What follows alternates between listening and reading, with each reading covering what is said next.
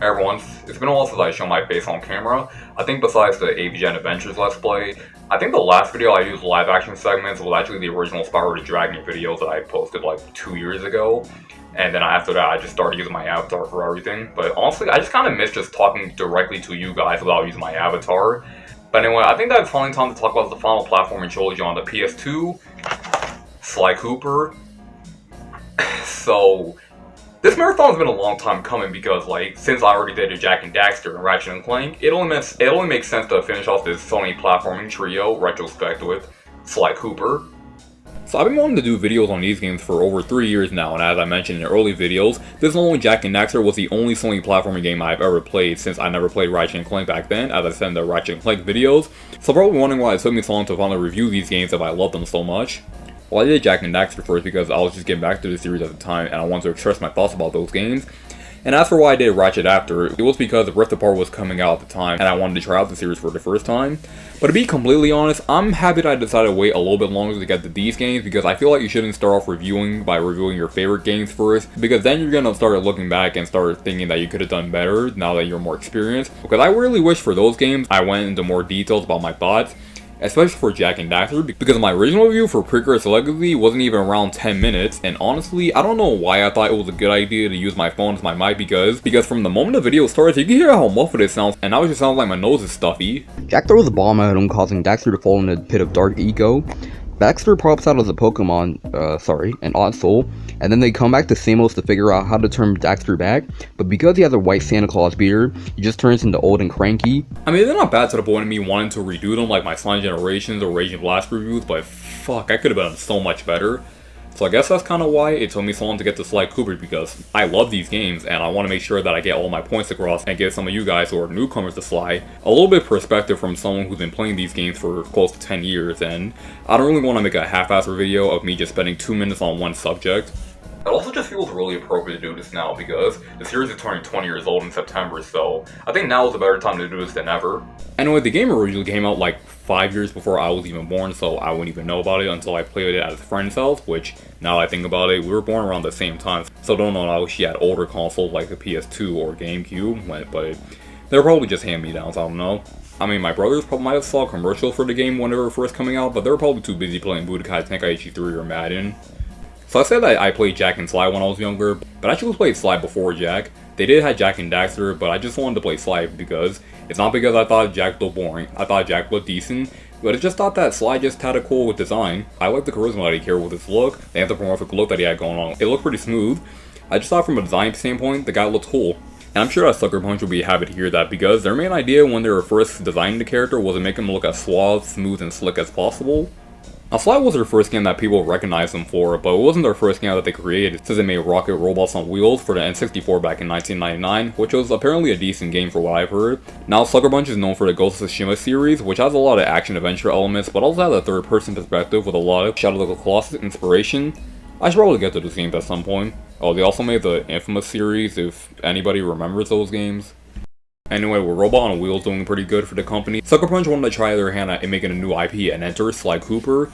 With this game, Sucker Punch wanted to go for a more graphical art style that mirrors an animated movie, but at the same time give it a noir film feel. There's a lot of cel shading in this game, but the developers like to call it toon shading, make all the backgrounds look illustrated, but at the same time not look too flat. And I think that they did a pretty good job on making a game that I think still looks pretty good to this day. This game was released during a time where cel-shaded graphics were starting to leak into gaming, and I always thought that it looked better than the games that go for a more realistic art style that date the game even more than they should. Metal Gear Solid 2, Resident Evil 4, and Devil May Cry are the only games from that era that I can think of that have realistic graphics that don't age a lot. I mean, it's not perfect. I feel like they went a little bit overboard with the shading in some levels because it can look pretty dark sometimes, but that's probably just because of me playing on an HD TV, but it's still a nice game to look at. From the start of development, Sucker Punch knew that they wanted to make an action game with the main character being a thief. They had a more realistic design for Sly, much more raccoon-like, but not really Sly. But they eventually changed it up, so it'll go along with the tone of the game a little bit more. All the characters had up to 6 to 8 redesign before finally settling on a good one. With the PS2 technology, it allowed Sucker Punch to go all out in terms of animations. They want Sly to feel sneaky and make the player feel like a thief. If you want to know more about the development of this game, there's actually a documentary about how developing this game was like. I think that you should watch because it was pretty fun learning what was going through the developer's head and their insights while making this game. It looks like the team at Sucker Punch had a pretty good time making this game too. I honestly wonder if someone at Sucker Punch wanted to make an animated show, because they're always talking about the art style and how they had to make the movements look really smooth and everything. Anyway, after 5 years of development, Sly Cooper and the Thievius Raccoonus was released on September of 2002. It was also called Sly Raccoon in Power Regions, and I cannot tell you why. Initially, the game didn't really do well since Jak and Daxter and Ratchet and Clank were so much more popular than Sly was. Not to say that it was a failure, because 800,000 copies isn't something to scoff at, and obviously did well enough to get the greatest hits label on PS2, and get 3 other sequels and a movie which unfortunately got cancelled, and there's also a TV series which we know close to nothing about. See, the thing about Sly Cooper is that whenever something new gets announced, it always gets either cancelled or we just don't get any updates about it. And seeing how Sucker Punch basically just shut down all the rumors about there being a new Sly Cooper game in development, it doesn't really seem that the future for Sly and the gang is pretty bright. But hey, at least the game got an award for the best PS2 game that nobody played, and Sly as a character won an award for Character of the Year for 2002. No, the game financially wasn't as good as the other PS2 giants, but it didn't stop the game from getting pretty good critical reviews. A lot of them praised the more unique look of the game with the cel shading style and everything, and sure, Sly is definitely remembered fondly among people who played a lot of the PS2 in the early 2000s, or just fans in general. And this is probably the only game series that has a pretty good track record of games. Sure, there's only 4 of them, but it's still pretty cool how consistent in quality these games are. The only one that comes close is Jak and Daxter, since that game doesn't have any bad games either. Although the original trilogy has pretty good reviews, Thieves in Time is probably the only game that doesn't have a good reception. At least from fans, at least, because I remember hearing that it got decent reviews when it first came out. But I'll talk about that when we get to Thieves in Time. In case you guys are wondering if I'm going to review the entire Sly franchise or just the original trilogy, because of when I did Ratchet and Clank and Sly Cooper, I did the first 3 games of those series. But then Sly Cooper doesn't really have that many games to begin with. I'm going to look at all 4 games for this marathon, because I don't think looking at 4 games for one marathon is going to take as much time as looking at 17 games. But seeing as Spider Month is creeping up on us soon, I could review the first 3 games this month and hopefully look at these in time in early October. Also, if you're wondering why I'm playing these games on the original PS2 and not the PS3 remasters, it's pretty much because my PS3 got the yellow light and killed itself, so now I'm kind of forced to play these games via this way. Hopefully I can get a new one before I have to review Sly 4, but for now, this is the Sly trilogy directly off of my PS2.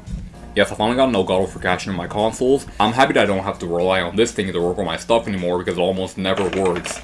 I even got this one for cheap too. It was only $60. It kind of sucks that this Elgato's capped at 1080p 30 FPS, but I can still record at 720/60, so honestly, as long as it works, then I'm fine with it. I'm just happy that I can give you guys some more quality footage. I know I'm going to get a lot of use out of this thing. How I recorded the game though, I was going to use the little card that connects to PS1, PS2, and PS3, but then I decided not to use it because when I tried recording Ratchet and Clank and Jak and Daxter for a test, it just looked like a bunch of pixels, so thankfully I had an upscaler that can make the picture look better, but then the footage came out looking so dark that it looked like I was recording in a cave, so then I decided to record it again and adjust the settings on the Elgato software, and it looked better, but for some reason when I exported it, it looked as dark as it did before.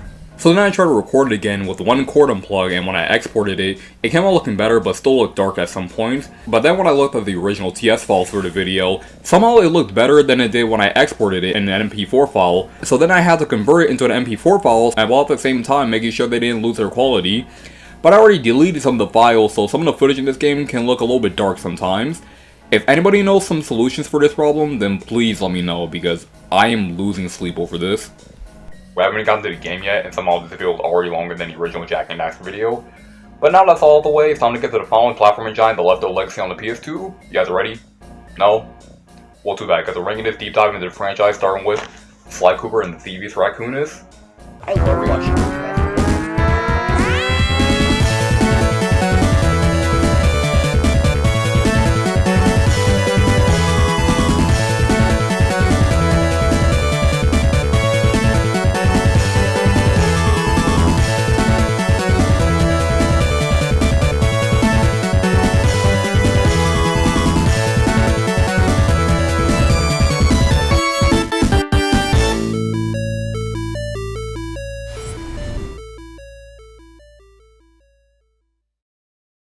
So before I start the story summary, the Sly Cooper series always has some kind of overarching themes in their story. This is something I never brought up with Ratchet and Clank or Jak and Daxter, but the Sony platforming trio always has some kind of themes hidden in their games. For Ratchet and Clank, specifically the first and second game, had a lot of themes about commercialization, with them having ads about core promoting stuff and the prototype stuff in the second game. With Jak and Daxter, Jak 2 in particular, have some overlapping themes about dictatorship, with the bear ruling over Haven City with an iron fist, and a little bit of overthrowing the government, with Jak joining the underground who are trying to take back Haven City. I probably should have looked this up when looking at Jak X, but there's also some themes of morality in that game, with Jak thinking about if some of the things that he did in Jak 2 were the right thing. I mean, yeah, he just kind of stops giving a shit at the end, but I don't know, I just thought it was pretty cool, and adds a little bit of character depth to Jak. With Sly Cooper, there's always been a theme of reputation in these games, like Sly feeling like he has a lot of weight on his shoulders for him to uphold his family's name, and these themes will become more prominent in Sly 3 though. I'm just gonna say this right now, these videos aren't gonna be like really in-depth analysis about the themes of reputation in Sly Cooper. I'm a casual Sly fan and I'm going into this story with a casual point of view. Besides, anyone who's a bigger Sly fan than me can summarize these game stories better than I ever could. If you want some examples, go check out the Black Man Dante's video on Sly Story, or B-Matt's video on the series. And all that said, we should probably start with a spoiler warning because these plots are pretty intricate. At least in the sequels. For this game, it's always a little bit more simple, but not by much. We're not at the point where there's a lot of dialogue, but this game is a little bit more chattier than any other platform that was released at the time. So skip to this point if you only want to hear about the game. The game starts off with this intro that really shows off what this game is all about. This new seeking around searchlights while running on rooftops trying not to get caught. It's even more better when Sly himself is animated in a silhouette style so you don't see what he looks like until the lights flash on him. And it makes it even better since the original Black Label case of the game doesn't show you Sly or anyone else. It's just the Thievius Raccoonus symbol and nothing else. It really hypes up the mystery of this game, which is why I never really liked Greatest Hits hardcover of the game. The label is better than the PS1 Greatest Hits label, but why did they change the cover though? I mean, artistically it looks fine, but this cover is way better than this. I know this might sound hypocritical to anyone who's seen my Metal Gear Solid review where I kind of bashed the US cover for that game for being too simple. Let me just make this clear. There's a difference between trying to keep things subtle and just not giving a shit. But to make that even worse, the PS3 remasters just make Sly visible from the start, and to be fair, you probably already know who Sly is if you're buying the remasters, but it just kind of takes out the mystery from it. Anyway, after that, Sly and his friends Murray and Bentley are trying to steal back his police file from Interpol, but after stealing it back, Sly runs into the top inspector of the world, Carmelita Montoya Fox, who the artist must have a lot of fun designing her character model because until this playthrough, I never noticed how curvy she actually is. It's kind of creepy now that I think about it. It doesn't really help how there's a lot of weird sexual tension between her and Sly. We're not the worst of it yet, but here, it's just kind of fun to joke about it. Now that we're a team and all, I hate to leave your side. Hold on. This truce is only temporary. Once we beat Clockwork, I'm coming after you. Really? Well, maybe I'll give you a 10-second head start. So they escape from Carmelita, and it's here where we learn about Sly's backstory. Here we find out that Sly actually comes from a long line of thieves, and they specialize in stealing from other criminals. I mean, it's still robbery which way you look at it, but I guess stealing from thieves isn't as dickish as stealing from normal people. Sly says it better here. Anyone who read it learned to be especially sneaky, which is why we specialize in stealing from criminals. After all, there's no honor, no challenge, no fun stealing from ordinary people. And when they keep track of all their thievery in a book called the Thieves Raccoonus, and Sly's next in line to inherit their abilities. I'm not sure how they can just inherit their abilities automatically. Sly just says, reading the book instantly makes you a thief.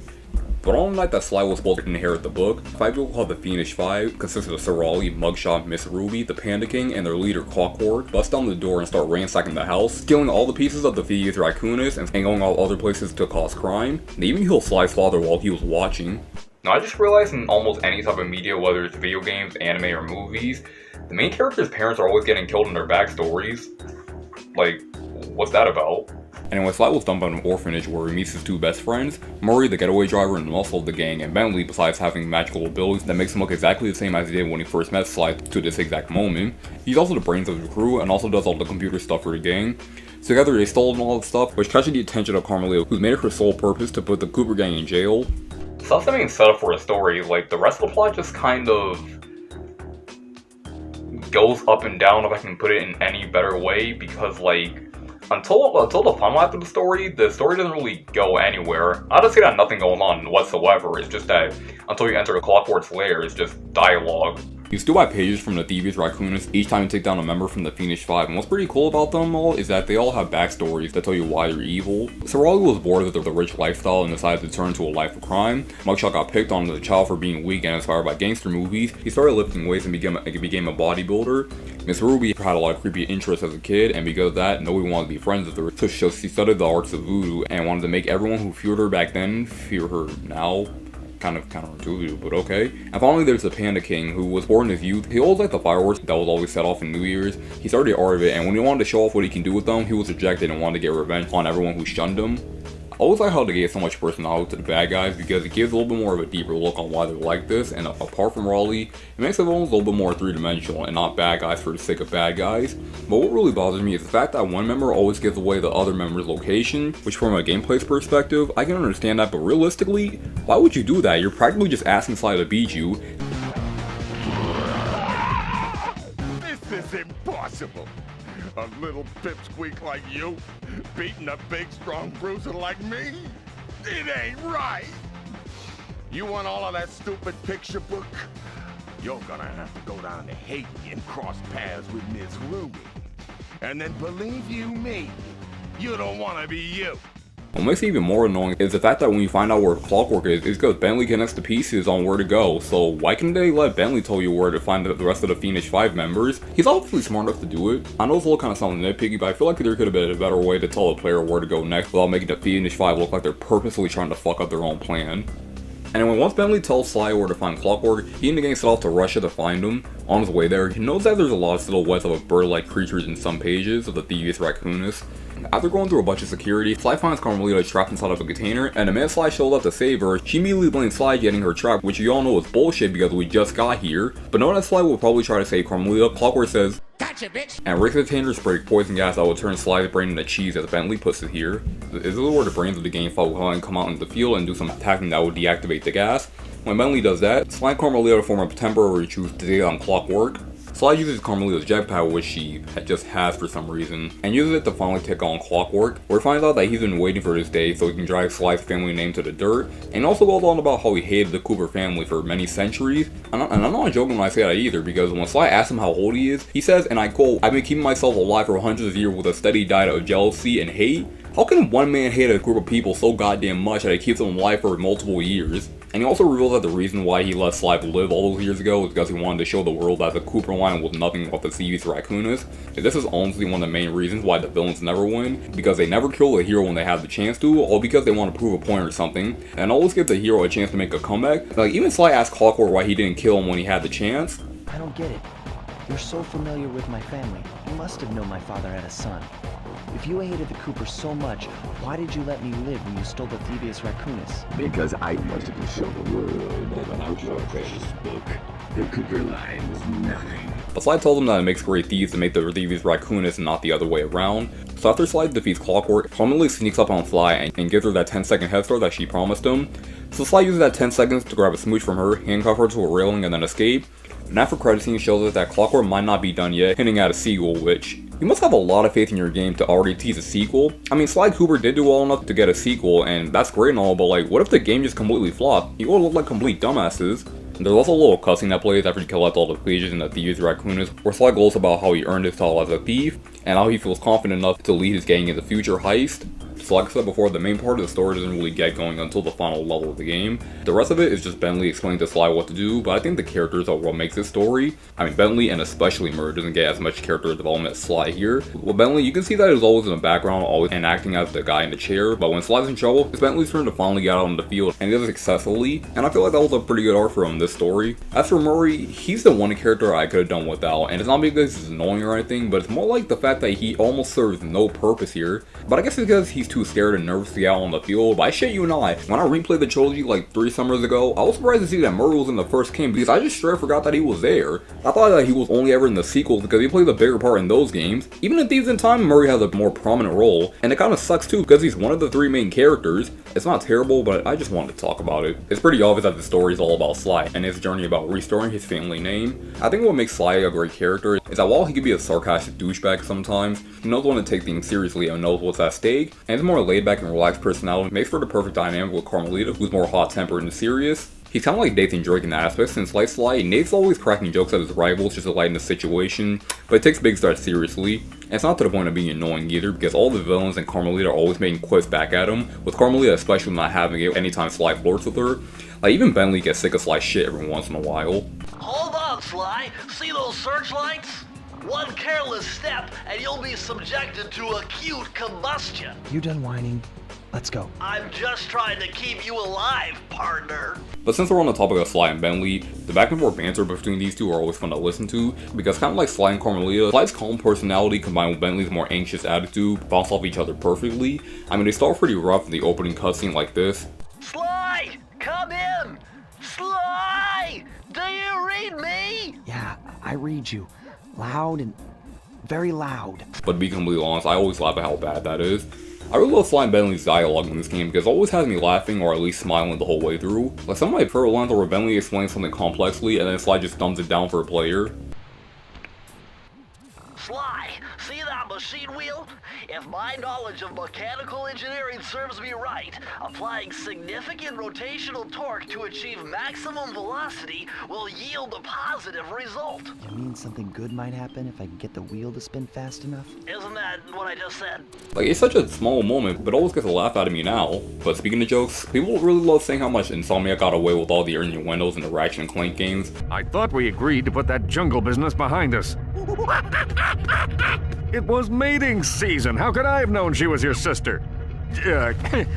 How long have you two been standing there? Too long. But almost no one brings up the newspaper headlines that come up whenever Carmelita busts each member of the Fiendish Five. Like, look at this. Hot chick with gun busts the amphibious yuckmouth. Hot Latina Spitfire puts Fiery Panda on ice. Hot stuff with badge collars Canine Criminal. Latin hottie busts Big Bad Voodoo Mama. I'm positive that's some kind of category on Pornhub. They don't appear on screen for more than 5 seconds, so people don't really have a chance to read them fast enough, but Sucker Punch really needs some more credit for this. Anyway, the dialogue in this game is well written, and has great jokes too, and it really helps since for the time they came out, the voice acting is amazing. Kevin Miller as Sly is fantastic, Matt Olson as Bentley did a great job capturing his personality, and Chris Murphy was pretty decent as Murray even though he's a little bit high pitched in this game. The only character I say sounds a little bit iffy is Carmelita, and any Sly fan knows what I'm going to bring up here, and it's the fact that Carmelita's voice actor never stays the same.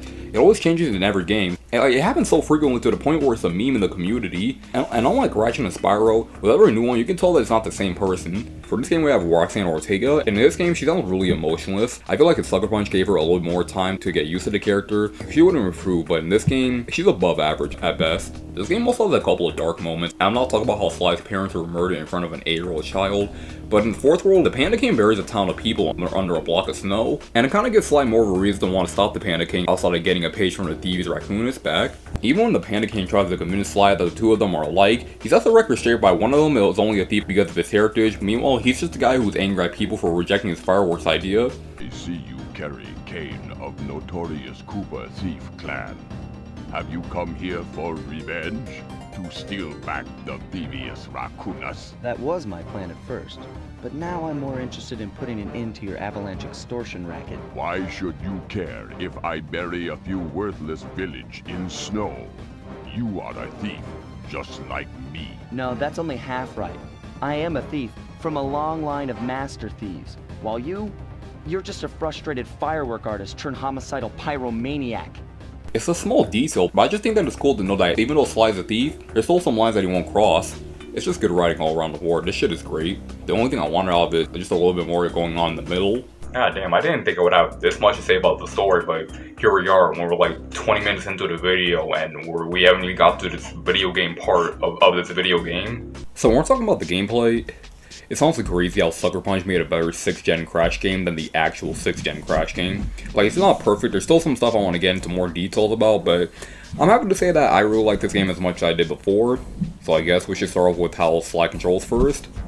To get Sly's control scheme relatively simple for this game, he could jump and double jump, which feels pretty good to pull off since he kind of has the Crash 4 double jump. Well, technically Crash from Crash 4 has the Sly Cooper double jump since it's about time came out after Sly's, and I forgot where I was going with this. What I mean by that is that when you're already in the air, you can still perform another jump after the height of your jump.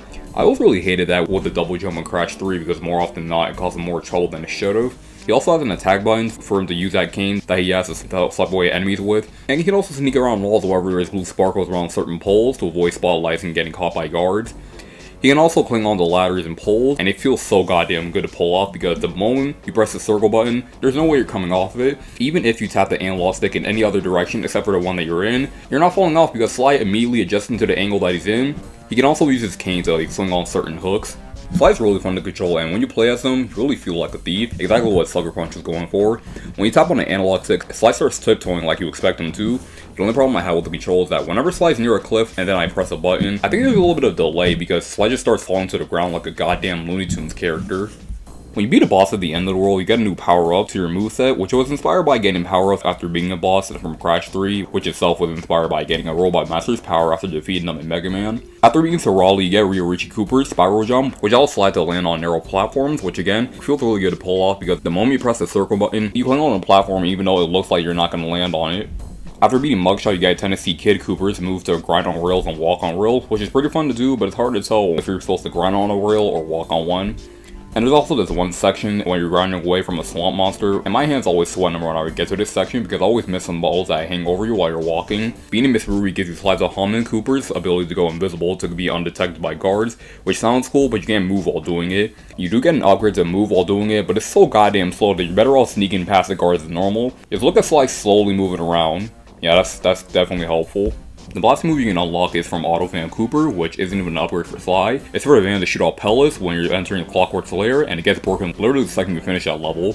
Right before a level starts, Bentley tells you how to use the new moves that you learn in the Banaki column. I know everyone else already made this joke, but how does Sly just automatically know what Bentley means when he says press the circle button? I know it's for the players to figure out how the mechanics work, but they should have Sly just wondering what the fuck is this guy going on about. And also in the Banaki column conversations, you can do this. If Raleigh's really as smart as his police files suggest, then that's where I'll find him. Wonderful idea, but your plan is flawed. Why? Because it's impossible to get near him. To access Raleigh's blimp, you would have to sneak through that high voltage power tube. To do that without getting electrocuted, you'd have to destroy that power generator. And to do that... Overall, the upgrades in this game are pretty hit and miss in my opinion. So this game is often branded as a stealth game, but I don't really think that it's a true stealth game. I mean, there's still stealth elements like searchlights, guards, and lasers that activate if you walk into them, but stealth doesn't really become a core gameplay mechanic until the sequels. How the stealth works in this game is actually pretty good. Now the guard's a little bit stupid because you can kill one guard in front of the other guard and they won't bat an eye to it. But getting caught by these guys is actually a lot easier than you would think it is. So whenever people talk about the sounds in stealth games that they always hate, they immediately talk about the alert sound from Metal Gear Solid. For me, it's always been that fucking whistle that plays every time I get caught. Whenever I think that I successfully sneak past a guard, that whistle blows telling me that I fucked up, now I'm either getting murdered or running away like a damn fool. It was always the worst when I was younger. Now it makes me go like, oh shit, then actually frustrated because there's not a lot of enemies in this game I felt like they were impossible to get past or I couldn't take down when I got caught. Except for the dogs and mugshot levels because just... fuck these guys. I can never get past these guys whenever I get caught because somehow their guns are so accurate to the point where I sort of have heat-seeking bullets. Like I need fucking ultra instinct just to dodge them. But I feel like Sucker Punch really nails Sly's controls here because you really feel like you're a thief, and when you're sneaking past guards, it feels so satisfying taking down a guard without getting caught. Whenever his lasers flying around the levels, since Sly's pretty floaty, you can actually use that to your advantage by double jumping constantly in different directions to avoid getting caught. What I really love about the stuff in this game is that whenever you're behind something, the music gets all dynamic and all you can hear is Sly's footsteps.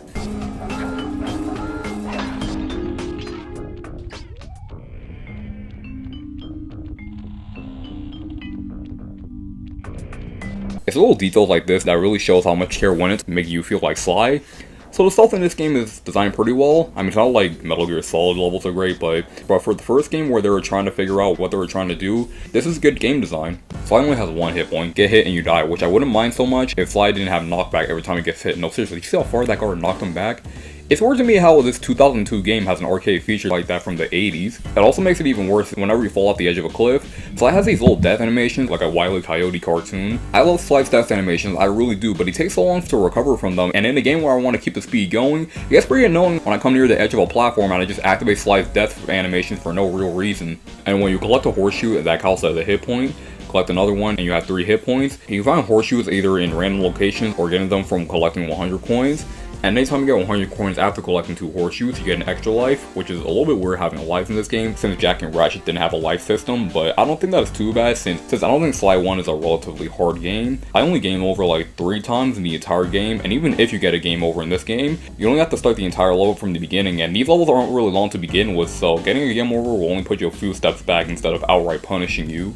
So here's how the game works. You start off in an intro level that shows you how the ropes of that world, then you're thrown into a hub world inspired a little bit by Spiral's hub worlds, but even then they're still pretty linear because one area is blocked off until you get enough keys to enter that area. The treasure keys are the main collectibles, and you need 7 of them to beat the world. When you first start the treasure key at the end of an intro level, after that you have to get 3 more keys to enter another half of the hub, then the rest of the 4 keys are to fight a boss. Inside of the main level, you can find 20 to 40 clue bottles that are needed to unlock these saves. They're not too hard to find, but some of them can be obscured by the camera, and also doesn't really help that you can only move the camera left to right and not up and down. And to be fair, left and right are the only directions that you need while playing a game like this, but I don't know, it at least should have been an option. I also really love how whenever Sly dies, you still have a control over the camera. When you collect all the clue balls in the level, you unlock a new move from the Thievius Raccoonus. While some of them are pretty cool, like the dive move, which keeps the flow going and even makes it better when you unlock an upgrade for it, where you can just do a dive bomb when you're airborne. Dive bomb!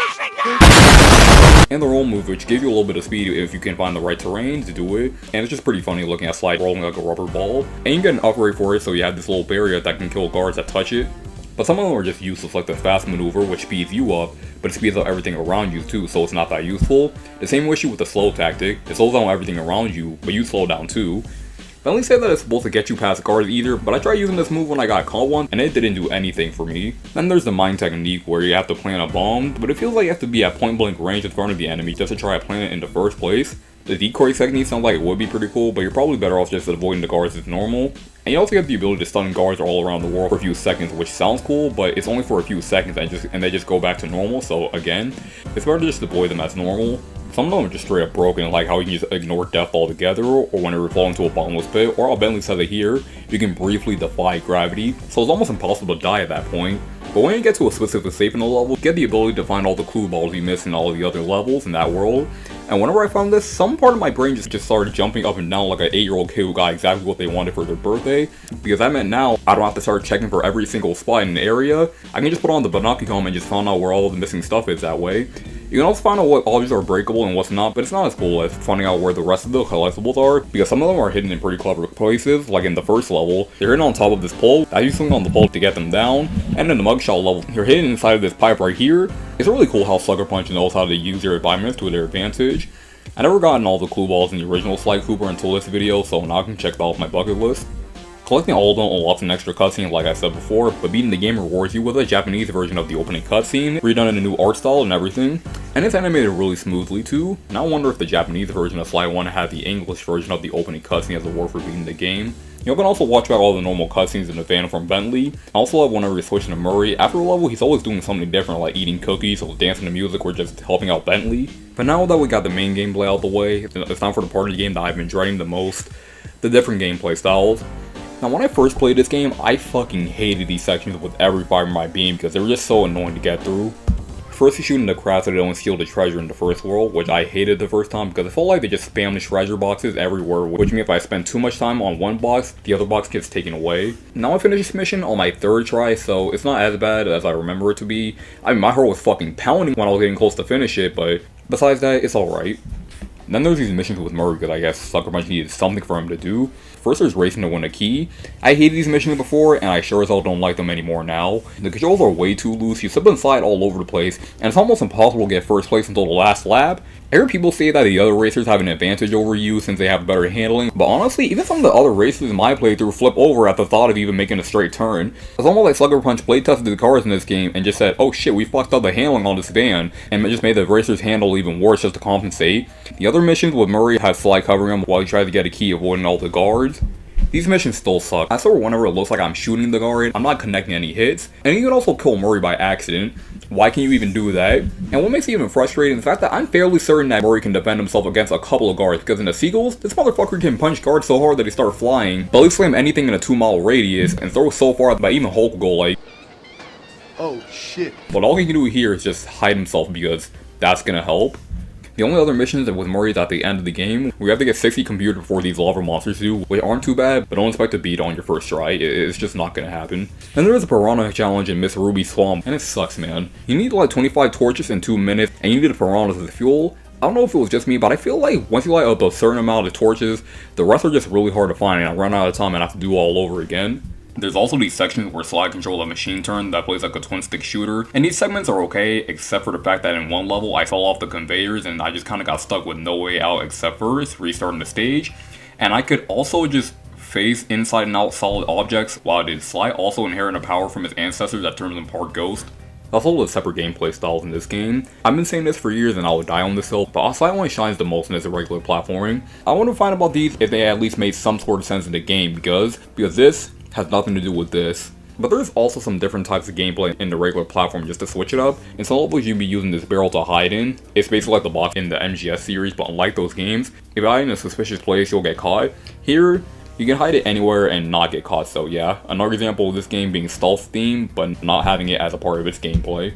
And there's also these levels where you run away while being chased by Carmelia, and for someone who's referred to as the world's top inspector, she cannot aim for shit. Like seriously, you can just bum rush these levels and I guarantee that you won't get hit once. Even when it looks like she shot you, somehow it didn't. And even when you're standing directly in front of her, all she can do is just shake her fist at you. Like Carmelia, do you have dust in your eyes? You have a clear shot on them. There's literally no reason for you to miss now. That's it, I'm never taking you seriously again, you fox girl. Last thing to talk about with the gameplay is the Master Thief sprint. This is very similar to the time trial from Crash Warp. Here you play through the entire level but faster with an incredibly strict time limit. And I really mean it when I say a strict time limit. God damn, I barely finished that run. Now I want to do a 100% run of the Sly Cooper trilogy, but I don't think I can do it for Sly 1 because you're barely given enough time to do them, let alone rush through them. And a part of me feels like these levels weren't really built for speedrunning because trying to rush through a game where you're trying to not to get caught by the guards, it just doesn't really mesh well. And once you get caught by a guard, the timer speeds up until you break the siren. You would think that a fast technique would help out, but honestly, it feels like the time goes even faster when you do that. They really want you to master these levels because any small mistake can mess up a perfect run, and shortcuts can make or break a run too. I wouldn't mind this too much if it wasn't needed for 100%, and you can argue the same thing with Crash, but this is on a whole new level more extreme than the Platinum Relics in Warp because in that game, there is tiers of relics that you can unlock with the goal being enough to tip over the completion percentage, and the Platinum Relic are just for bragging rights. Here there's no tiers, it's just one straight flawless run. Almost every time I think I get a good run in a level, something is blocking the way or something happens at the end, or even worse, I'm only off by 2 or 3 or even a millisecond. This happened to me so many times to the point where I lost count, and I've lost my patience. I'm not doing the thief sprints in this game. I'm gonna be here all month if I do. And all you unlock when you complete them all is just a documentary on how Sly was conceived, which might have been cool in 2002, but doesn't mean a goddamn thing now. We can just look it up. Maybe if I ever do a Let's Play on this game, I might try to go for them. Now I think what's left to talk about is the boss fights. The boss fights in this game are kinda hit or miss. So all these fun instances you can just cheese them like this in the first 2 phases, and the strategy to beat Mugshot was pretty cool. I just wish that he wasn't so aggressive on the offense, because I can never dodge his bullets no matter how much I try. He's the only boss where I actually got a game over at. My least favorite boss is without a doubt Miss Ruby. Clockwork is a close second, but this boss fight is just awful. Anyone who's ever played this boss before knows exactly why. It's basically just DDR, but you're dodging the button inputs. But I don't know if it was just me, but I swear my inputs were so delayed because when I knew I pressed the button, Sly didn't do anything. Like there, what happened? I pressed triangle. Why would I just do nothing there? I don't know if it's my TV, my controller, or my upscaler, but I felt like I had to press buttons multiple times just to get one input out. I love the Panda King boss fight, just because when you get to him, you can just start wailing on him, and his attack pattern is almost never changed, and he still wonders why you beat him. He's like that one Call of Duty player who always complains about why he's getting killed, but he's always going into everything with no strategy.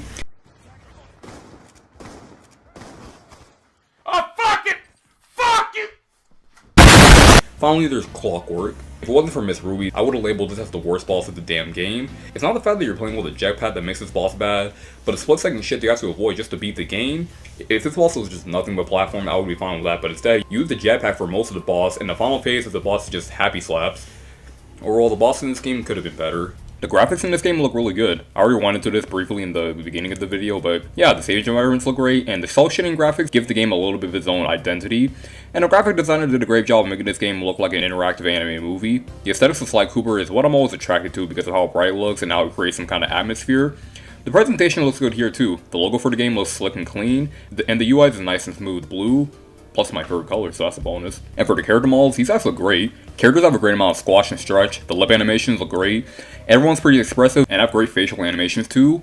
The only character I would say looks stiff is Sly because his facial expressions can get a little bit goofy looking. Let me just freeze frame on some of these for a minute. Yeah. It's the only model in the game I would say looks dated, and even then it's only in the cutscenes and in the gameplay. Sly doesn't look too bad. While I prefer the more comic book-like style that the sequels go for, but the first game still looks pretty good to this day. In fact, when the game first came out, it was all the critics were talking about. The collision detection is pretty good, and I didn't really have any glitches happen to me, except for this.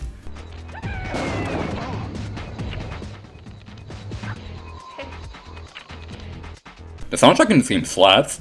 It has a lot of James Bond influence, but always knows how to set an atmosphere for a level. I wouldn't really download any of these songs, but when I'm playing the game, I'll always hum to it. Some of my favorite songs in this game is the title screen and the song that plays in the credits, but for some reason some tracks in the HD collections are changed, which would sound bad, but some of them actually enhance the dramatic feel like the final boss.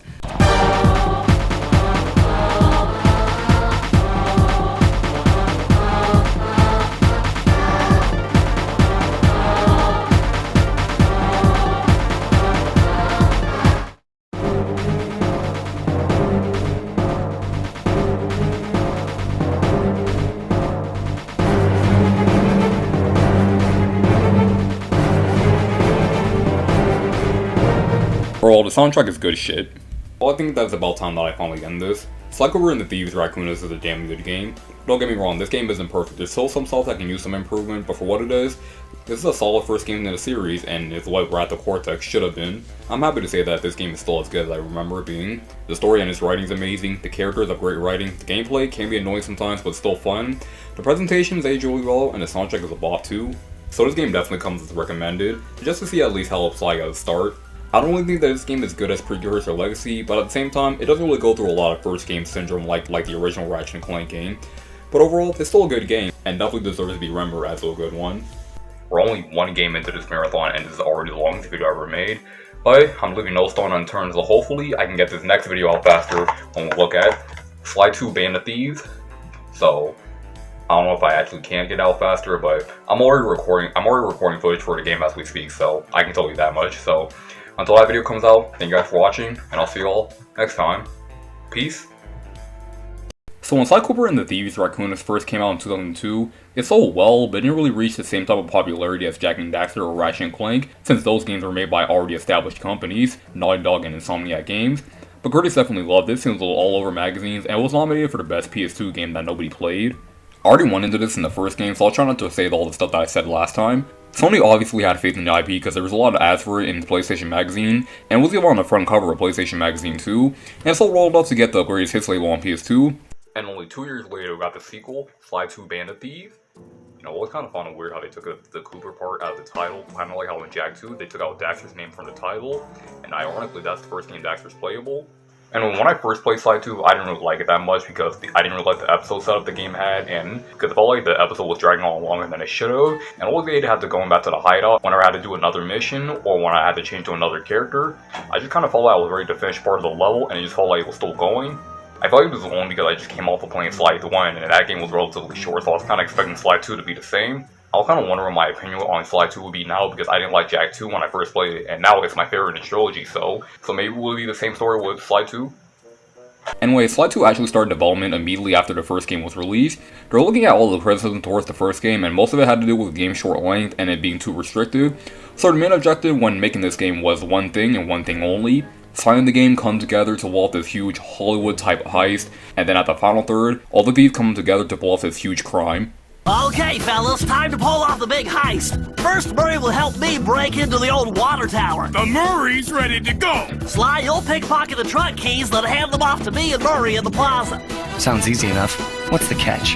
Well, we need someone to coordinate the job for the safe house. Oh, I'm not really sure how to use your computer. Not you, Murray.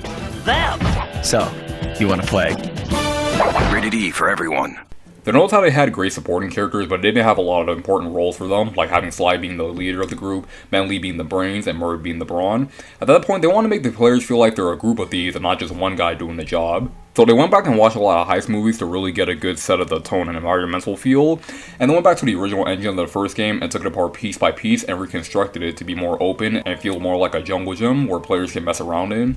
I'm sure you guys noticed, even if you're not a Sly fan, but in the development stage, there was originally going to be a level based in Monaco where Bentley crashed a yacht into a bunch of docks, but the idea was scrapped when the release date was announced. And this game could have either been a success and have Sucker Punch be a well-known and respected developers like Insomniac and Naughty Dog, or it could just completely flop and Sucker Punch would just kind of fade into obscurity. And seeing how the game was just changing up the structures in only the second game in the series, it easily could have flopped. But Sucker Punch stuck with their plans, and Sly 2 Bandit Thieves was released on September 14, 2004, and it was a hit with critical acclaim, and it's the highest rated Sly game on Metacritic. It's always considered to be the best Sly game by critics, and is the fan favorite of the trilogy. This is our biggest job yet, so we really have to work together, but the whole job is blown if we don't have someone at the controls. So, are you in? Rated E for everyone. Personally, I can't really say that it's the best Sly game, but I can't deny the impact that this game had on series that Thievius Raccoonus didn't. And hey, I might not like the greatest hit cover for Sly 1, but the cover for Sly 2 is iconic in its own right. There's actually a giveaway for this game during the week of its release on Toonami, where the winner would get a 42-inch TV, a PS2, and a copy of Sly 2. I'm kind of wondering why Toonami doesn't do those giveaways now, because it would be pretty cool if they did a giveaway with Ratchet & Clank Rift Apart in the PS5, because they keep on getting sold out all the goddamn time. And what's with Sly's face here? He looks like great Play-Doh. Anyway, after Bandit Thieves, there seems to be a mutual respect among the audience of the PS2, and critics with Sucker Punch, and it looks like Naughty Dog and Insomniac would share that respect too. I might have brought this up in my Ratchet 3 video, but there's actually a demo for Sly 2 in the Ratchet & Clank Up Your Arsenal PS2 disc. It's pretty much like how Crash and Spiral will have demos of one game in the other series, but instead of inputting the Konami codes to access it, you just hold L1, R2, R1, and R2, and you're immediately in the demo. You play through a couple of missions from the first episode, and there's not a lot of differences from this demo and the final game. The only one being that the health bar doesn't have a percentage near it in the official release. You can play a demo of Ratchet 3 and Sly 2 in European releases of the game. But hey, even close to 20 years later, that sense of respect is still strong between the three companies, because in Rift Apart, there's cameos of both Sly Cooper and Jack and Daxter with the Rhino in that game. I kinda wish that they made a new model for Sly, because using his PS2 model just doesn't really translate well into the PS5.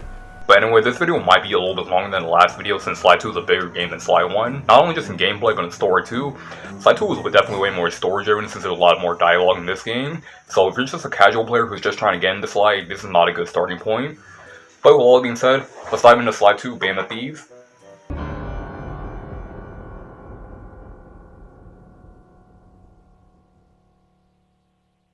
So before I start, there's actually a comic called The Adventures of Sly Cooper that takes place in between Thievius Raccoonus and Bandit Thieves. There's 2 issues, with the second issue taking place in between 2 and 3, but I'll talk about issue 2 when we get to Sly 3. Since it's technically canon to the overall plot, I'll just look at it for this video. The story overall is pretty basic. It's all about Dimitri hosting a dinner party and hiring Carmelita as a guard so no one try to steal anything, but the Cooper gang's here so something's obviously going to get stolen. While pulling off their heist, Sly notices that Dimitri is actually a forger, which gets explained in the game, and once guards tell them that everyone Sly's here, that causes Carmelita to make this face and then start chasing after him. I can already see the main possibilities with this face alone. He and the gang escapes, but Sly decides to confront Carmelita and to start to reminisce about their history together. But after tricking her into grabbing her gun, Sly then escapes with his crew. It could be really easy to label this comic as just another piece of media that isn't really important, but honestly, the great writing from the game to really translate well into comics. I think the characters and their interactions with each other really makes this a great read. Sly specifically has a lot of character depth in this one comic alone, because from start to end, Sly's always just thinking about his father and how much he misses him, and he's always quoting him on stuff that he told him when he was younger, and it's honestly kind of heartwarming to see Sly look at memories about him and his dad, and because it goes a little bit more deeper into the respect of his ancestors. You know, now that I'm reading this kind of makes me wonder why Sly doesn't do this in the games, like at least in 2 and 3, because it never brings up anything about his dad in the games, or at least I don't remember him saying anything about his dad. It might sound kind of nitpicky, but I just feel like it would have been nice to see some sense of respect for his dad in the games, because, I don't know, I feel like it just kind of gives Sly a little bit of a soft side. There's also a flashback into Sly, Bentley, and Murray's first heist back in the orphanage, stealing a jar of cookies, and you can even get a feel for their dynamic even when they're 8 years old. The final couple of pages are where Sly and Carmelita reminisce about how they first met, and this is where we start to get a feeling that Carmelita might be into Sly too when she says stuff like, "Oh, he's obsessed with me," or "Why do all the cute ones go bad?" Again, the dynamic between the two is great. I honestly think that people should read this just once, but good luck trying to get these for cheap, because you're better off just reading them off the fan wiki, unless you actually like pouring your life saving into some comics from 18 years ago, because fuck. So let's get into the actual game. 2 weeks after the events of the first game, Sly and the team break into a museum to find the clockwork pieces and destroy them, but it seems like someone already beat them to it. Carmelita and her new associate, Constable Neelaj, catch Sly trying to steal clockwork parts, but Neelaj gives Sly a hint that this might have been the work of the Claw gang, consisting of Dimitri, a nightclub owner who's lived in the 70s and can't speak proper English. What is this with clocks, bro? Have you no vision? Are you hearing what I beam to you? You think you have juice? Don't show me a little mind when talking about such big things. You think you can swing the bat? Show your bling and let me shine you. I have no idea what you're saying. And your suit sucks. Oh! Let's dance! Rajan, who grew up poor and started selling illegal spices in the black market and eventually making a living off of it. Jean, who was frozen in an ice age and is now living in his own time, and Arpeggio, the leader of the Claw Gang, and somehow has facial hair on his beak.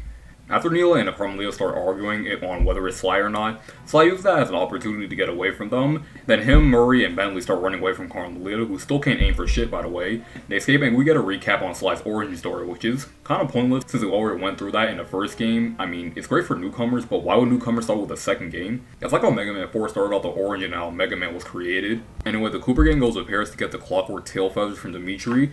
While doing this, Sly finds out that Neela actually gave out the tip about the Claw Gang on purpose because she wanted to help the guys destroy the clockwork parts. After they steal back the tail feathers, Carmelita puts Dimitri out of commission, but now there's no more newspaper headlines when Carmelita busts a member of the Claw Gang, like the Fiendish fight in the first game, so no more porn title headlines. Next, the Cooper Gang arrive at India to find the clockwork rings from Rajan, and find out that he's hosting a party showing them off, so Bentley comes up with a plan that has Murray hang over the wings, and somehow nobody sees that, and Sly dances with Neela to get Carmelita's attention and distract everyone so Murray can steal the wings.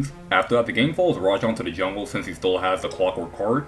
Everything goes according to plan until Neela double-crosses them, leaving Sly paralyzed with Murray having to pick up the slack and defeat Rajan and take Clockwork's heart, but Neela rats out the Cooper Gang into the Contessa and frames Carmelita for working with Sly and the gang. Sly, Murray, and Carmelita are arrested, and now Bentley's all alone and has to rescue them, but he realizes one thing. I had to learn how to drive a stick shift. I mean, even if he could learn how to drive a stick shift, those stubby little legs are touching nothing but air. But anyway, Bentley arrives at Prague and finds out that's where Sly and Murray are being held captive at. And he also finds out the Contessa's true intentions. She's actually a secret member of the Claw Gang, and she's actually brainwashing criminals into telling her where their treasures are. God, why can the Contessa be the main villain and Neela be on the sidelines? Because Neela's motives aren't like really explained or even shown, and the Contessa actually has motives, and I actually can see her twist coming. So. Anyway, Bentley rescues Sly and they work together to save Murray, who was unfortunately hypnotized by the Contessa, and was fed the spice from Rajan, which was kind of foreshadowed in episode 3. Now, the local spice plants are illegal for good reason. Eat too many, and you'll go into a fit of uncontrolled rage. Keep that stuff away from Murray. They break Murray out of his hypnotized state, and they chase after the Contessa, and she gets away, but the team vows that they will get her. After celebrating getting each other back, they track down the Contessa, and since she was revealed to be a member of the Claw Gang, Neela is promoted to be the captain of Interpol and scale an all-out war with the Contessa. Since she has clockwork size, her hypnotism is even stronger now, and unfortunately, Carmelita is first to be tested with her new hypnosis power. Sly and the gang use conflict to their advantage to save her, and eventually Carmelita is saved, and she goes after the Contessa. But after that, they find one of clockwork size, but sees that Neela has one of them too, so Sly chases her down, but then Neela gets stuck in one of the spider webs and drops the eye, but then the Contessa confronts Sly. Bentley then shoots out the Contessa's biplanes, but then Carmelita shoots down the blimp and escapes with the eye, with Murray giving chase. Meanwhile, Sly and the Contessa start fighting, with Sly coming out as the winner and getting the eye. But with the police making an arrival and arresting the Contessa, the Cooper Gang makes a run for it, and since Carmelita is still a framed officer, she has to, though reluctantly, take help from Sly, Bentley, and Murray. They track down the last member of the Claw Gang, Jean in Canada, who has 4 clockwork parts, 2 lungs, a heart, and the talons. He's using them to operate the trains used to ship the spices all around the world. Sly sneaks into Bijan's hideout and overhears a phone conversation with him and Arpeggio, who's asking questions about the Northern Lights battery and if it will be ready when he comes to pick it up, which Jean says that it will. After the Cooper Gang sabotages Jean Bison's trains and makes off with 3 of the clockwork parts, he flees out to a lumber camp where he puts up the talents as a prize in the Lumberjack games. The Cooper Gang discovers the Northern Light battery in a camp and modifies it so they can stow away inside it when Arpeggio arrives to pick it up. The gang also attempts to win the talents at the Lumberjack games, but they're caught cheating and captured. Bentley escapes the slow-mo control room when the gang's being held captive and confronts Jean Bisson, but before the two start fighting, Bentley learns that Bisson broke into the hideout, found all the clockwork pieces, and sold them to Arpeggio. You guys really should have destroyed the parts beforehand. Why didn't they just destroy them when they got the chance? Anyway, Bentley defeats Jean Bisson, and the Cooper Gang hide in the silo where Arpeggio's blimp picks it up, causing a moment of silence between the trio. Then we start the final episode where we found out Arpeggio's backstory. He's just jealous that he can't fly like the other birds out of school even though he was an A student. Wow. Really, that's the best we could have come up with. That's honestly one of the dumbest backstories for a villain I've ever heard. And in a series where a lot of villains have great backstories, this is really underwhelming. Like, even Sly says how stupid that sounds. I'm truly grateful. When fully powered up, I'll join myself to its circuits and be born anew. All this because you can't fly. You're pathetic.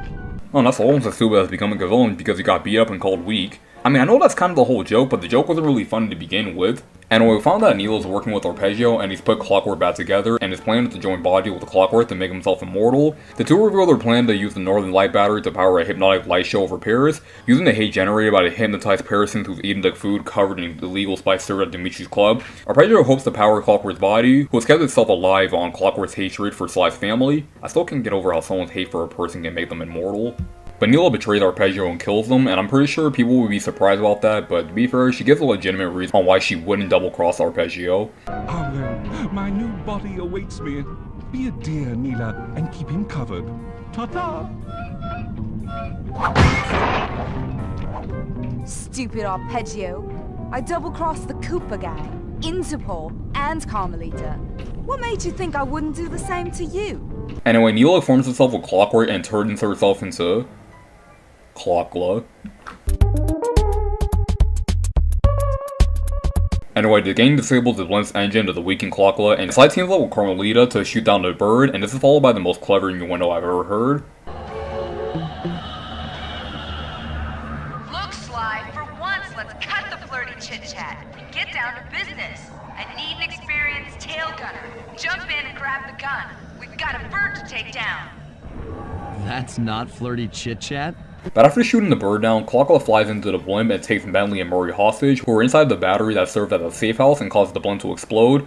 Clockla crash lands into Paris, and Bentley removes the hate ship from Clockla, but her beast shuts on Bentley, severely hurting him. Carmela destroys that hate ship, and in doing so, all the Clockwork pieces disappear and removes the curse on the Cooper family. She tries to arrest Sly and the gang, but seeing Murray and Bentley weren't really in shape to make a getaway, Sly turns himself in and gets Carmelita promoted. Sly and Carmelita board a helicopter and have a casual talk about their interests, but after noticing that the pilot was going in circles for the entire ride, Carmelita asked the pilot what's taking so long, only to find out that Murray and Bentley somehow sabotaged the plane and to make it fly in circles, which gives Sly a chance to escape, with Carmelita coming in with her smooth-ass lip movements saying that she'll see him again.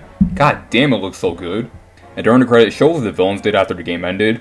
Dimitri becomes a dance instructor on a cruise ship, Rajan became a rug and carpet merchant, the Contessa becomes a successful real estate broker, using her hypnosis on her buyers, and Jean-Bassan started working for the EPA, only to get frozen in ice again while trying to save baby penguins. I know Sly 1 kinda took the structure of Crash Bandicoot, but this is really similar to the ending of the first Crash game where it shows what all the bad guys did at the end of the game. You're hitting a little bit too much close to home, Sucker Punch. So, there's the plot. Like, I know people consider this plot of the game to be the best in the series, and to be honest, I think that the storyline is a lot more better than the first game, but there's just a lot of stuff in here that just kind of rubbed me the wrong way, but there's also a lot of things but at the same time, there's also a lot of stuff that I like too, so I guess it kind of balances out. Now, there's a lot that I love about this game's story. To start, in contrast to the last game where you start from a tragedy and have a happy ending, when in this game, everything starts off pretty good, then goes downhill in the middle part, and completely goes to shit in the end, with Bentley getting paralyzed and Murray blaming himself for not getting him out in time. And it all really hits the three main characters pretty hard. Sly because knowing that his goal of trying to destroy the Clockwork parts, or the reason why him and his friends are in this situation in the first place, really makes him feel guilty, and is one of the main reasons why he turned himself in on purpose. And like I said, Murray being disappointing himself for not saving Bentley in time, and spoilers, in the third game, he gives up fighting for good and because of how he personally blames himself for Bentley getting hurt. Speaking of the other characters, I love how there's a lot more of an arc for Murray and Bentley, especially Bentley. Episode 4 is definitely my favorite episode in this game because once Sly and Murray get arrested by Interpol, you really see how alone he is, and you really feel for the guy too, and once he rescues Sly and Murray, he gets a huge confidence boost. I mean, look at this cutscene. It was great! The gang had been reunited and it was all because of me! Even the van ride out of town was like a party. Murray had to pull over twice because he was laughing so hard. But despite all the jokes, I think something had changed. Since childhood, the three of us had never been apart, and our recent isolation gave us all pause for thought.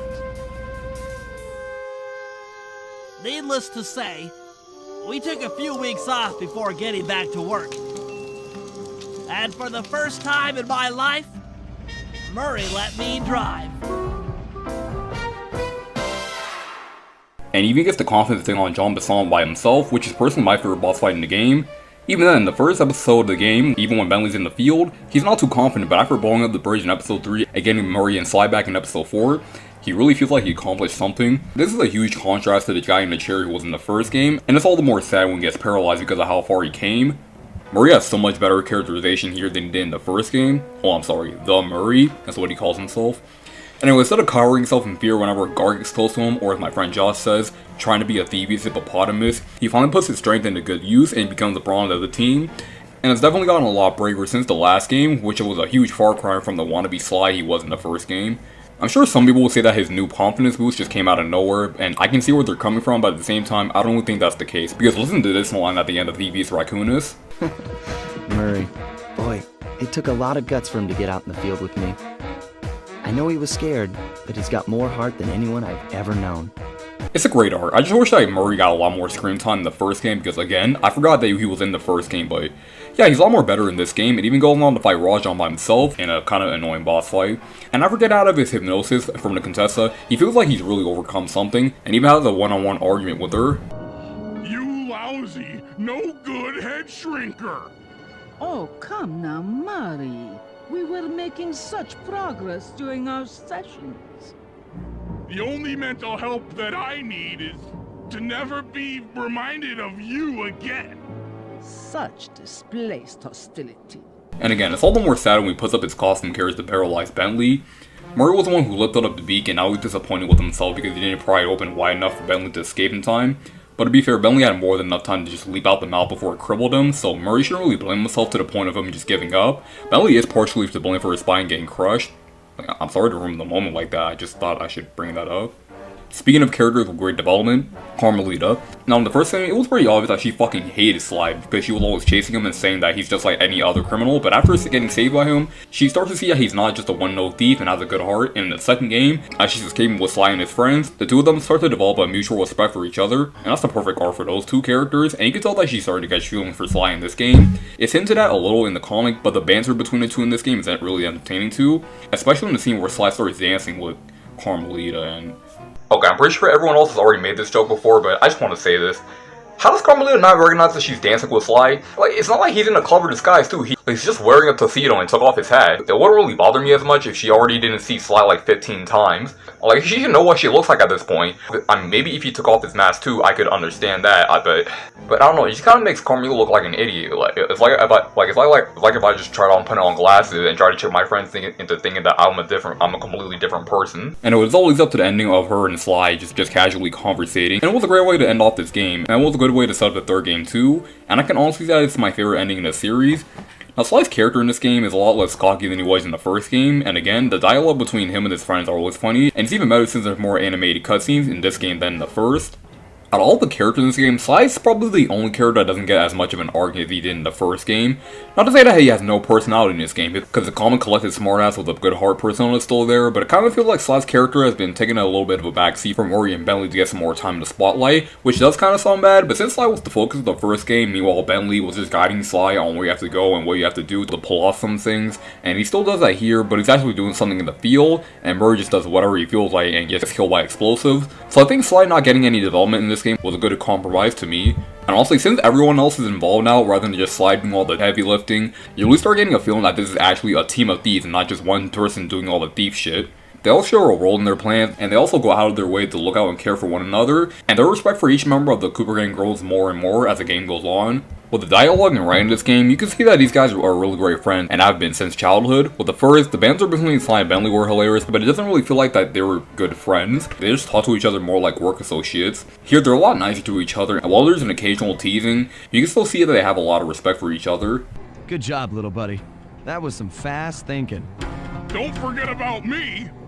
You did a great job opening that door, Murray. Thanks! I said that one of my favorite scenes in the game was when Bentley saved the rest of the gang by himself because it took a moment for them to realize that this was the first time that they've been alone for years since they were children, so it made them take missions a lot more seriously after that. I also love when Sly and Bentley see Murray in a spy state, they sound genuinely worried about him. Oh, that looks bad.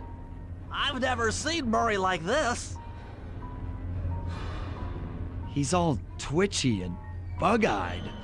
Like, something about that scene just really makes me feel bad for Murray since he's never been like this before. But another one of my favorite scenes is when they're being taken away at the end of episode 7, when Sly, Bentley, and Murray just not talking to each other for a while.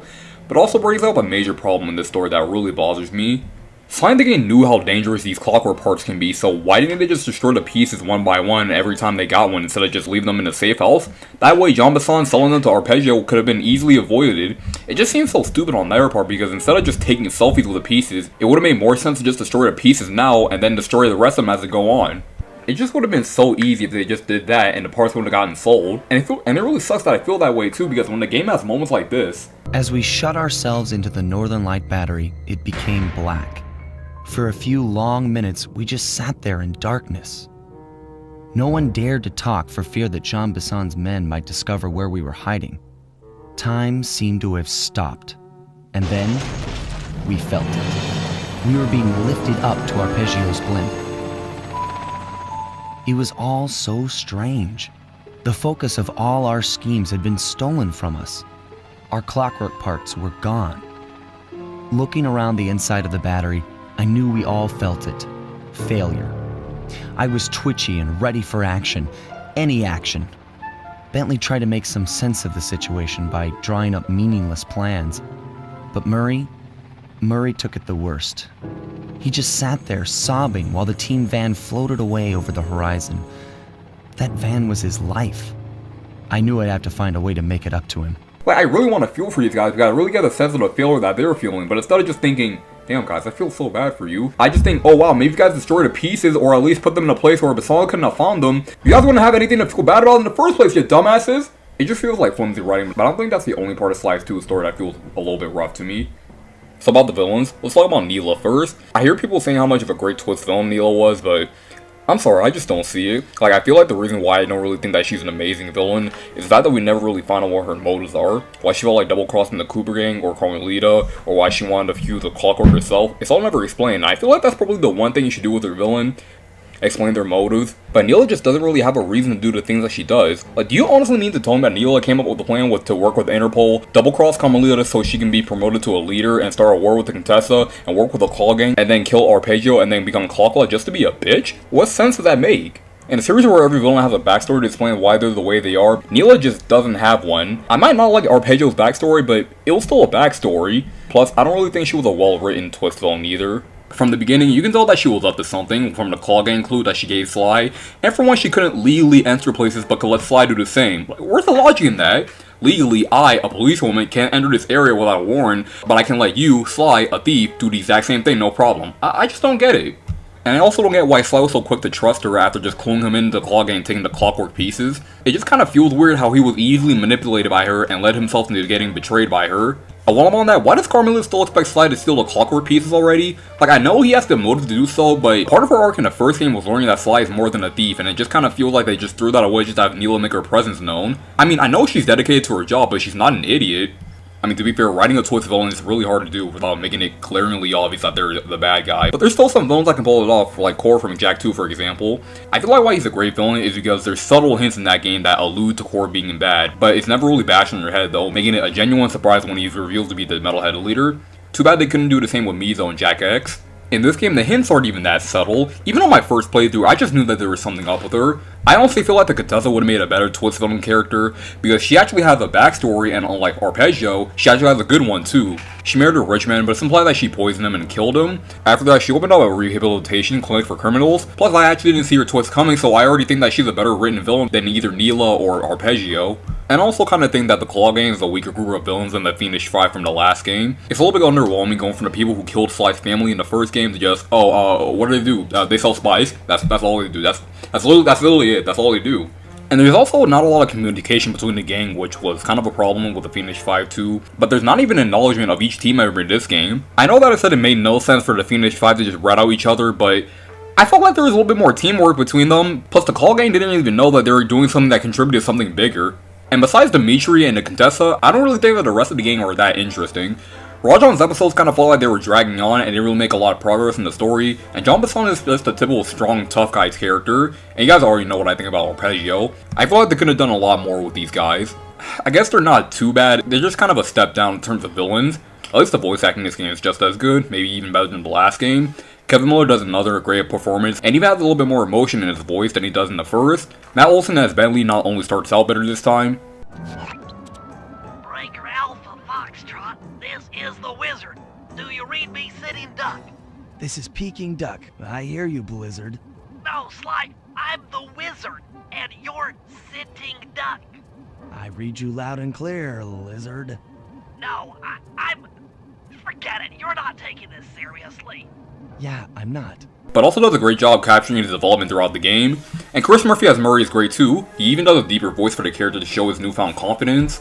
Murray, what are you doing down there? Well, I'm minding my post when I notice a snow cone stand, and I think to myself, hey Murray, you gotta keep your energy up. Greetings, citizen. I hope you weren't harmed by my meteoropic entrance. No, Murray, I kept at a safe distance. Good, good. The Thunderflop knows neither friend nor foe, only destruction. Like I said last time, Carmelita gets a new voice in this game. In the first game it was Roxanne Ortega, and she was decent, but she sounded kinda emotionless at times. Now it's Alicia Glidewell, and I think she's a little bit better than the first actor because she sounds a lot more natural and has a little bit more emotion in her performance than Roxanne. But what happened to her Latina accent? You foolish raccoon. I've caught you red-handed. Ah, Carmelita. I haven't seen you since I gave you the slip in Bombay. Which reminds me, you need to return the Firestone of India to its rightful owners. Oh, really? Then who broke in last night and made off with all the clockwork parts? You've got the motive. I mean, it's not bad. I just kind of found it weird how they just gave her an American accent, and the way she says Ringtail doesn't really have as much of an impact as the last actor. Don't worry, Ringtail. I'll cover you while you get it back. I'll be seeing you soon, Ringtail. She's definitely the best actor for Carmelita thus far, and she definitely has range in her voice since she voices both Carmelita and Neela, but what the fuck kind of accent is she trying to do with Neela? Thanks for clearing out the Contessa. Nothing I did could pry her away from the clockwork eyes. Wouldn't she be enough for the old bird? Ta-ta! It sounds like she's trying to do a British and a New Zealand accent all at the same time, and it kind of makes her delivery sound kind of off, but I guess if she used her normal voice, it would just sound too similar to Carmelita. The other actors do a great job in this game, with Gloria Manon doing a great job as Contessa, and there's also a reason why she's a great character too, because she sounds really sophisticated, but also has some funny moments too. So yeah, my problem with the first game story was that there wasn't a lot going on in the middle, and while Band of Thieves fixes that, it also causes some problems in the story at the same time too. At least the cutscenes are great to look at. The only problem I have with them is that they're unskippable, which doesn't really sound bad on your first playthrough, but on multiple playthroughs, or if you keep on failing a mission, it's gonna get annoying. To end off this section, I don't hate the story in 2, I just don't like how some events are executed, if that makes any sense. So, if you're still watching this or just skip to this part of the video, then hey, sorry that this part took up like 3/3 of the video, so let's get into the main gameplay aspect of this game. So this game is pretty different from the first game. Alright, it's not like a massive difference though. It's not like going from Precursor Legacy to Jak 2, but it kind of ditches the level by level progression from Sly 1 and replaces it with bigger hubs with a mission structure to it. Band of Thieves is a lot more open than the last game. The only time where it's like the first game is where you're going into miniature sized levels inside the hub. The game is separated into episodes now and has missions for you to do inside of them. Some missions either have you doing stuff like taking pictures of your target, collecting or destroying amount of objects, or doing something in the hub that affects what happens in the story. I didn't really like the episode structure when I first played this game. I didn't really like how different it was from the first game, and that's probably my fault for going from Sly 1 straight to Sly 2. But playing it now, I've grown to like it a lot more. But I do think that episodes 2 and 3 go on a lot longer than they should, because Rajan doesn't really carry 2 episodes like the Contessa and Jean Bisson can. The worlds aren't too big for me, but some of them can be really hard to navigate, like in episode 3, because of how we're just moving on vines everywhere, and episode 8 because of how massive it is. I guess episode 5 and 7 can be annoying too. Episode 5 because of how in the second half, some of the missions can get really tedious, like taking pictures of these ghosts because they're all spaced out everywhere, and it gets really draining searching for them all, and then there's this goddamn taking mission, but more on that later. And episode 7 because of this laser puzzle you have to do to unfreeze the mammoth just to get frozen in ice again. But other than that, episodes 1, 4, half of 5, and 6 flew by me fast. Recording sessions didn't really go longer than they should have for those episodes. The mission structure is alright, and I just wish that when you're done with the mission, you spawn right back to the safe house and walk all the way back just to do another mission. But there's now a safe house for coming up plans, purchasing power-ups, and yes, switching characters.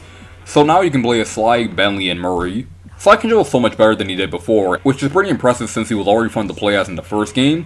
He's a lot more agile and acrobatic because he can do backflips, front flips, side flips, and it all makes avoiding lasers just as satisfying as it was in the first game. He can also do all the stuff that he could do in the last game: spiral jump, rail rock, rail grind, climb, swing on hooks. It's all here. I just wish that the blue sparkles weren't so close to each other sometimes, because a lot of times whenever I try spiral jumping, Sly would either just rail grind or start climbing again, and it's really irritating when it happens. Sly has a paraglider that he uses at the end of the game, and it's pretty fun to use after jumping off high ledges. He can also do his flame spin attack that does a lot of damage to the smaller enemies, and is really helpful for when you're surrounded by a group of guards. Sly can also sneak inside of air vents and under tables to reach new areas or avoid getting caught. Other than that, Sly is pretty fun to control. Next is Murray. He's basically the powerhouse character, and goddamn, he's pretty good at his job when he's not driving a Cooper van or hiding from guards in plain sight or just getting killed by bullets. He's out in the field beating the shit out of people. He can take out guards in 2 hits, body slam, pick up and throw things, and he can even throw guards too, but because of his big frame, he can't really sneak around. I mean, he can sneak around, but...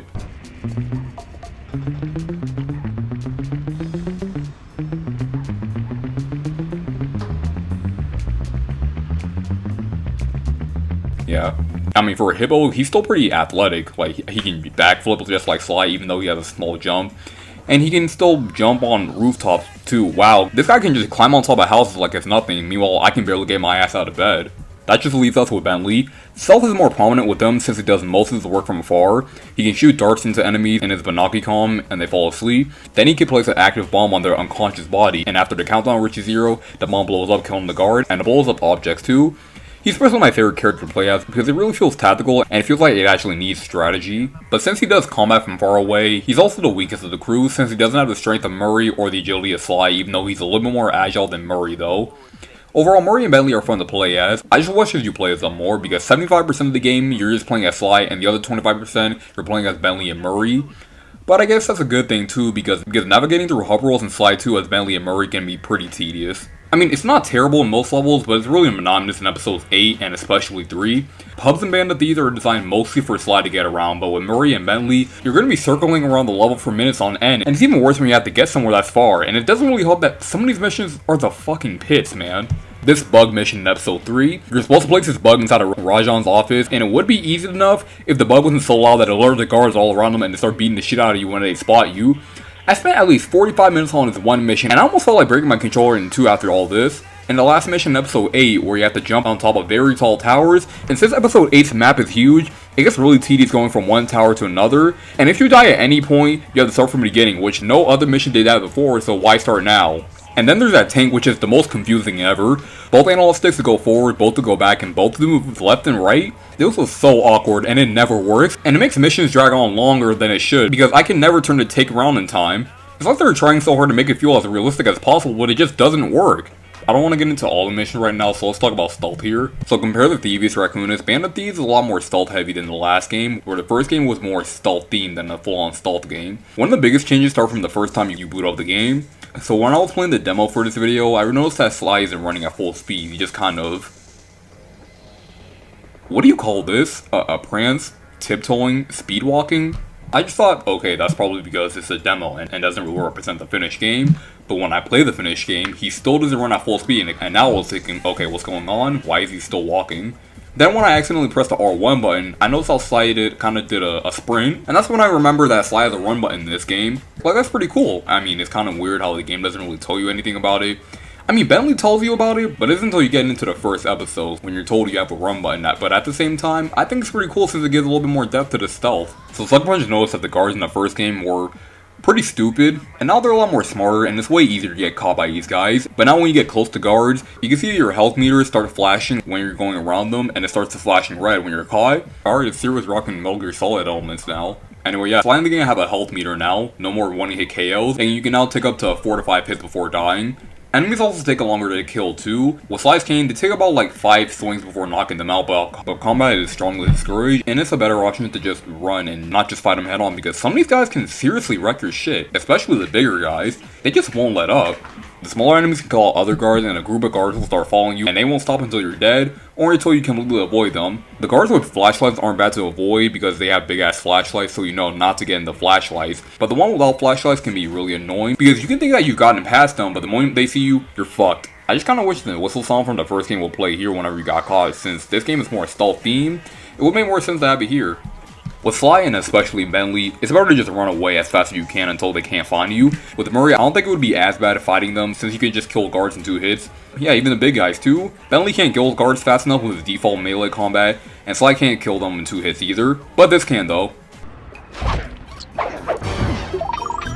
Yeah, Sly can do a silent takedown, and all they have to do is just punch them up in the air and then slam them back down, and all it takes is just 2 buttons. See, that's how you do a Secret Agent Clank, you and your stupid ass QTEs. It's not perfect because you can still alert the guards if you do it close to them. Running definitely makes it fast navigating through hub worlds. The other characters can do it too, but it's not recommended to do it all the time because oh my god. What if with Bentley's running animation?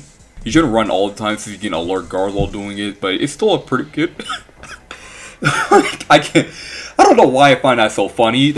I forgot to bring this up in the last video, but you can press R3 and to break up the Binocucon to have an easier time looking for areas or looking for the clue bottles and don't worry, we'll get to those later. The conversation of Binocucons are only relocated to Bentley or Sly when Bentley's doing the action, giving you instructions for what to do like in the first game. The only difference being that you can move the characters' heads while they're having conversations. Alright, I can be really nitpicky here and just say that Sly 2 is shit because you can't bobble their heads, but why would you take that out in the first place? That was like one of my favorite things to do in the last game. It doesn't really affect gameplay, but I just love being able to do that.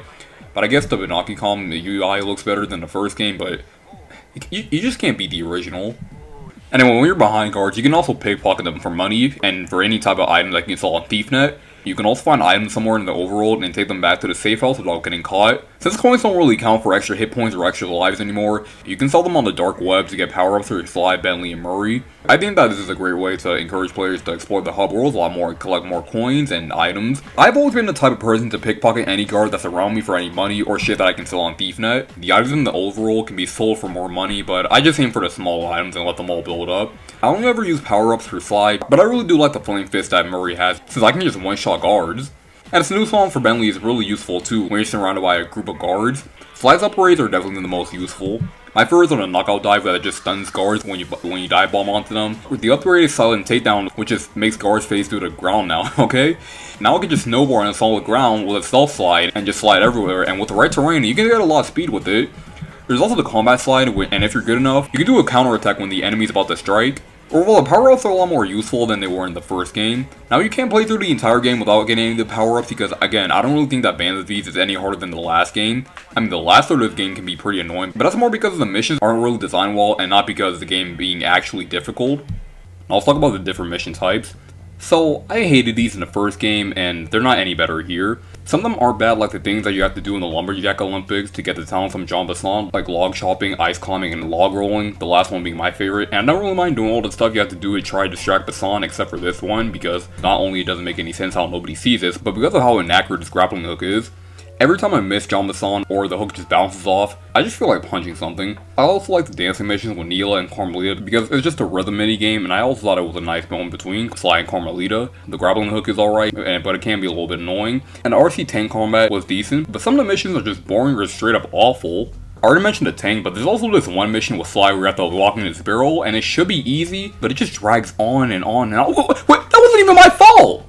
There's the turret sections that are used in the dam mission and the final boss, and the latter makes the boss worse than the one in the first game, but we're not at the bosses yet. You have to blow up this dam, which would be easy if you didn't have planes shooting at you all the time. And this just made that mission drag on because you have to worry about both shooting the dam and the planes shooting at you.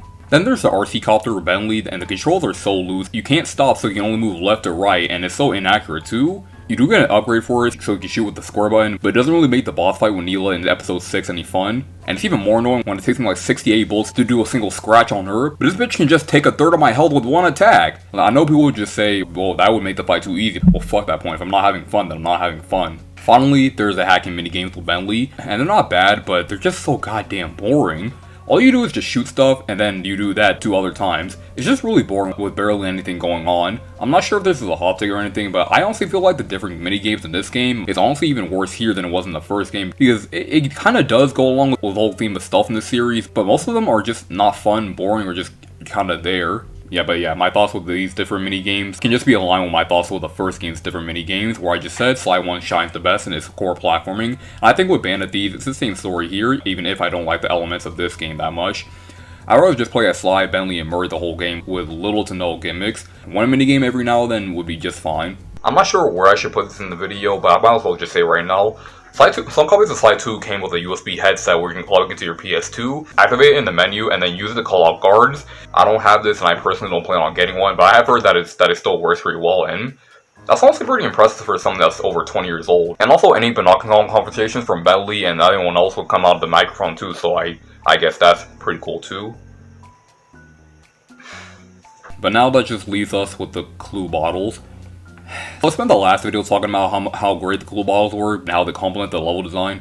I hear a lot of mixed reception with these. Some people think that they help you know the ins and outs of the hub and encourage a lot of exploration, and I would be able to appreciate that if I wasn't spending half an hour going forward and back and then forward and back and then go forward and back, then put 1 foot forward. Seriously, this is the only reason why I don't like collecting these things anymore. They were great in the first game because in the confined space, it was fun to look for them because they were well hidden, but not to the point of them being impossible to find. But here, since Sly 2 is a bigger game, it's just really tedious. Especially when you got every single bottle in the level and you're spending 45 minutes just looking for that last bottle only to find out that it was in the most obvious place possible. Like no joke, in episode 8, it took me an hour to look for this one clue bottle, and it wasn't the one place I should have known that it was at. The page in the Thievius Raccoonus where you can locate all the missing bottles and with a binocular would have made a lot of these less foot struggle, but for some reason they're just not there, and I don't get why. Like, you think something like that would be one of the first things to add when putting collectibles in a game like this. Open world games just aren't well designed to have stuff like this to find. It was really tempting to just look up a guide for some of these levels because it was just really obnoxious, but I did it. I got every single clue bottle in this game, and now I can say that I've 100% completed Sly 2 for as little as what that means. All you get when you collect them all is just another behind the scenes feature, and it's pretty cool, but all the shit you go through just to watch it, it just isn't worth it. Especially, again, you just watch it all on YouTube. At least there aren't any Master Thief sprints in this game, and the power-ups you unlock are pretty great too. My favorite being the voltage attack and the lightning spin because both of them you can just one-shot guards, so when you get caught, all you have to do is just activate the voltage on your cane and just swing and then you're good. The spin attack is pretty good too if you want to get double or triple kills. I also really like the music boss because you can just throw it near your guards and they fall asleep and you can just knock their asses out. My only problem with these is that when I got them, I already fully completed the game, so I really couldn't get the most out of these powers. Now what's left is the boss fights. Dimitri is a great boss to start off the game, not too hard but not too easy either. Rajan was a good boss fight for Murray. I just like how you can just throw his minions at him, but it's a little bit annoying when I pick him or anyone else up. Rajan or the other minions just slam you back down on the ground, but it's kind of funny to look at the first time.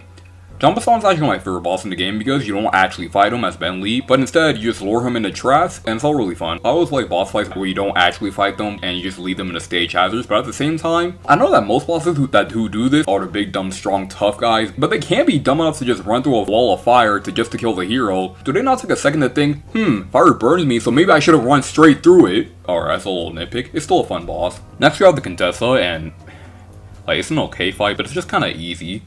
It's just wait for her to attack, then find an opening, wait for her to attack, find an opening, wait for her to attack, then find an opening. You just do that for the whole fight until you win.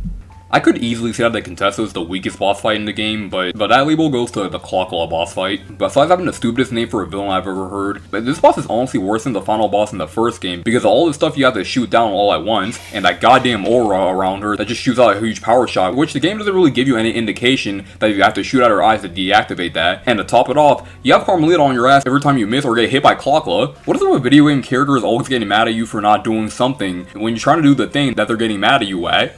I mean, it's probably helpful for first-time players, but it's just fucking irritating on repeated playthroughs. Overall, the boss fights in this game are good. The graphics and presentation is so much better than before, and I already thought that the first game looked pretty good, but I think Sly 2 looks a lot better in terms of the graphical art style. The first game kinda had a more of a cartoonish, cel-shaded look to the levels, and while the levels were based on real-life locations, the game itself had an animated movie style, which is what the developers were going for. But in Band of Thieves, there's a lot more of a realistic feel to this world, and while some of them can look similar to the first game, Sly 2 just has a more grounded look to its world, and it's all great to look at because of how detailed it all is. And since this game is bigger than Thievius Raccoonus, it just shows off the PS2's capabilities. I can't really choose if I think this game looks better or if Honor Among Thieves does. This game does have a little bit of pop in, like how when you get closer to some areas, some more details start to pop out, but it's only when you zoom in and out of the binocular, but maybe it happens more in the normal gameplay and I just haven't noticed. I also really love how even when the game goes for a more realistic art style, they still keep aspects of an old cartoon, like how whenever you kick out guards, the automatopoeias pop out. That's great attention to detail. Character models, especially Sly's, look so much better, and I probably should have brought this up in the first game, but Carmelita's model in that game was kind of motionless because she just kind of flapped her lips and doesn't really make any other facial expressions. It's just the same model of her talking. Now she makes more facial expressions. Her model is a lot more smoother too. I also really like Sly's model too because his facial expressions actually look more natural, and you can tell when he's in over his head and when he's mad or when he's sad. I always like the comic style that the sequels went for because it looked more faithful to the original artist sketches of the characters. But the animations can look a little bit janky since they keep on repeating the same hand and blip motions, and for some reason in the Binoculon conversations, Sly's hat just kind of fades in and out of existence. But it's something that you get used to the more you play the game. At least Sly doesn't look like he has lockjaw anymore. The game still has a great intro where they animated Sly, Bentley, and Murray in a silhouette, but they took that out in the HD collection again. Why do they keep doing that? Also, does anyone else find it kind of weird how they showed an entire cutscene of the gang just running across the rooftops like the first game, even though that's most of what you're doing in this game? While I'm still on the graphics, I forgot to bring this up in the last video, but in the beginning and ending of each level, there's little animated cutscenes that tell the story. They look good, but the ones in this game look so much better since they're directed by, and I'm sorry if I messed his name up, Travis Kosubi, and he really did a good job here. He even fixed some inconsistencies in the first game's animatics that I didn't even noticed until someone else pointed it out. Like how Sly has yellow gloves and black shoes when in gameplay, he has blue gloves and shoes with the wristlets being yellow. I always loved how these look when I was younger, and I also really love the menu screen while you're navigating through these game's episodes, but at the same time, I'm a little bit sad that they got rid of the ones in the first game, because I have more personality, but at least here when you start every mission, this cutscene plays. So many aspects of the series have just been made so much better than before. The soundtrack in this game is so much better than the last game. It has a lot of that DV vibe to it like the last game, and the main theme is pretty great too, but I just kind of wish that they made an original song for this game's credits and not use the main theme again. And here's a fun fact, when you start the game off, the main theme starts off pretty basic.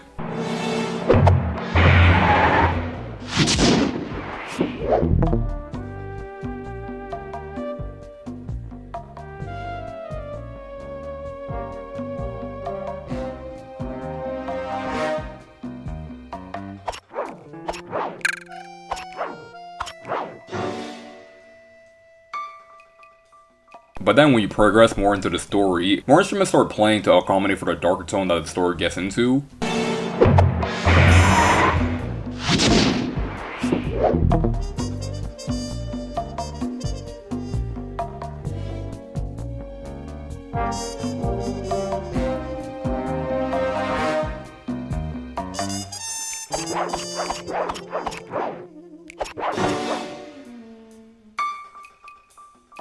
Off the top of my head, I don't really think I've played a game that does something like that, so good on you, Sucker Punch.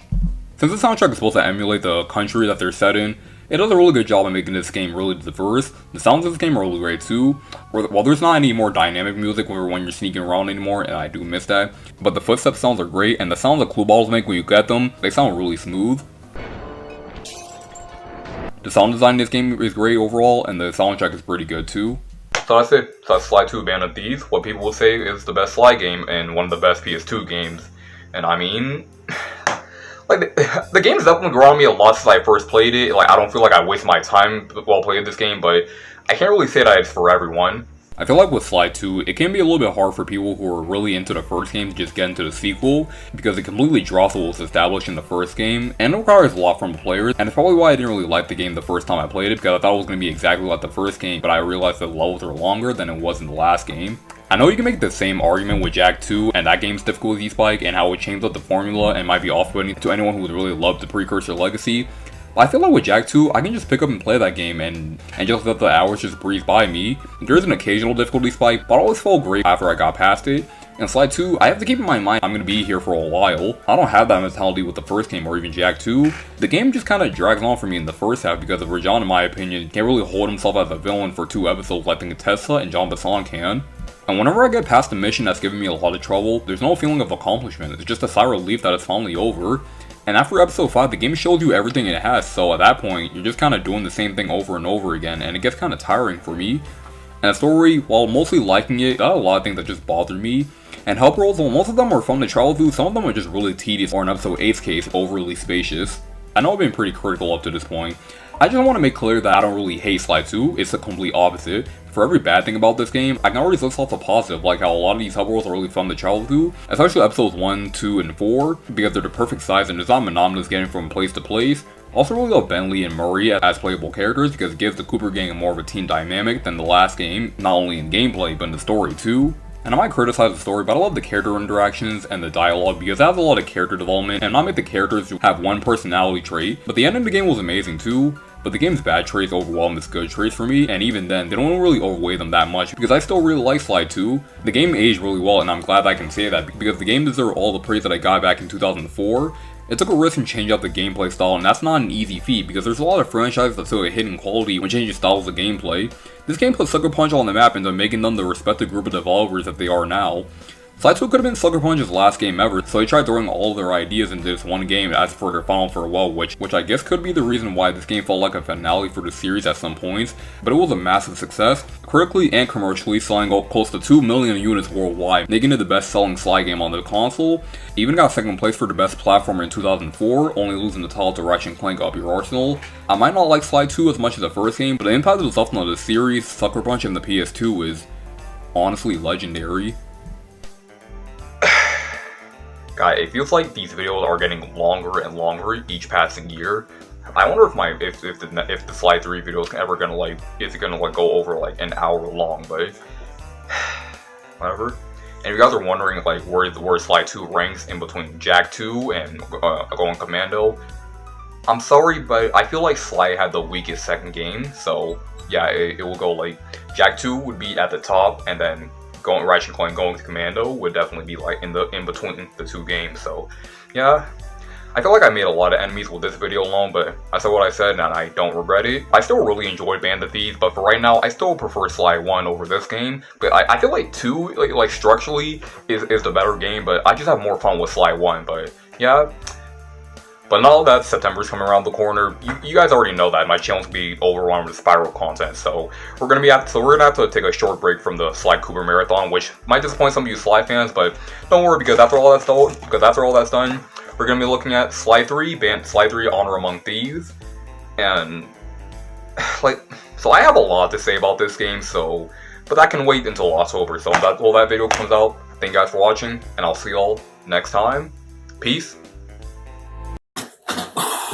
Okay, sorry about that short little break. I kind of had to do the Spiral Month thing, and sorry that I only got 2 videos out for that month, because I was actually going to do one more video before Spiral Month ended, but after I finished recording my voiceover for the Enter the Dragonfly video, I actually caught a cold, so my nose was stuffy, my throat was all scratchy. At one point, it just got so bad to the point where I just couldn't do anything about like my schoolwork, then the Enter the Dragonfly video, nothing. Like I just wanted to get some rest at that point.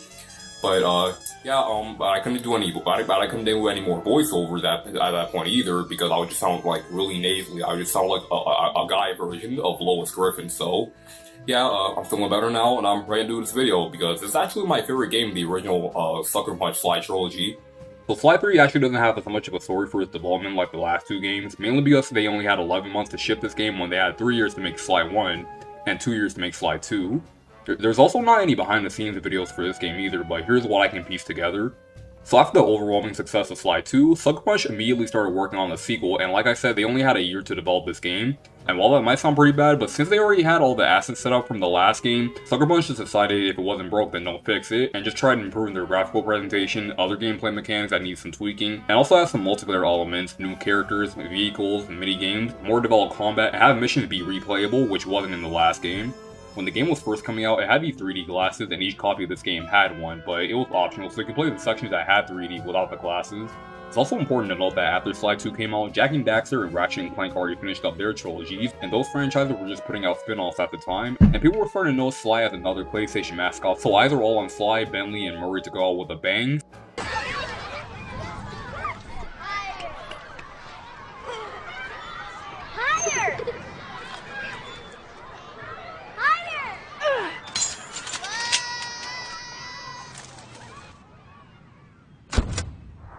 What's your role? Sly 3. Rated everyone 10 and older. So I guess that's why this game only had a year in development. So normally crunching a group of developers for time to get a game released for a deadline is never a good thing. You want an example? Look at Enter the Dragonfly. But Sucker Punch was confident in their choices because Sly 3 Honor Among Thieves was released on September 26, 2005.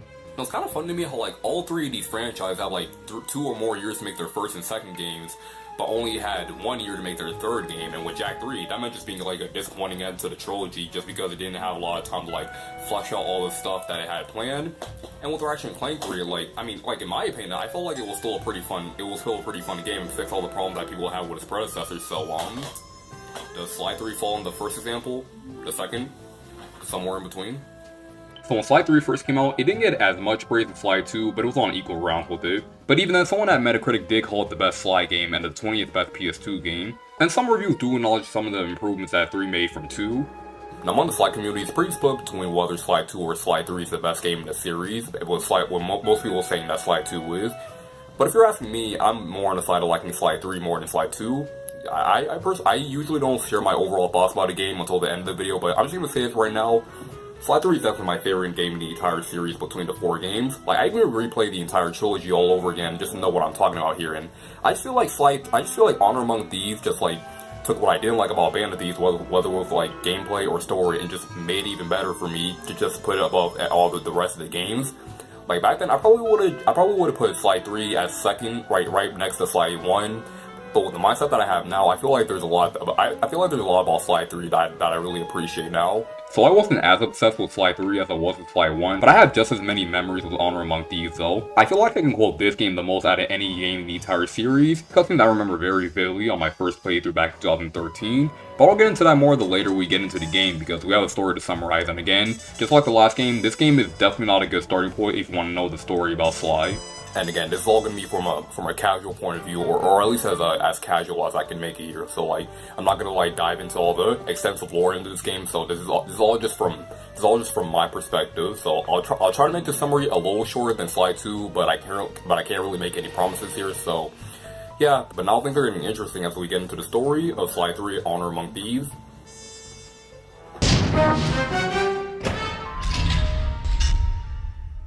So like in Sly 2, there was a prequel comic to this game that came out right before the game released, but unlike in Sly 2, the events of this comic actually tie into the events of Sly 3. While you can just skip the first comic and play the second game no problem, to understand the overall story of Sly 3, you need to read this comic. It starts off with Sly visiting a prison and meeting someone named McSweeney, a man who was with his father's old gang. He gives him the details about a family secret called the Cooper Vault, where the Cooper family kept all their old treasure over the generations. We then come back to Sly and Murray, who are on their own, and they break into the hospital to get Bentley, who is still recovering from getting paralyzed at the end of Sly 2. Sly tells Bentley that despite his legs not working, he's just as valuable on the team as Sly and Murray. But a bunch of guards walk into the room, and Murray suddenly starts to remember that he's the Murray and starts knocking these guys out so Sly and Bentley can escape. Then we see Carmelita looking at the security footage, and it's here where we find out just how hopeless those two are without Bentley, since they're knocking shit over, breaking shit, and just tripping over everything. There's also this guy who Carmelita works with and is trying to get with her, and she just kind of orders her around like he's nothing. It's honestly kind of sad because he can't even get a single word in with her. Anyway, she also has a map to the Cooper Vault, hoping that Sly would come for it, and when he does, she used that opportunity to try to arrest him, and Sly took all of her bullets while she was sleeping, and when she tells him about the secret bullet that she has, he just tells her, maybe I like watching you sleep, or even if that is a quip, that's just one of the creepy things that should never be said to a girl. Or anyone in general. I mean, honestly, I'm kind of surprised that she doesn't say anything about Carmelita without a jacket, because it's the only time we see her like this. But I think we all know one website that's gonna have a field day with this image. Anyway, the last part of the comic shows Bentley fixing up his new wheelchair with a lot of modifications. Then Murray comes back and tells Sly and Bentley that he feels like he's putting his friends in danger too much and decides to leave the team. So I think that this comic does a pretty good job of being a prequel to this game. While the first comic has little details on what happens in Sly 2, you can just skip that and just play Sly 2 no problem. Here the events actually lead up to the start of Honor Among Thieves. The writing here is just as good as last time because it has some funny moments, but also has some emotional moments here too, with the part where Murray quits specifically being a highlight. And the art style is so much better too, because it brings the comic and the animated section in the game so much closer. Even in the games, it reused a lot of shots from the comics too. I mean, you can call it lazy, but I feel like the artists here are way more confident in their abilities since the first game. Alright, but let's get into the actual story. Sly 3 starts off with personally my favorite intro in the series. It's just Sly in a pretty dark and mysterious atmosphere, spiral jumping, taking out guards one by one, climbing everything, and once Sly comes out of the shadows, he does his badass dance, and then you see Sly Cooper the Thief. That's how you do an intro. Fucking legendary. Too bad it's not as good in the HD collection, because not only do the black bars in the HD collection don't fill out the entire screen because of its 16:9 aspect ratio, but for some reason this is the only game in the collection where Sly's silhouette stays the same from the PS2 version. It's like they waited until the third game to finally fix that shit. Also, because the game is in a 16:9 aspect ratio, when Sly comes out of the shadow, the thief part is covered up by his tail, so it just looks like it's saying Sly Cooper the Tiff. So when I first played this game, I had the HD version, so when I was younger, I was just sitting there thinking, what the fuck is a tiff? Alright, let's get back to the story. So unlike the last two games, Sly 3's prologue actually starts from the last episode, which makes the player wonder what's going on. The Cooper gang's back together? Who are all these random people doing all this stuff? Is this a prequel? Is this game pulling out Metal Gear Solid 3? It can't be because Bentley's in a wheelchair because of what happened at the end of Sly 2. And when this all leads up to Sly facing against his new villain who calls himself Dr. Rem, a guy who was in Sly's father's original gang, and he grew jealous of him, and dedicated the rest of his life to uncovering the secret treasure from the Cooper generations. And when Sly's dad died, he found an opportunity to try and find the Cooper Vault, a vault containing all the stuff that his Cooper bloodline stole over the past generations. And when he's battling this huge monster, and when Sly throws his can at it and the monster swipes it away, the monster grabs Sly and starts to crush him to death, and something about the image of Sly just being crushed by a giant genetic monster while he's struggling to get out just really hit different for me. Like, this shit really got to me when I was younger. I was just sitting there like, wow, Sly might die here. Like, he's facing death itself, and hearing Bentley just yelling that he's gonna get Sly out of his grip still gives me chills to this day. It's weird, Sly is a lot darker than I remember it being. Like, first Bentley gets paralyzed at the end of the last game, and then we start off the third game with Sly about to be eaten by a mutated monster. I mean, at this point, I'm surprised that these guys haven't developed PTSD at this point. I mean, I guess Murray has, though. But then we get into the flashback, and I was just thinking, oh my god, are we seriously going through Sly's origin story for the third time? So Sly 3 is one of those, so you're probably wondering how I got here stories. We recap on the events of the last two games, and we found out that Dr. M's been trying to get into the Cooper Vault for years, and after those years of trying and failing to get in, he built a deadly fortress over it with security cameras all over the place. Sly realizes to get into the fortress that he's going to need a team of thieves to pull off this job, and this is where the game really begins. So at this point we only have Sly and Bentley, so the two track down Murray who quit the team in the second comment because of what happened to Bentley in Sly 2. Sly and Bentley also found out about Don Octavio, who was a former opera singer that got fired because rock music was becoming more popular and wanted to get revenge on everyone who turned him away. They find Murray in Venice, who has undergone a new getup. He's been in the Australian outback studying the art of Dreamtime, and his teacher, the Guru, sent him here to complete his training. But when Bentley tries to confront Murray about this, he's still skeptical about coming back to the team because of this new path of peace that he's taken up, and he still blames himself for Bentley getting paralyzed, even though Bentley forgives him about that. And Matt Olson in this scene is just so great. I'm sorry, Bentley. I tried to save you, but I just wasn't strong enough. Get over it, Murray. I don't blame you, and never have. The only thing I feel bad about is losing my pal. We also found out that Dimitri is in jail because of Carmelita busting him in the first episode of Sly 2, but it makes me wonder how Dimitri is in jail when at the end of Sly 2 he was a dance instructor on a cruise ship. I mean, I guess maybe his employers found out about his shady past and halted him to jail.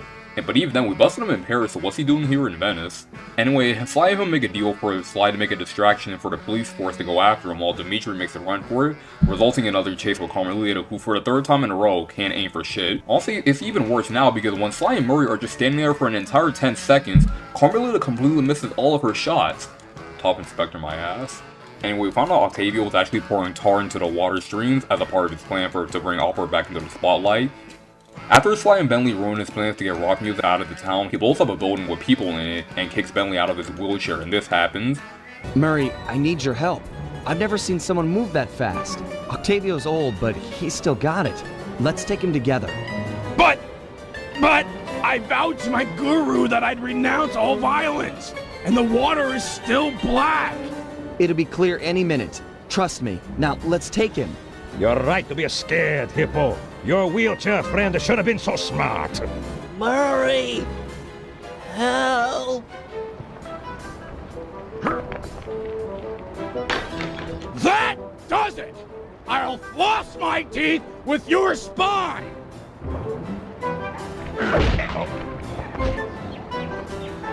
The Murray returns! The build-up to that scene just has so much impact. Anyway, after Murray kicks the shit out of Octavio, he gets arrested and actually gets some success being a singer for the prison mates. Murray dons his mask and gloves and joins the team again, but he feels bad about breaking his promise of non-violence from his mentor. So Sly and the rest of the gang go to the Australian outback to find them, only to find out that there's miners drilling into the outback. Meanwhile, the Guru is caught in the middle of all of it. When we finally meet the Guru, he actually just speaks gibberish, and for some reason, everyone else around him can understand him. Okay, I can understand how Murray will be able to understand him. He's been with him for the past couple of months, but how can Sly, Bentley, and everyone else just automatically understand what he's saying, no problem? I mean, maybe if Murray just translates what he says to everyone else, I could let that slide, but I don't know, it just seems kind of stupid. Okay, so when Bentley breaks the guru out, the Mask of Dark Earth is unleashed, and this point in the story gets a lot of flack from the Sly community, and I can understand the criticisms that go against the Mask of Dark Earth, like there not being any backstory to this villain, and not having any type of personality. But I kinda like the idea of having a villain that you don't actually fight, but one that is his own entity, lashes themselves onto another person, and have them do their dirty work for them. But I feel like there wasn't a lot of build up to this mask being this monstrous threat. It's just the mask is bad, you have to stop it before it attaches itself to someone and destroys and shit. A part of me feels like Sucker Punch was taking notes from Majora's Mask with this mask, but you don't really get the same menacing vibe with a Mask of the Dark Earth like with Majora. Anyway, Carmelita arrives and the mask lashes onto her face, making her a giantess, which I'm sure will cause any Rule 34 artists to have a nut stain in their boxers. This also makes Sly just sit there and make this face, like, is he okay? I mean, I know it's surprising seeing her like this, but he just sits there and makes that face for an entire 15 seconds. Sly has to climb the Kaiju Carmelita, and it's really weird seeing all this PS2 power giving so much detail to Carmelita here. I can see all the stuff on her boot, I can see the detail on her pants, her cleavage, her hips. Look, I'm not judging or anything, but is there something you're trying to tell us here, Sucker Punch? And when Sly unlocks the mask off Carmelita, leaving her unconscious, but of course Sly doesn't want to leave her empty-handed, so he goes through her bag and finds the camera, and he and the gang start taking pictures so they have something for her to remember them. Anyway, the Guru joins and the Cooper gang continues to grow. Bentley then realizes that he needs an RC specialist since his RC skills aren't good enough. So he then goes on some chat logs and finds a girl named Penelope, and when Bentley hits her up on the job, she said that she only works for the best, like her boss, the Black Baron, a pilot who's hosting the Ace Flight competition. So Bentley and Murray build their own plane, and Sly steals someone's pilot license, and before they do the job, Penelope sends a picture of what she looks like.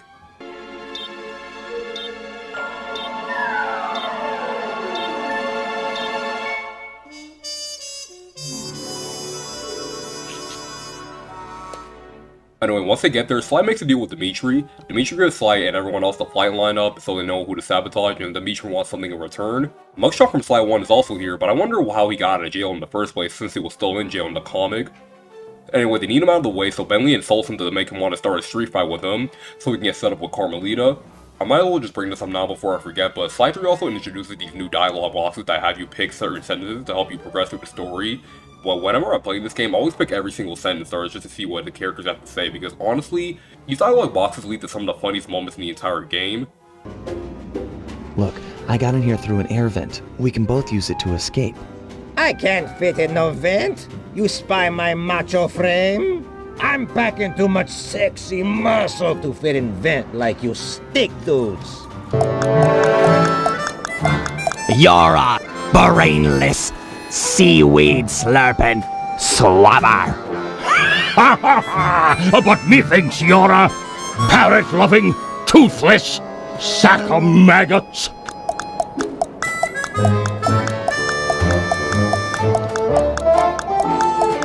Oh, really? You're a mumbling, yellow-bellied anchorhead. Ha ha! Cantankerous Tim, it must be you. Forgive this old sea dog and his sunburnt eyes for not recognizing you straight away. You know, I've been thinking about your appearance. Look, if you don't got nothing to say nice, then don't say nothing at all. Get it? What? Ain't got no sassy comments, smart guy? Oh, I get it. You got nothing nice to say, so you're keeping quiet. That's real cute. You really got nothing nice to say? That's cold. I'm not worried about Penelope. A girl tough as that will free herself by tomorrow morning, then come and steal your wallet. That chickadee will never escape her skull keep. She's locked up in irons, and there she stays until she agrees to love me, despite all my faults. What was Genghis Khan's favorite meal? The brains of his enemy. Get it? I mean, it's more weird and gross than funny, but I mean, you gotta admit, it's pretty weird. Your mother was a broken-down tub of junk with more gentleman callers than the operator.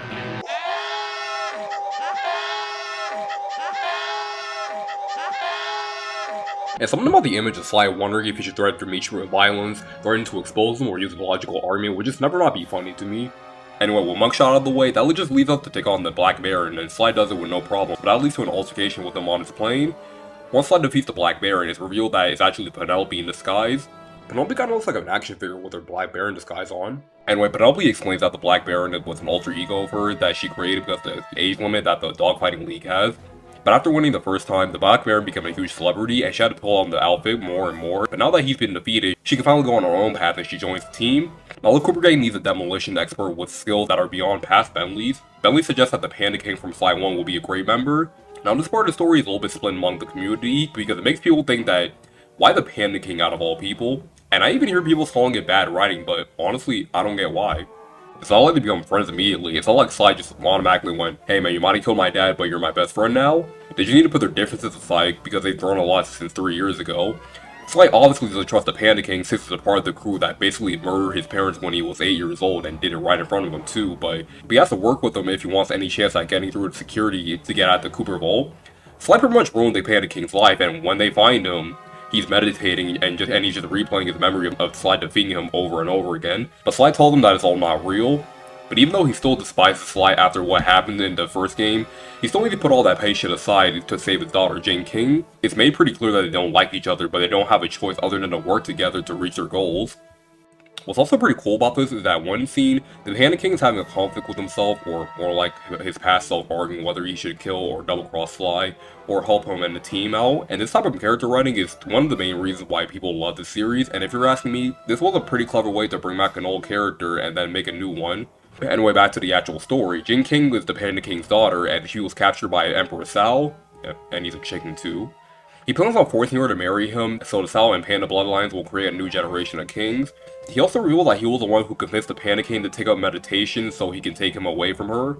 This guy is probably the smartest villain that the team's faced so far, because he actually used the crew's plan of pretending to be Sal's planning committee to his advantage to steal their plans, which no other villain in the series has done up to this point. But I have to ask, did this guy seriously take selfies of himself stealing the plans and also put them in the slideshow somehow?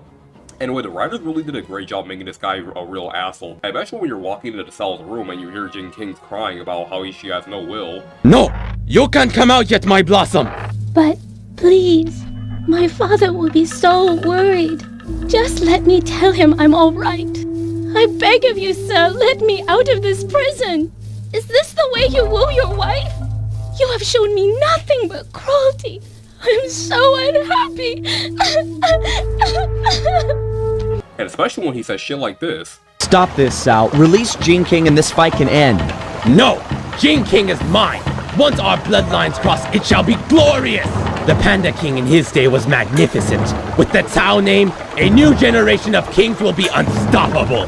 But she doesn't want to marry you. She's a woman. She doesn't know up from down. Did I just hear someone use a macroaggression? I'm really tempted to say that this scene would not have Sly if this game came out today, but a part of me is kind of surprised at the fact that they got away with saying something that offensive even back in 2005, and in a kid's game too. I mean, maybe this is why Sly 3 got an E10 rating. And it's also really satisfying seeing Carmelita of all people dragging Sex's ass to prison.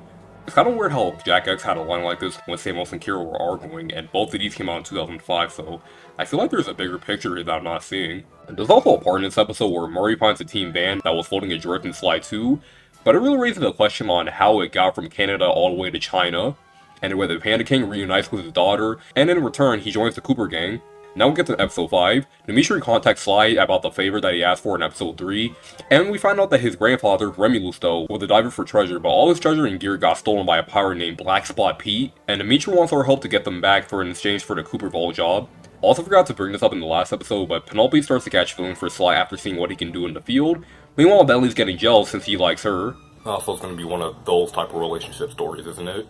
Anyway, Sly dresses up as Pete's old partner, Cantankerous Tim, and after they start insulting each other, they find a treasure map that Pete lost from gambling, and when they locate the treasure, they get cornered by the real villain of the episode, Lafui, who takes Penelope hostage too. Anyway, after getting their own ship, the gang prepares an all-out assault on Lafui's ship, which involves the Guru somehow taming a giant squid named Crusher. Crusher and the Guru defeat Lafui's men, while Bentley frees Penelope. But Bentley falls out of his wheelchair during the getaway, leaving Penelope to pick up the slack and start fighting with Captain Lafui on the mast of his ship and knock him into the harbor. And they just leave him to get eaten by a group of sharks, which is pretty gruesome, but this series has had way darker moments in this, so it doesn't really come as a shock to me. So then Dimitri joins the team as their frogman, and Bentley and Penelope become a couple too. This all leads up to the moment where Sly was in the hands of a mutated monster, and during this time, All Sly's thinking about is how far he and his gang have come since they first met, and how they got this group of thieves on their side only for it all to end like this. And all he can think about now is how he never told Carmelita how he feels, but the more I think about it, how can he? If Sly tried to go up to her, she would have arrested his ass on the spot. And him not being honest with Carmelita doesn't really have to do with the fact of him being a coward. I mean, technically it does, but like, you know what I'm trying to say here. Luckily, Carmelita comes to rescue Sly from the monster's grip, and if you die here, the game over screen is Sly getting eaten. God damn, this series is so much darker than I remember it being. But if you actually finish that part, the team gets Sly under medical care and tries to get Sly's cane back, but it doesn't seem like anything is working. So when Sly wakes up, he tries to get the cane back himself, leading to him and Dr. Rum battling out on a blimp. And this all leads up to the huge bombshell that Dr. Rum actually used to work for Sly's father in his early years, but because he always felt like he was a sidekick to Sly's father, the team broke up, and now he feels like the same thing is happening with Sly and Bentley, and this is honestly one of the best scenes in the game. My father wouldn't have run with a guy who'd try to steal from the Cooper vault, let alone attempt to kill his son. Time does strange things to people. Just look at the real leader of your gang, Bentley. Whatever. We're friends. Equals. Then why is it called the Cooper Gang, you self-centered egomaniac? That's enough. Anyway, Sly and the gang enter the Cooper, but it seems Sly is the only one who can continue from here on out, and Bentley and Murray guard the vault while he's gone. Sly goes through the vault looking at some of the background info from his ancestors and probably the best level in the game. But Dr. Rum breaks into the vault, and Sly fights him for a final time, with Sly coming out as the winner. Then Carmelita comes into the vault somehow. Okay, how come it took Dr. Rum years to even unlock the vault, but she just gets in no problem? I mean, you can make the argument that the vault was already open, but whatever. And when she tries to arrest both Sly and Dr. M, but Dr. M shoots a giant energy blast at her, but then Sly jumps in front of it to protect her, and somehow that blast which made him fly all the way to the other side of the vault didn't kill him. But he can survive almost getting crushed to death, and if Bentley can just get crushed by Clockwork's beak and just leave with a broken spine, then I guess in the context of this universe, it would make sense for him to survive that. Carmelita finishes up Sly's fight and goes up to check on him. He appears to have amnesia, and she uses that as an opportunity to have Sly thinking that she's her partner. They escape while Dr. M lets the vault collapse upon himself since he didn't want to give up the Cooper fortune. The gang starts looking for Sly, but he leaves a calling card next to opening a treasure. Sly never came back, so the team split up for a final time. Well, at least for this game, it was the final time. Murray continues his training with the Guru and then later becomes a professional race car driver. The Guru takes on new students who are rock stars and causes unwanted media attention, so he moves to New York since he thought no one would find him. Wait. He went to New York to avoid getting media attention? Why? That's the last place you want to go if you're trying to avoid attention. That's like saying, oh, I don't want to go to a cold place, and then buying plane tickets for Antarctica. Anyway, Dimitri became a professional scuba diver and got tons of money and bitches too. The Panda King goes back to China, living 2 doors down from his daughter, while he screens all of her future husbands. So far, she's still unmarried. Finally, Bentley and Penelope build a new Cooper vault and guard it with lasers, and also hints that he's going to build a time machine to see if he and the rest of the guys are going to have more adventures together. And in after credits, Bentley sees Sly and Carmelita on a balcony, and Sly winks at him, implying that he faked his amnesia, ending Sly 3. So again, Sly everybody's just really disappointed with the story here, and in my opinion, it's the best in the series. Like, I feel like it has the best character interactions, the best writing, the best dialogue, I just really like the story here. So Sly 3 does different with its story, besides not having Murray in the beginning and starting at the end. This game's episodes are a little more episodic than the last 2 games, because events from one episode don't carry over to the next. But I feel like since the episode's events don't carry from one another, it kind of makes hyping up the suspense for a villain hard to do in one episode alone. But at the same time, no villain here overstays their welcome like Rajan did in the last game. But this also makes the character interaction shine too. Between the 3 games, Sly 3 is definitely the one that had me cracking up the most, because I feel like by the 3rd game, the writers knew these characters as much as the characters themselves knew each other, so they knew what Sly, Murray, and Bentley would say in certain situations, and already knew how their team dynamic works. I hope you realize that by saving Carmelita, we're only making our operation here more difficult. Maybe so, but what's the fun in stealing if there's nobody trying to catch you? Besides, she's helped us out in the past. That, and you've got a thing for her. And I've got a thing for her. And it's also leads to them actually talking to each other like they're actual friends, and I know I said the same thing about Sly 2, but the writing here is really hilarious, and they tease each other a lot too, but it feels more playful here, like how Bentley talks about how bad Sly's Italian accent is. I can't believe that worked! You've got the worst Italian accent I've ever heard! No offense. Actually, the joke about Sly's Italian accent is actually Kevin Miller's Sly's voice actors, best time about an Italian accent, and developers just decided to joke about it in the context of the game. I mean, it is pretty terrible for being honest. But yeah, I think the writing and dialogue is at their best in this game because of how much it just has me laughing. Like seriously, ask any Sly fan what their favorite moment is from this game, and I guarantee that they'll either say the guard who wants to be buried in his mom's pasta sauce. Ah, am I glad you're here. Mama's making spaghetti tonight and I'm starving. I'm gonna eat like 3, no 4 plates full. I guess you really like her cooking. Mamma mia, I want to be buried in her sauce. It's heaven. Any problems with that guy? Said he wanted to be buried in his mom's pasta sauce. Yeah. That's strange. You know, I just can't get it out of my head. Have you ever had pasta sauce that tasty? I don't want to distract you or anything, but I just don't think I've ever had cooking that good. Are we like missing out on a whole universe of flavors here?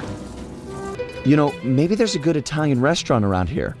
Enough with the sauce! Keep your focus, we're on a job here! Thugs everywhere, death around every corner! You're right. We got one more coffee house to hit, then we're done. Yes, now you're talking sense! And then we eat. Bentley's opera duo with Theivius.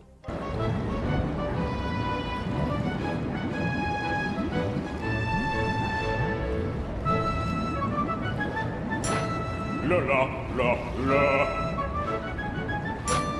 La la la la. La la la la. La la la. La la la la la.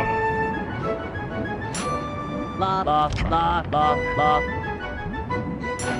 La la la la la. La la la la. La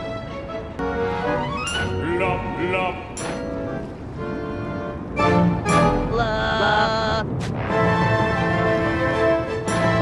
La la la la. La la la. La la la la la. La la la la. La la la la la. La la la. La la la la la. La la la. La la la la. La la la la.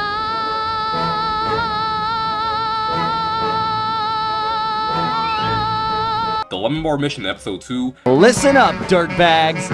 Time to clear out. From now on, this bar is Cooper Gang turf. Tough talk, wagger. But you ain't got no respect with us. We here are known around these parts for our drinking skills. And this just happens to be a lemonade bar. We're trying to make the Belgian flyer laugh. Ever see someone put their fist down their throat? Holla! Hey, fish! Stuck! I need help! Hey!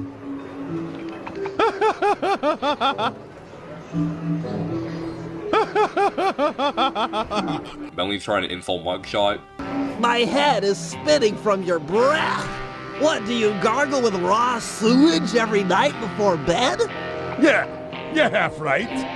I find a nice tang to my breath. Helps maintain my personal space. And when Bentley first sees Penelope's picture, like, there's so many to choose from. I want to say it's like Ratchet and Clank levels of funny. Miss Gears may be in league with Dr. Nefarious. Yeah, who knew? She always seems so sweet and innocent in her videos. Well, except for that one with the... You know... What the fuck? No! But the humor is definitely at its best in this game.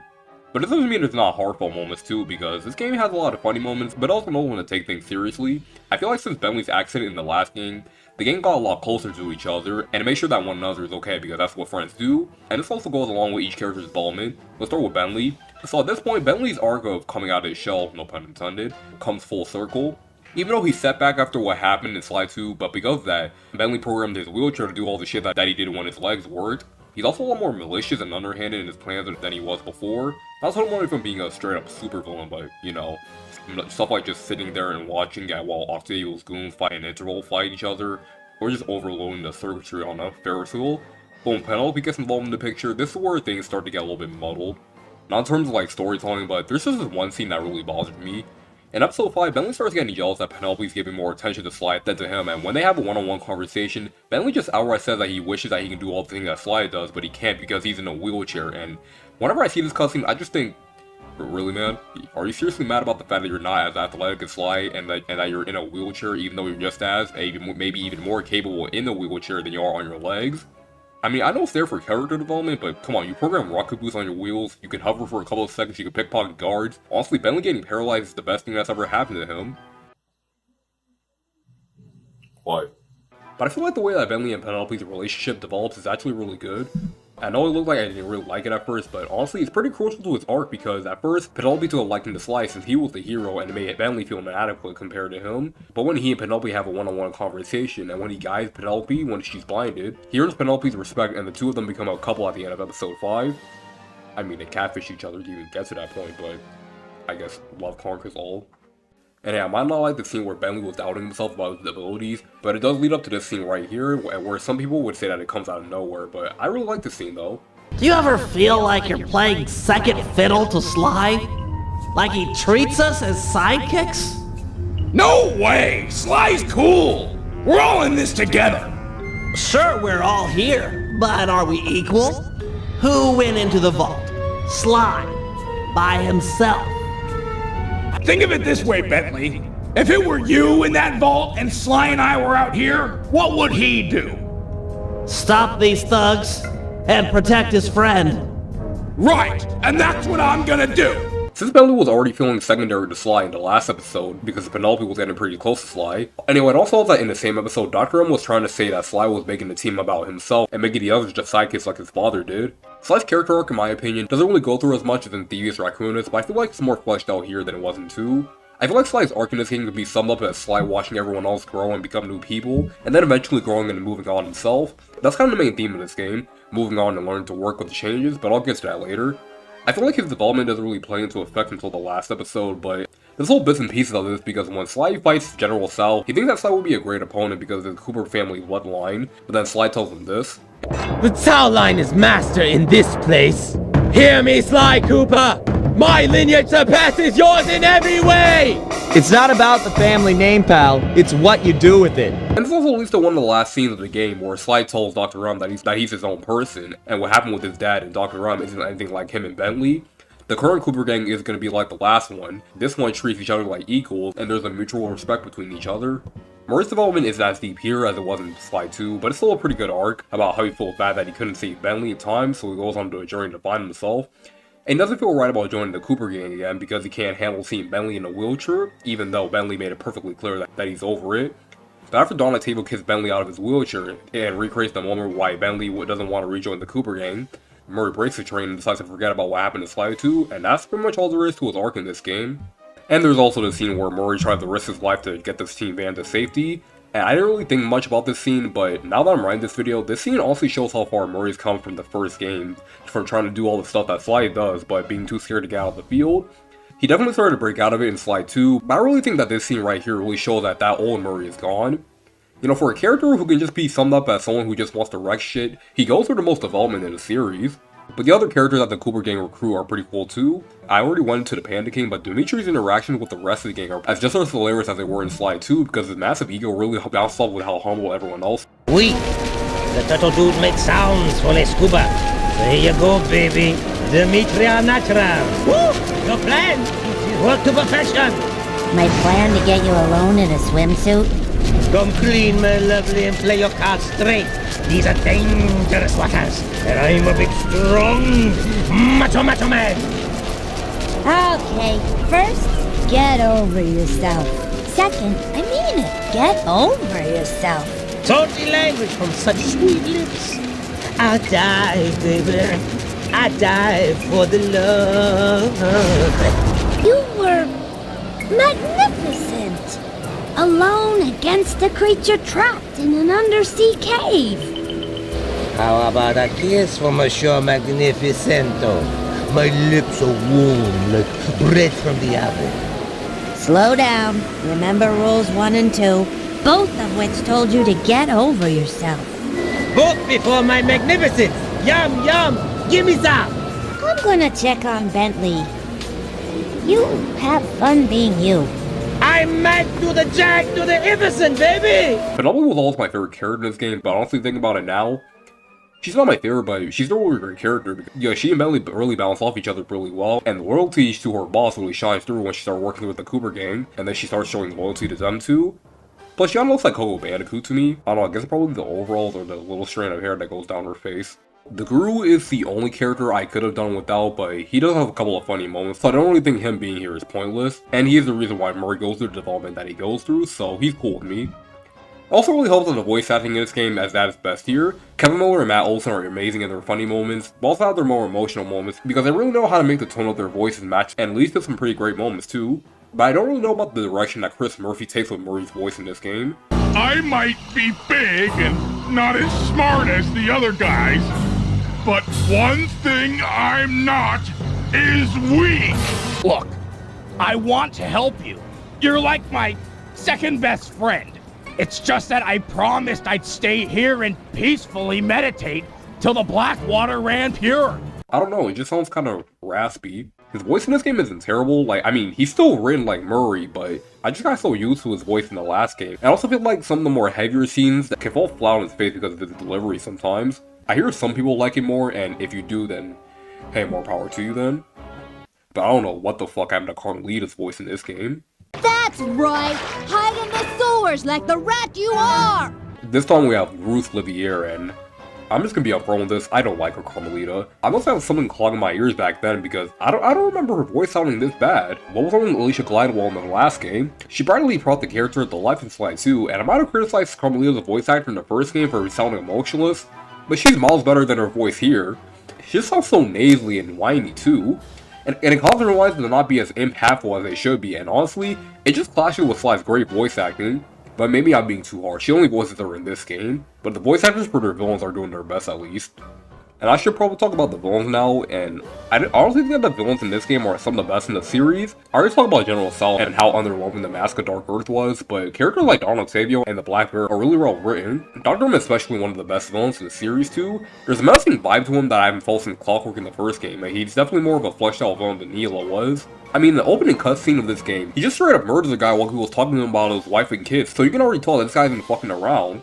And he's the only villain in the series who actually had Sly on the brink of death, and because of his backstory, you don't sympathize with the guy, but you can understand where he's coming from. But this is where the game's overall themes come in.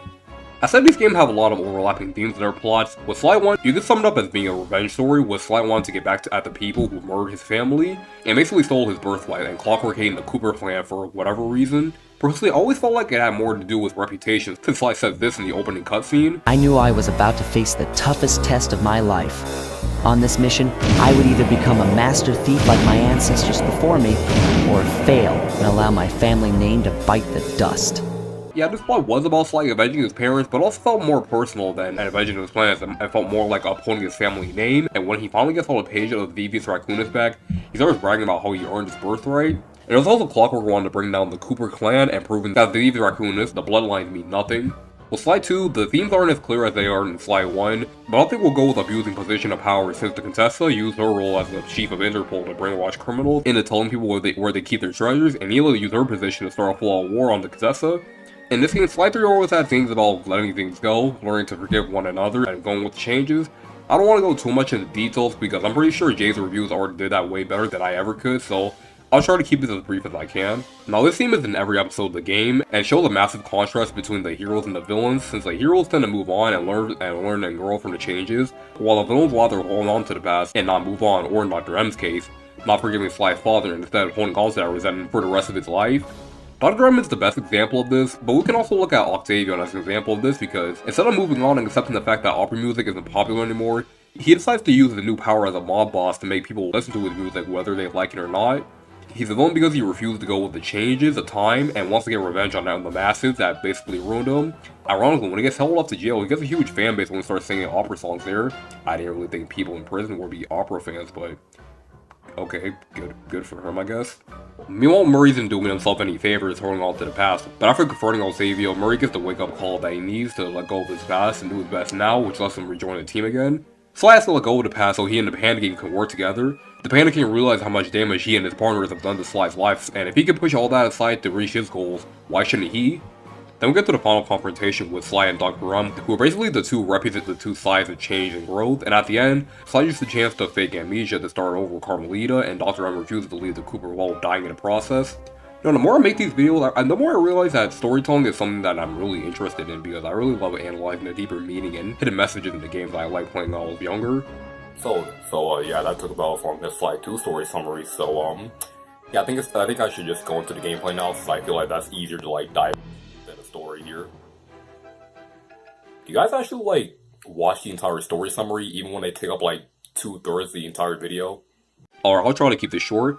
The gameplay structure is mostly the same from Sly 2. You have hub worlds, there's joust spread out everywhere, and you have to save files to switch characters, or getting upgrades for characters on ThiefNet. But there's also a couple of tweaks with the structure of the games, so let's start with what's different. First, when switching characters, there's now an icon on top of the character text, so you know which character to switch for a mission to pull, and it makes it a little bit more streamlined, so now you don't have to go out of the save house with Bentley and then go like, oh shit, I have to play this mission as Murray. To be fair, it doesn't really take that much to pick one character and then go back and switch to another character, but I appreciate the attempt to show the player what order to do things in. Whenever you're stuck and you don't know where to go for a mission, you can just press the R3 button, and you have this reticle to direct you on where you need to go, so if you're only as Murray or Bentley, you don't have to worry about getting lost anymore. Hub worlds have been toned down in size since Sly 2, and some people might see that as a downgrade, but to me, this is a good compromise because the hubs in this game are big enough to explore, but at the same time, they don't feel too spacious like some of the hubs in Sly 2.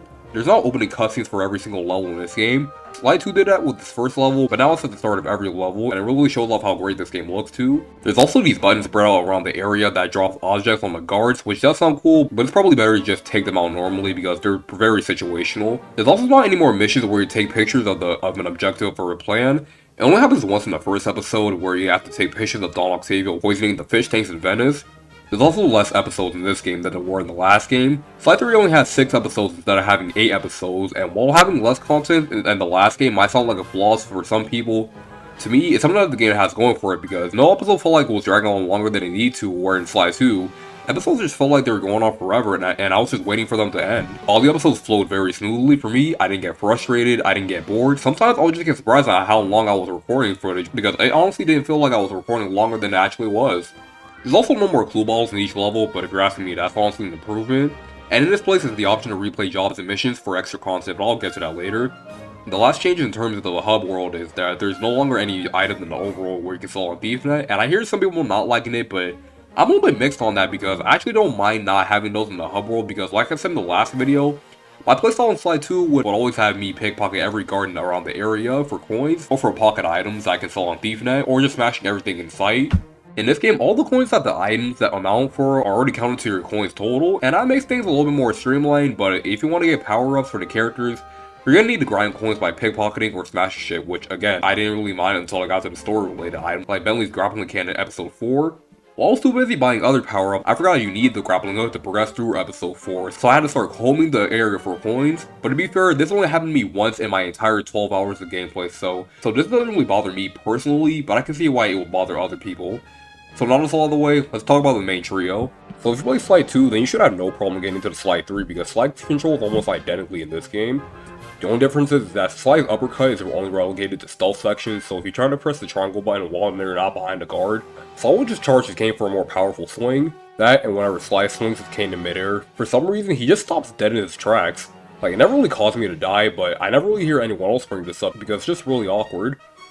Sly can also switch into costumes in episodes 1, 4, and 5 to trick guards into letting you in their hideout, take pictures, or just straight up assault people. These are fine, but every time the guard sees you, you have to enter his password, which doesn't really bother me personally, because it leads to some pretty funny dialogue, but I can see why people would see this as a pace breaker though. Sly can also open up safes, but it isn't really used that much after the second level, so it's not really fleshed out as much. Sly also has some combat upgrades. He can charge his cane 3 times to push guards, do a powerful swing, and do this uppercut move. And the more you power it up, the more powerful your attacks become. And I'm glad that I spent the coins to get these because some of these guys have gotten buffed in strength since Sly 2. Some of these guys feel like sports cars going 500 miles per hour. A hit from the big guys can take a quarter to a third of your health. Even Murray can take out guards in 2 hits anymore, but I kinda like this since it adds a little bit more depth to the combat. Since Murray was already the powerhouse character and now Sly can charge his cane swings, it probably wouldn't be fair to have the guards go down in 1 hit. Overall, if you like how Sly controlled in Bandit Thieves, then you should love how he controls in this game. The movement is tight and precise, he's just as agile as he was before, and traveling through the worlds of them was always pretty fun. Murray's also the same from the last game. He's still the character that you want to go for when you want to deal with the combat scenarios, but since the guards have beefed up in this game, it would take at least 5 to 6 hits before they finally go down. Anyway, now that Murray's a student of the Dreamtime, he now has his ball form, which lets him roll on the ground like a bowling ball or bounce high in the sky. You use it throughout the missions, but it's really helpful when traveling throughout the hub worlds. I mentioned in the last video that traveling through the hub worlds in 2 was really tedious as Bentley and Murray since they don't have the agility that Sly does. Murray was probably the worst out of the 2 because Bentley might be weaker, but he has his little hover pack that can let him reach higher places. Murray has a shorter jump, and when traveling to a mission marker as him, you have to go the long way around. Here Murray can just bounce his way up to anywhere he wants. I didn't use this move that much on my first playthrough, but on my second playthrough, using this was just so much fun getting from place to place, and it's also really nice looking at some of the levels from this point of view. It's also just quicker bouncing from the safe house to the mission marker. Overall, Murray was better here than he was in the last game, and I already thought that he was pretty fun to play as in Bandit Thieves. Even though Bentley's in a wheelchair this time around, he still plays pretty similar to how he did last time. Ironically, he's more physically capable in his wheelchair than he was when his legs did work. He can use his wheelchair as a means of attacking, he can quadruple jump with his wheelchair modifications, he can still dart guards and bomb them, and he can also crack the codes of certain safes with art decryption locks by thoroughly examining the art. I said that Bentley was my favorite character to play as in the last game because he felt like the character to choose when you really want to feel sneaky because of his small height and because of the fact that he's weaker than Sly and Murray and he has to rely on his machines to get around. Now that he has a wheelchair that can do twice the stuff that he can do on the foot, it just makes it even more fun for me. The only downside about Bentley being in a wheelchair now is that he can't really do that goofy little run cycle anymore, but what made me feel better is that Bentley has an upgrade where he can just start boosting all over the place like he just sniffed 10 lines of Call-Me and cocaine. Just look at him go. And probably the best part of it all, both Bentley and Murray can pickpocket now and in their own unique ways too. Okay, Bentley pickpockets with his bag and meanwhile Murray straight up knows these guys. Sly pretty much pickpockets the same way he did in the last game, but now, this probably might have been a detail in Sly that I never noticed until now, but whenever a guard has an item in their pocket, they start glowing so you know they have more than pocket change in there, but for some reason when you pick out all the stuff in the guard's pocket, Sly's still in his pickpocketing position and he doesn't go back to a sneaky position, so you know that there's no more stuff in their pocket. I mean, that's kind of weird. I thought that was a pretty cool detail in the last game. But what made me feel better about this though is doing this in the menu screen.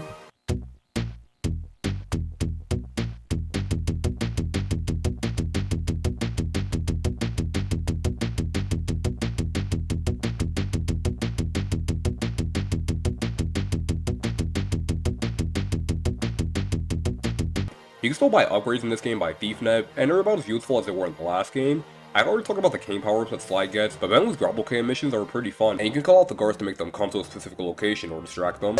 You're a bad person, I need it! Plus you get to hear Bentley insult them, and that's always funny. Yo mama! Bentley also has the insanity strike that Sly had in the last game so he can drop bombs and make guards attack each other. But Bentley also has an upgrade for him to just throw bombs from a distance, so he can scare the shit out of other guards for wondering what happened to their best friend. Murray has the Flame of Fist from the last game, and he has a new move called the Berserker Charge, which lets Murray ram into people like he's a freight train. Then there's Raging Inferno Flop, which is the same as the regular body slam attack, but the blast radius is larger. Okay, but I think that covers the main trio. They all control mostly the same way they did before, but now that the Cooper gang has 4 new members, we now have 7 playable characters: the Guru, Penelope, the Panda King, and Dimitri. The characters aren't actually playable like the main trio, they're more like extensions to the missions. And let's start with the Guru. The Guru uses his Dreamtime abilities to complete missions, and because of his path of non-violence, he can't attack any guards, so he mostly possesses enemies to travel around the area at fast speeds, which also allows him to break structures by ramming the possessed guards into them. Oh, okay, fighting is too much violence, but ramming guards' heads into solid objects is just fine. He can also use his staff to blend in with his surroundings, preventing enemies from spotting him, and tricking enemies that already have spotted him. I hear people saying that playing as the Guru was terrible, but I honestly don't get why, because I thought that his sections were actually designed pretty well. I like the last missions because they feel pretty good beating them, and whenever you get caught, you can just transform it into an inanimate object, and the guards would just act like they didn't see you to begin with. Overall, the Guru is decent fun. Now we have Penelope, but you never actually play as her directly. Instead, you play as her RC vehicles. It's pretty much a replacement for Bentley's RC sections in Sly 2. Her RC chopper has a grappling hook that latches onto enemies, obstacles, and other objects. The chopper's thrusters are used to pull anything the hook latches onto, but I swear this thing almost never clings onto the thing that it's under, but at least there's only 2 missions when you're doing that. Her RC core is good for ground speed, it's pretty quick too. It also has a turn that can shoot away any obstacle that gets in its way, and in episode 5, there's these ramps that it can jump over, and that's always fun. At least whenever I don't overshoot or undershoot a jump. Like it's the worst when I miss a jump, because after that it's just like, now I gotta go all the way around and drive over this ramp again. I also really like the mission where you have to avoid all those security lasers, and it's a pretty tricky one too. It took me like 15 minutes before finally finishing it, but it's kind of annoying how when you beat that mission, the next mission after that is to destroy all the lasers that you were trying to avoid before. So then what the fuck was the point of the last mission where we had to avoid getting caught by the security lasers? Then there's the last mission where we have to race all the security drones and then pick up their energy to get to the radar tower, and I had fun with that mission, except when I just trip over absolutely nothing. Like seriously, what's flipping you over there? Oxygen? I don't get what happened. Did you guys catch it? Anyway, most about all these missions are pretty fun, and her RC vehicle sections are way better than Bentley's in the last game. Next we have the Panda King, another character people don't seem to like that much, and I don't really get why. He's basically like Murray if Murray relied on fireworks as a means of attack.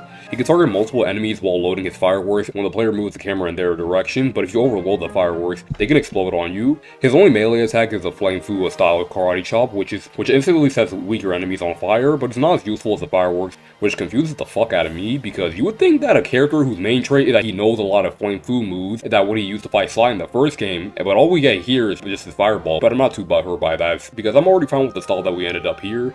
That just leaves Dimitri, the scuba diver of the team, and honestly, he's my least favorite character to play as in this game. And even then, his gameplay style is subpar at worst. It's all in the first person views, but the controls are really hard for me to get used to. You have to use the face buttons to move up and down, left and right, and you use the L stick to aim. It's pretty awkward for me. Dimitri has a spear gun, but every time you fire a shot, there's a cooldown period, so you can't use it multiple times at once. But I felt like the shots almost never connect with this thing, and even if they did, the sharks would just shrug it off like if someone just threw a pebble at them. Dimitri can also shift left and right really quickly if you hold the L1 button, but it costs you your stamina, and you're going to need to do that if you want to get through the second mission where you have to get Sly's cane back, because this mission really tests your reflexes and leaves no room for error. It's honestly kind of rewarding getting through that, but my hands get so sweaty after replaying it so many times. After I die a couple of times, I get flustered and then I fuck out close to the beginning. Dimitri's definitely the worst of the playable characters. His gameplay isn't even that bad, but at least he only gets 2 missions in the game, so he doesn't really overstay his welcome. Now we have the last character, and while she's not a part of the Cooper gang, we still get to play as Carmelita in a couple of missions, and she plays like a first-person shooter. She strafes by default, but you can turn it off if you want to. I don't know why you want to do that in the first place, but you can do that. And I really gotta say, it's fun to me how Carmelita's aim was so goddamn bad in the older games, including this one, but yet when you're playing against her, aiming is so easy. Like, it's really hard to miss your targets as Carmelita. I mean, look at this, halfway through the game, there's a mission where Carmelita has to chase down Sly and knock him out with a shock pistol, and look how easily I'm just shooting him over and over again. If Carmelita got her own spin-off game where it played like this, she would have hauled Sly off to jail a long time ago. She also has this roundhouse kick move, but it's so short range that I barely even use it. I actually forgot about it until I was writing this video. She also has this high jump where she just launches into the air like she's Spider-Man, and I can never get tired of using it. Like, it's just so much fun to do. The only problem I have with it is the fact that to perform it, Carmelita has to be at a standstill, so yeah, that kind of sucks, but it's still a fun move nonetheless. So counting all new members of the Cooper gang and Carmelita, that brings us to a total of 8 playable characters, which is pretty crazy, but we're not done just yet, because just like the last 2 games, let's talk about the different mission types, and if you've seen the last 2 videos, you already know that I hated most of these different mission types, because in 1, they were just not that fun, and didn't really have any business being in the game, because they don't really contribute to the whole theme of stealth, and in 2, they just fucking blow. But in this game, this might be the controversial opinion, but I actually think that the different mission types are actually kind of fun in this game. Let's just get the ones that I don't like out of the way. First we have the Five Nights at Freddy's mission in episode 3, which just has you press the face buttons over and over again. But then at the end, there's multiple guards coming through both cameras, and you need cat-like reflexes to try to switch from one to the other so quickly. But really, when I did this mission for 100% completion, I finished it on my first try, when on my first and second playthrough, I was getting folded so many times, so I don't know what's going on here. I guess maybe after just failing so many times, I just got better at it. I don't know. And then there's this mission where I have to protect Murray while he's trying to get the team van back on the solid ground. And you have to shoot multiple guards while they're ganging up on him, and for some reason these guards don't go down in one hit, even after getting shot by a fucking turret. But you also have to be careful because you can shoot Murray by accident too. And you guys know how much I hated that shit in the first game. It's not any better here. At least Murray actually has a reason why he can't fight back in this situation. He's not just hiding in fear, hoping that the guards go away. Bentley hacking comes back here too, but there's not as many here as it was in Sly 2, so they're fine by me. Then we have the Scorpion Challenge in episode 2, and it's not really terrible, but after the second half, it's just pretty boring. And it's a real pain in the ass trying to trap the Scorpions, and if you miss, it takes like an eternity trying to get back up, and then controls in this truck are awkward as fuck too. And like, backing up and turning feels so goddamn stiff. But honestly, those are the only missions in this game that I thought were genuinely bad. The biplane missions are pretty cool. Shooting down the enemy planes feel pretty satisfying, and planes really feel smooth to control too. I just wish there were more checkpoints around here and there were more health pickups for whenever you're running whole on health, but it's still a pretty good minigame. The boat chase sections in episode 1 gave me a lot of shit on my first playthrough, but on my second playthrough when I wasn't recording, I beat both the first chase and the second one we were chasing down Octavia on my first attempt, when I just told myself, alright, just stop jumping every time they jump and you should be good. I guess not having my Elgato recording probably helped with that too, because missions that were giving me a lot of trouble on my playthrough when I was recording were a complete breeze on the playthrough that I wasn't recording. And with the sewer missions where you have to use this raft arm tube app, and it definitely starts to pick up in the latter half of the game where you're taking out the support beams for the windmill and taking out pirate ships. I even like the prey minigame. There's just something really fun about just launching cars into an electric fence to me. The lemonade bar is honestly one of the best missions in the entire series, and I think this is the first time I ever played a mission in a game where you have to start a bar fight, and this was before I played Uncharted 3 too. You throw people into a fire pit, electric fences, and top it all off, you get to fight this mini-boss at the end of it all where you have to lure it into these traps that Bentley and Murray set off, so Sly can start beating on him. I love this mission, and it's one of the highlights of the entire trilogy in my opinion. And then we have the pirate ship, which is honestly my favorite gameplay style in the entire game, and this is another style that everybody hates too, and I don't get why. I mean, I could have done without all this wide empty space. I mean, oh goddamn, this is all just as bad as Wind Waker C, and I kinda wish they didn't map the controls to the L and R triggers, but the rest of it's pretty fun to me. Combat here is pretty cool too, because this is where you get to grind for coins by destroying other ships, and raiding other pirate ships for treasures and other stuff. If you want to get fights done over, just shoot the mast of the ship. It's a guaranteed kill if you do that. I should probably bring this up now because I'll probably forget about it later. So remember how some copies of Sly 2 came with a USB headset to call out the guards? Well, Sly 3 kinda has the same thing. When Sly 3 was coming out, 3D glasses were pretty popular around 2005, so they decided to add that into the game with some of these missions. I did it for one mission just to see how it would look without the glasses, and for some reason, it's not in black and white, frame rate is cut in half, and on my console specifically, it messes with the game's aspect ratio, so now it just looks weird. There's an option to play the whole game with this filter on, but unless you have the 3D glasses that came with the game, why would you want to do that? All 3 games in the HD collection has this feature, which sounds pretty cool, but who cared about 3D in 2010? Anyway, I feel like Sly 3's extra content is something that the game has going for it. My biggest problem with Sly 2 was the game's pacing, and the fact that the game never really switches up its gameplay. I can only get a lot of fun out of spiral jumping with Sly and body slam with Murray for so long. Well, that's mostly the same with Sly 3, all the different styles for me keeps the main gameplay from getting repetitive. The only reason why I'm going into so much depth about the different content in this game is because I hear people saying that Sly 3's multiple gameplay style is the main reason why it's not as good as Sly 2, and I just don't want to say this right now. I never really understood the argument that Sly 3 has too many different gameplay styles when you can make the same argument with Sly 1 and Sly 2. Hell, I always hated the extra shit in Sly 1, and I was just waiting until I can get back to the main platforming. Minigames have been with the series since the beginning, so I don't know why it's suddenly now a problem. It seriously took you guys 3 games to realize that this franchise has minigames. Overall, I feel like Honor Among Thieves is the only game in the series that actually has minigames that don't feel shoehorned in, just have them actually be fun and not just frustrating. And also because they have more of a reason to be here and not just be variety for the sake of variety, that much this game does better than Jak 3. Sly 3 also has a multiplayer mode because, I don't know, Ratchet & Clank did it a year before, so why not Sly? There's 4 different modes: Cops and Robbers, with one player as Carmelita and the other one as Sly. Hackathon, which is basically just the hacking minigames, but 2 people play as Penelope and Bentley, and work together to get to all the hacking levels with a shared set of lives. Biplane Duel is pretty much like the main game's dogfighting, but just like in Cops and Robbers, player 1 is Sly and player 2 is Carmelita. The first one who gets 10 kills wins. And finally there's Galleon Duel, and it's exactly like the main game. Player 1 is Sly with Murray piloting the ship, and player 2 is Bentley with Penelope piloting his ship. The first player to defeat the other player 3 times wins. I was actually kind of excited to play these co-op games for the first time, and now that I finally got to play them, I think me and my friend Josh can agree that they're nothing really special. Cops and Robbers is probably the best one since it's the only one that uses the core mechanics. When you run around Venice as Sly collecting loot in certain locations, and meanwhile Carmelita is chasing down Sly and shooting him down.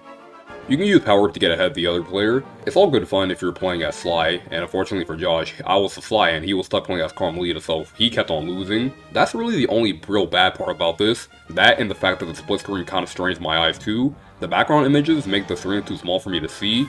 We also somehow glitched out the game to have the match still going even when I finished it, and even when Josh killed me, I still won. The frame rate also tanks whenever Carmelita shoots stuff. Then there's Hackathon, which I guess is alright, but it's just that It takes for fucking ever. This mode goes on for way too long. I got so bored that I just sat in the corner and did nothing for the rest of the match and just had Josh do everything while I just started writing notes for this video. But I do like the attention to detail, how if you don't recruit Penelope in the main campaign, and the second player is Sly.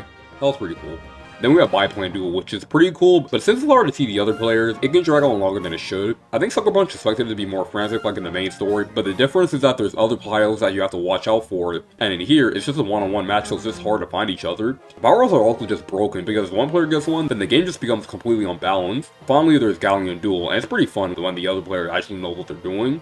Josh won one round, while meanwhile I kept on destroying his ship every time, so it was pretty fun. For me. Overall, the multiplayer in this game could have been better, but they really needed some more time to polish some of the modes because you're better off just playing the cops and robbers and maybe Biplane Duel, but nothing else. I honestly wouldn't mind if they even made a multiplayer in the main game, maybe something like Sonic Heroes. Next, let's talk about the bosses, and they're probably some of the hardest in the series. One thing is that the first boss you fight in this game is one of two when you don't play as Sly. Donald Thievius was a pretty cool boss, but his attack powers can be pretty annoying to avoid. The Karma Larger fight was a little bit underwhelming, to be honest. The first phase is you're just throwing bombs at her, and in the second phase you don't even fight her, you just swipe the mask off her face.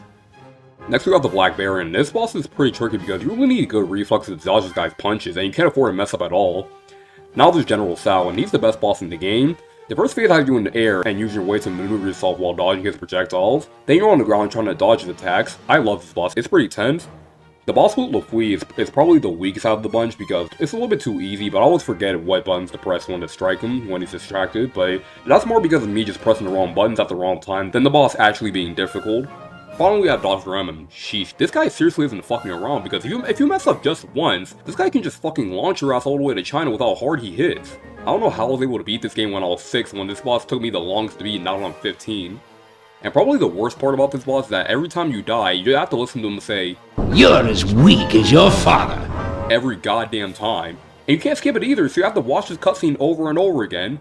And the weird thing about all of this is that it's honestly the best final boss in the series, since it's the only one that uses the series' core mechanics. But it doesn't make the boss any less harder. Also feel like I've been cheated working my ass off to beat this guy as Sly, yet it was way easier when I switched over to Carmelita. Like seriously, this boss took me over 30 minutes to beat as Sly, and then look how easily I beat this dude as Carmelita. No one hurt my criminal.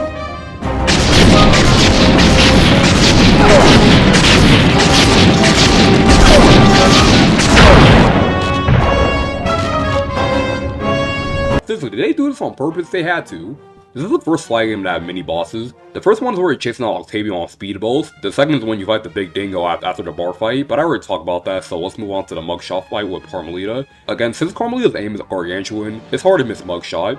Then there's the Panda King where you enter his subconscious, but it's one for one the same battle from the first game, so I won't go over that again. Next is the Stone Giant that kidnaps Penelope, and it's pretty fun.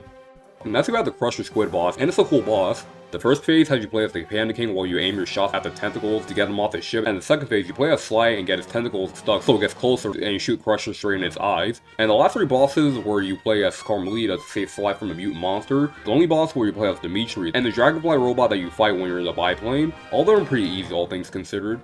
But we still have one last thing to talk about, and that's post-game completion. But since this video has gone on longer than it had any right to, I'll try to keep this as brief as I can. You can replay missions now in Sly 3, and there's now a mode called the Master Thief Challenges, where you get to replay the missions, but with some kind of condition, like finishing missions in a certain amount of time, collecting a set amount of items before completing a mission, finishing a job with half health, and extra treasure hunting mission for each hub in that world too.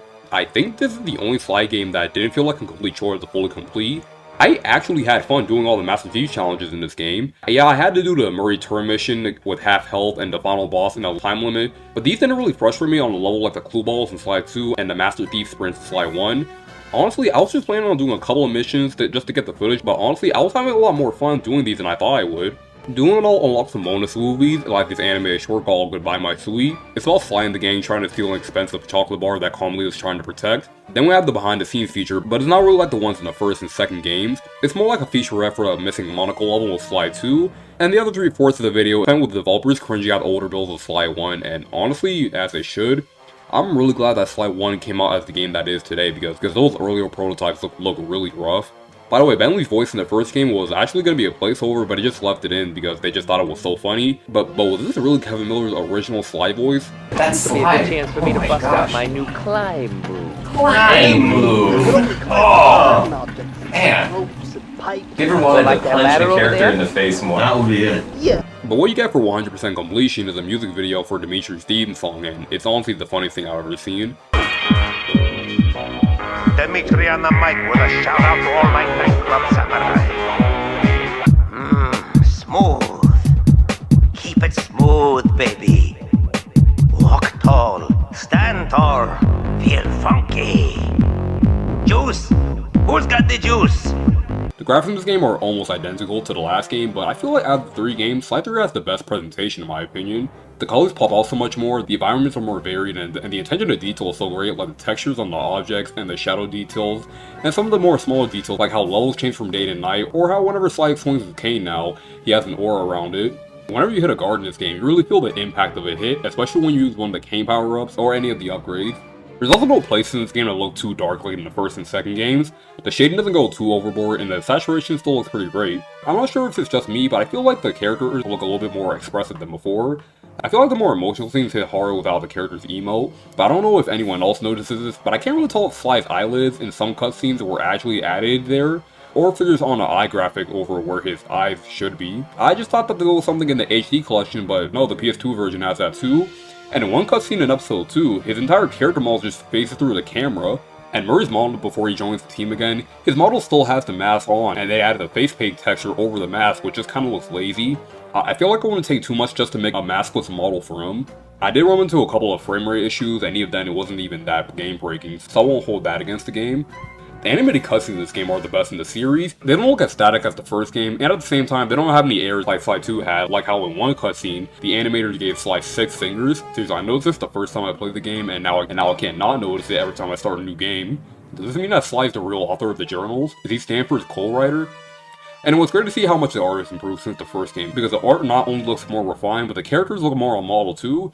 It doesn't feel like there were any restraints here, and it came out looking good. Overall, the graphics are some of the best looking in the series.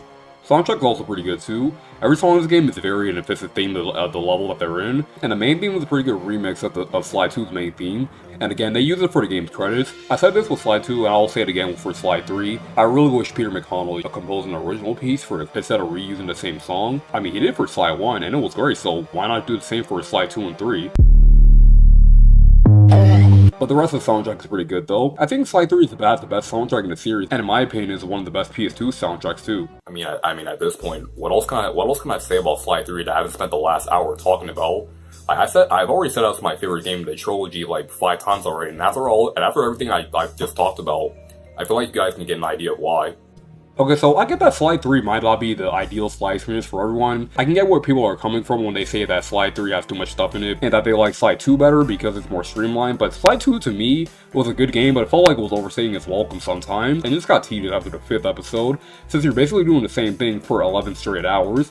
Well, Sly 3, the extra content felt like they belonged there for the most part, because I didn't really feel like there was any part of the game where I felt like something didn't fit in the main idea of the episode. Every episode felt like the right amount of length, and again, nothing felt like it was dragging them on, I wasn't getting bored, I was entertained the whole way through, and I feel like the story helps with that too, because the character interactions, dialogue, writing, and the development are at their best here. Every character, including the villains, get their moments to shine, and the main trios are come full circle, and they all felt like they got their perfect ending. I honestly feel like Sly 3 just took all the issues I had with the first and second game and just fixed all in this game alone. It kind of sucks how this game didn't get as much praise as Sly 2 did back then, but it got good enough press to be the end of the saga, since this was the last game that Sucker Punch developed for the series, and this was a great way to go out on. And it's also pretty sad that this game sold 1 million less copies less than Sly 2, and since this was Sony's big platformer of 2005, that's really unfortunate. But I still really love Sly 3, it's my favorite game in the series. I feel like this is the game that really got me into Sly. I mean, Sly 1 and bits and pieces of 2 might have helped out, but Sly 3 is definitely the game that made me as much of a hardcore Sly fan than I am a fan of either Sonic or Crash. Sometimes when I'm bored in class, I just take out my sketchbook and just draw pictures of the characters because I always love how they look in the comic book animations. But whenever I'm quoting lines from the series, it's almost always from this game. And every time I play it, I keep finding new things about it to appreciate. And I feel like that's enough reason to call it one of my favorite PS2 games. And I get it, I love this game because I've been playing it for close to 10 years now, so I would obviously have a bias, so of course I would say that. But let's just say for someone who's just trying to get into the series and gets overwhelmed by all the different types of gameplay here, not only from the 7 mission types, but also from the 8 characters to play as, it might be too much for one player, so it's probably better to start with Sly 1, since this is the easiest to get into, since it's a pretty basic platformer, or Sly 2, since Sly 3 uses the structure of that game. But if you play those games and you get into Sly 3, I really hope that you have just as much of a good time as I did, because this game is great great no matter how many times I play it. Graphically, it's the best looking in the series, and the story keeps me hooked with its characters and its themes. Sly 3 is just great. I have nothing else to add. Go play Sly 3. In fact, just play the entire trilogy, just in general. Just like, either play on the original PS2 or play the PlayStation 3 remasters, or even emulate it on PCSS2, or even just emulate the remasters on RPCS3. Just play the games, and I hope to God that you have a good time if you do. And for those of you who are wondering where I rank this game between Jak 3 and Up Your Arsenal, I still think Jak 3 has the weakest third game between the three series. But I can't really decide if I like Sly 3 better or Ratchet & Clank 3 better, so I feel like I might have to play Up Your Arsenal again, just to decide. But we still have one more game to look at before this marathon ends, and it's considered the worst game in the series by most fans. And like, I'm actually kind of decided to do this video because I normally defend this game from the hate that it gets, but this is actually the first time that I'm actually like fully completing this game since my first playthrough back in 2017. So I'm kind of excited to see what I would think about the game now, and I'm of course talking about Sly Cooper, Thieves in Time. So yeah, but until that video comes out, thank you guys for watching, and I'll see you all next time. Peace. Okay, so I feel like I speak for everyone when I say that it's about goddamn time that this marathon comes to an end. We're finally at the fourth and final Sly game in the series, and this is actually the first and only Sly game that wasn't developed by Sucker Punch either. By the way, if you're wondering why I don't have a physical copy for Sly 4 like I do with Sly 1, 2, and 3, it's because I'm playing the game digitally, so unless you want me to like take apart my PS3 and show you all the shit that's inside, I can't really like show you the game case. So after Sly 3 was released in 2005, Sucker Punch was ready to move on to their next project, Infamous, but because of this one at the end of Honor Among Thieves. So while this might be the end of our adventures together, it could be the start of something even bigger. Time will tell. Literally. Cause I'm building a time machine to find out. It left people wanting more, even though in my opinion, Sly 3 ended off things on a satisfying note. But for a while, on our end at least, it seemed like we weren't getting any more Sly, but behind the scenes, an up-and-coming developer named Sanzaru Games, who at this point made Ninja Reflex on Wii and the DS, and the PS2 port of Secret Agent oh my god, came to Sony with a prototype build of what Sly 4 would be. While Sony was impressed with the prototype, they wouldn't give Sanzaru the wheel to develop another Sly game. They decided to let them remaster the first 3 games for the Sly Collection, which was released in 2010, and while there were a couple of hiccups like the black borders not filling up the entire screen, or how the silhouettes on Sly in the game in the first 2 games aren't there, but it did a decent job being an HD upgrade to the PS2 games. Afterwards, they finally greenlit it to make Sly 4. Fun fact, in the Sly Collection, there's actually a short teaser that's showing that another Sly game is in development. And there's also some Easter eggs and references to Sly Cooper in Infamous, but I guess that was bound to happen since Uncharted did the same thing with the Power Cell Orb treasure that you can find in every game in the series. But in E3 2010, Sly 4 was finally announced for the PlayStation 3, and the way they did the trailer would honestly make any Sly fan excited for this. This honestly feels like something Ratchet & Clank would do, but instead it's just Court and Strunge pretending to be Ratchet & Clank.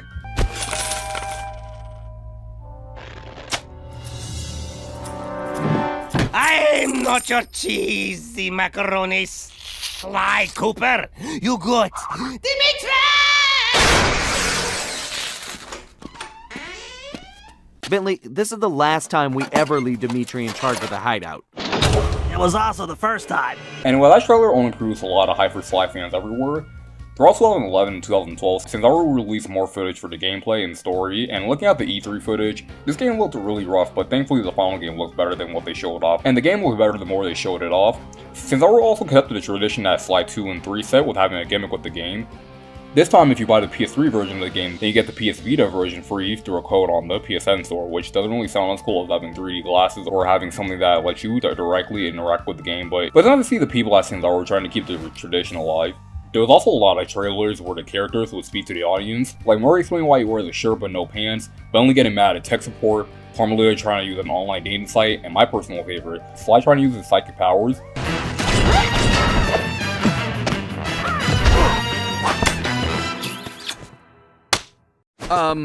That last bit? People do not need to know about that. There's also a contest where fans could design their own treasures and have a chance to get them in the game. So remember how Ratchet & Clank 2 had that one contest that lets you design your own weapon and had a chance to get them in the game? It's basically like that.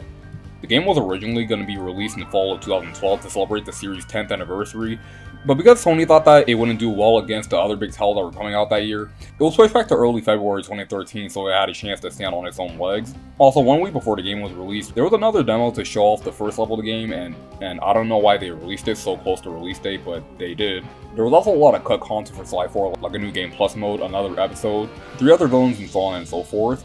And when Sly 4 first came out, it had pretty positive reviews, and while not on the same level as the original trilogy, but it's still had pretty decent reviews and calling it a great follow-up to the PS2 games and praising the game's design and graphics. And from all the positive reception that the game was getting, and the movie being revealed a year later, and even Sucker Punch being pleasantly surprised at how great the game was to them, it looked like Sly was finally back and was going to be coming back with more games, and with a new developer that has just as much of a passion as Sucker Punch did back then. What happened this time?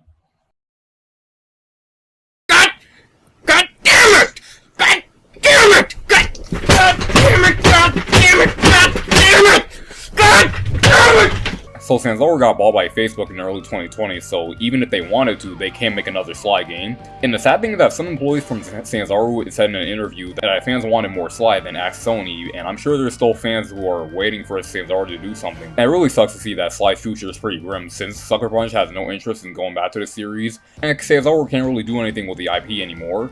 But on the flip side, I hear a lot of people being split between this game, since some people love it and majority of people absolutely hate it, calling it the worst game of the series, which is kind of surprising to me because I thought after seeing a couple of people's reviews on the game, I thought Sly 4 was a good game. Although being the worst game in a series where the majority of games are great, it's not really much of a bad thing if we're being honest here. Where I stand on this personally, I love the fuck out of Sly 1 and 3, but I actually wouldn't play this game until a whole 4 years after the game came out, and I remember liking it. Yeah, that's it. I liked it, I put the game down, and I never played it again ever since. I mean, I guess I can be excited about playing it again after so long, but that's really all I can say here. So, like, watching the more, like, negative videos of the game and seeing how they, like, brought up some, like, really good points, I was kind of thinking, like, if, like, with these thoughts in the back of my head, like, will I still be able to, like, enjoy the game, like, as much as I did when I first played it, like, 5 years ago? But like always, we're gonna start with the story, and I really feel like this is the weakest part of the story. I really feel like this is the weakest part of the game here. So, yeah, and just like Sly 1, 2, and 3, this is all gonna be from like my perspective. I'm not gonna try to like analyze all the like deeper meanings of like all of the themes in this game. Not that Sly 4 like has a lot of like meaning in its story anyway. It's pretty basic. That much I'm gonna spoil like right this part of the video. So anyway, so let's see if the story of Sly Cooper Thieves in Time is entertaining for newcomers to the series.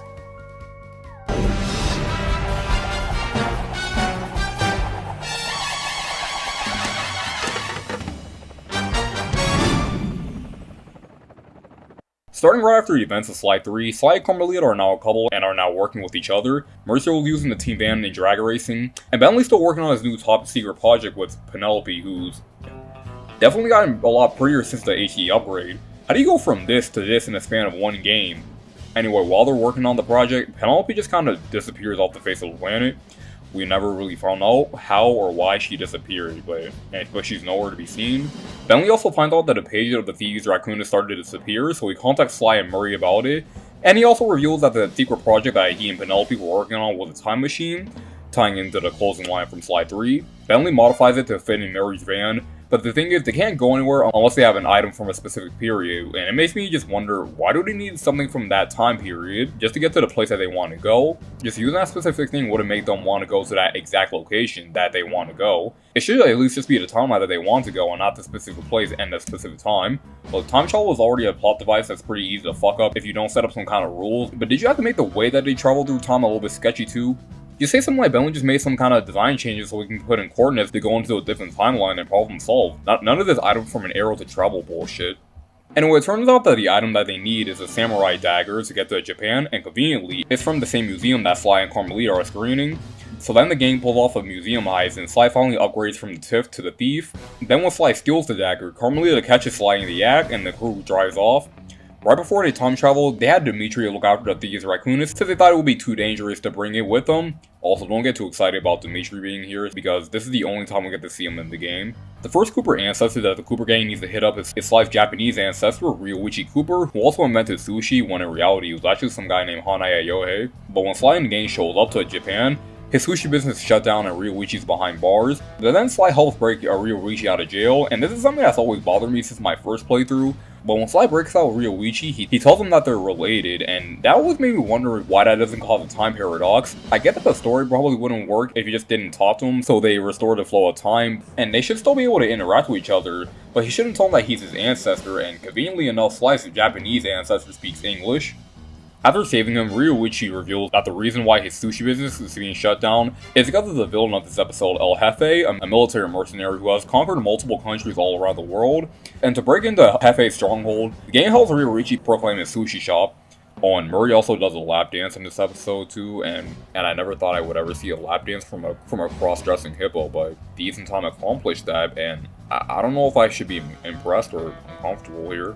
Soon the Cooper gang broke into El Jefe's stronghold, where Jefe stole Ryoichi's cane, and Sly confronted him on top of the giant statue he built of himself. After a confrontation, Sly defeats El Jefe, but before he could retrieve Ryoichi's cane, he was ambushed by Gas Mask Rack, who swiped the cane and retreated back into a huge blimp, where Sly gets a glimpse of the person responsible for the events taking place. One of the rides accidentally dropped the sheriff's badge, which Sly took to use for the time machine. The gang contacts Dimitri, and he says that Tennessee Kid Cooper was the next target. After using the sheriff's badge to travel to the 1880s, they found out that Tennessee Kid Cooper was also arrested, this time by another sheriff by the name of Toothpick. But after realizing how tough the security is in that place, Sly says that he's gonna have to get arrested for the first time in his career to break Tennessee Kid Cooper out, which is technically not true since he turned himself into Carmelita at the end of Sly 2, and yeah, Bentley and Murray made sure that the helicopter was flying in circles so Sly had a chance to escape, but that line's kinda stupid, especially because of the fact that they showed that scene once in the opening prologue. Anyway, after Sly gets himself thrown into prison, he frees Tennessee and he tells the story of how he was thrown into prison. He planned out a bank heist, but Toothpick arrested him before he could even get inside the bank. But somehow there was still a robbery at that bank, and Tennessee was still charged for it even though he was still in prison when it all happened. What, did he get a trial from the Piantas from Super Mario Sunshine? The game finds out that it was actually Toothpick who stole all the money and framed Tennessee for the robbery, and we also find out that backstory about Toothpick too. He was actually a gangster from Eastern Europe who pulled off multiple heists in his timeline, but someone gave him a chance to be a gunslinging sheriff. Later in the story, Toothpick manages to kidnap Carmelita and tries to send her off a cliff. Tennessee saves Carmelita, and Sly and the rest of the gang arrive, but literally seconds after they get captured by Toothpick. Tennessee and Carmelita go on another mission to rescue them, and they do that, but not before Carmelita eats out Sly for all the shit that he's pulled over the past couple of years. Anyway, Carmelita explains to Bentley how she got pulled into this mess. After they escaped from a museum, she looked around and found a collection of stolen treasure. Eluding them was Cyril A. Paradox, the billionaire art collector. He had her sent to Cottonmouth Bluff, where she was captured by Toothpick. Bentley learned that Toothpick planned on moving his stolen gold from the mines onto a special train, which was being supercharged by the Cooper van. To get both the gold and the van, the gang would need to catch the train while it's in motion. After Tennessee diverts the path to the train, the gang were able to raid it so Murray can get back his van, and also able to get back Tennessee's gold.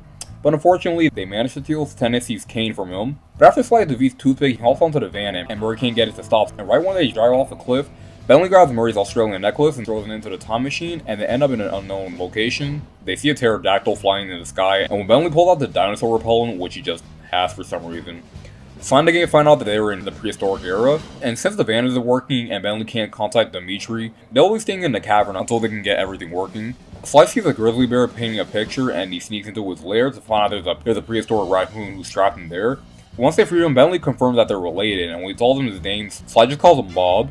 And just like the Guru, he speaks gibberish, but everyone can understand him, but unlike the Guru, he actually has subtitles. It's also confirmed that he's the first ever Cooper who started his whole bloodline.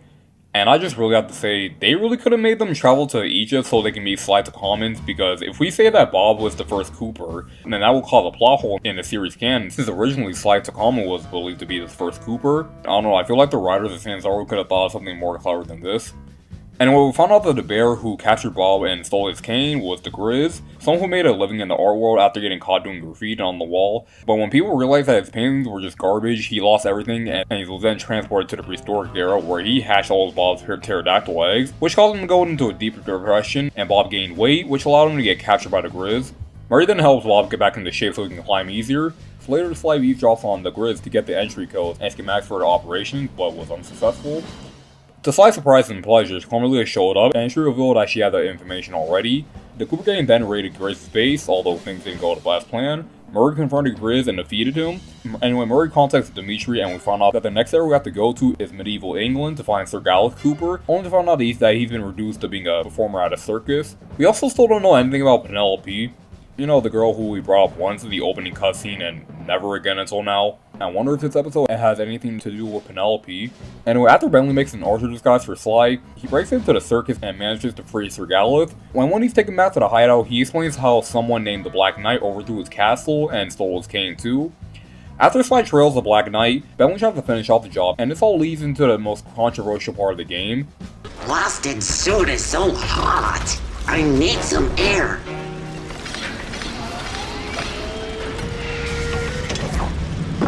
Much better. I can barely think in that thing. It's not possible! Phew, that thing's almost as stuffy as Bentley. Penelope? But why would she... Yep, Penelope is the villain of this episode. Before, I didn't really think that much about this plot twist, but I can see why this part of the story ruined Thieves in time for people. There's a lot of things wrong here, but I'll talk about it when we finish the story.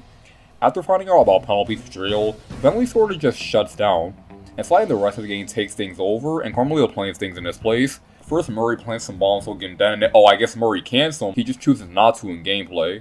Anyway, Murray detonates the bomb so the rest of the gang can cross through. They see Penelope and Sir Galus charges in there only to get his cane stolen again, and nobody really seems to be doing much to help him out. I'm pretty sure Sly can fire an arrow or Carmelita can shoot out her shock pistol, but whatever. Sly fights the giant robot she builds, and once he takes it down, the thing falls on Sly's foot, and somehow he's not even hurt. Okay, this needs to be said. How come Bentley gets paralyzed when Clockwork's beak came falling down on him?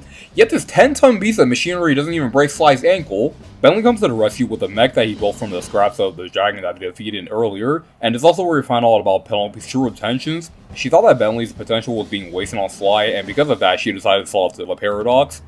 There's a lot of things wrong with this again, but I'll get to this later. After Bentley defeats Penelope, the gang finds out that Salim al-Kupar needs help from ancient Arabia.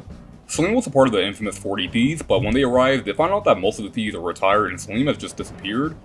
Sly finds Salim and find out about Miss Decibel, who was born in England and wanted to share her love in music, but the only problem was that she's bad at it. And I always wonder who that guy was who threw his tomato at her. I mean, yeah, her playing was bad, but she was a kid. But most kids playing instruments sound terrible. Anyway, after getting a trumpet stuck in her trunk, she went on a mass crime spree. Right before Salim went into retirement, he and his gang prepared one last heist, but his gang got captured and Salim barely escaped with his life. Later, we hear a conversation between Miss Decibel and the Paradox, and Sly mentally improvised a plan to get the thieves, since Miss Decibel ordered supplies for the thieves, and Sly's going to be posing as the delivery man, and he uses an Italian accent, which I thought was a pretty fun callback to the last game, but in the context of this world, why not use an Arabian accent? What, because that would be racist? Anyway, after doing that, Bentley comes up with a plan to get past the security door, but they can't do it without his distraction, so Bentley decides a costume for Carmelita to belly dance, and Marie seems really persistent to want to cross-dress again. However, since we don't want to announce our presence, we need a diversion for the guards. So I've taken the liberty of fashioning an outfit for Carmelita, who will use it to lure the guards away from their posts by, performing a belly dance. What? Possibly your best plan ever, Bentley. I'm sorry I didn't ask, Carmelita, but you're the only one who can pull this off. Bentley, I could do it. I am not getting into that outfit. I realize it's a bit revealing, but think of it as going undercover. Bentley? I'm positive the Murray could squeeze into that thing. Hey, Carmelita, you should model that outfit for us, to make sure it fits. Shut up, Ringtail. I'm only doing this for the team. Listen, silk is very elastic. All right, let's move out. We don't have any time to waste. So after coming up with that plan, well, just look.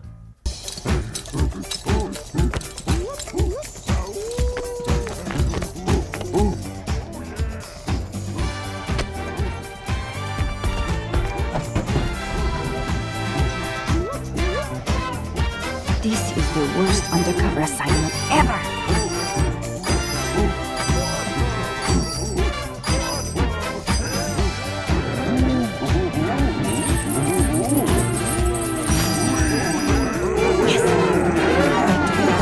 So So the Cooper gang gets the door to open and they find out that there's a docking station for Paradox's time blimp.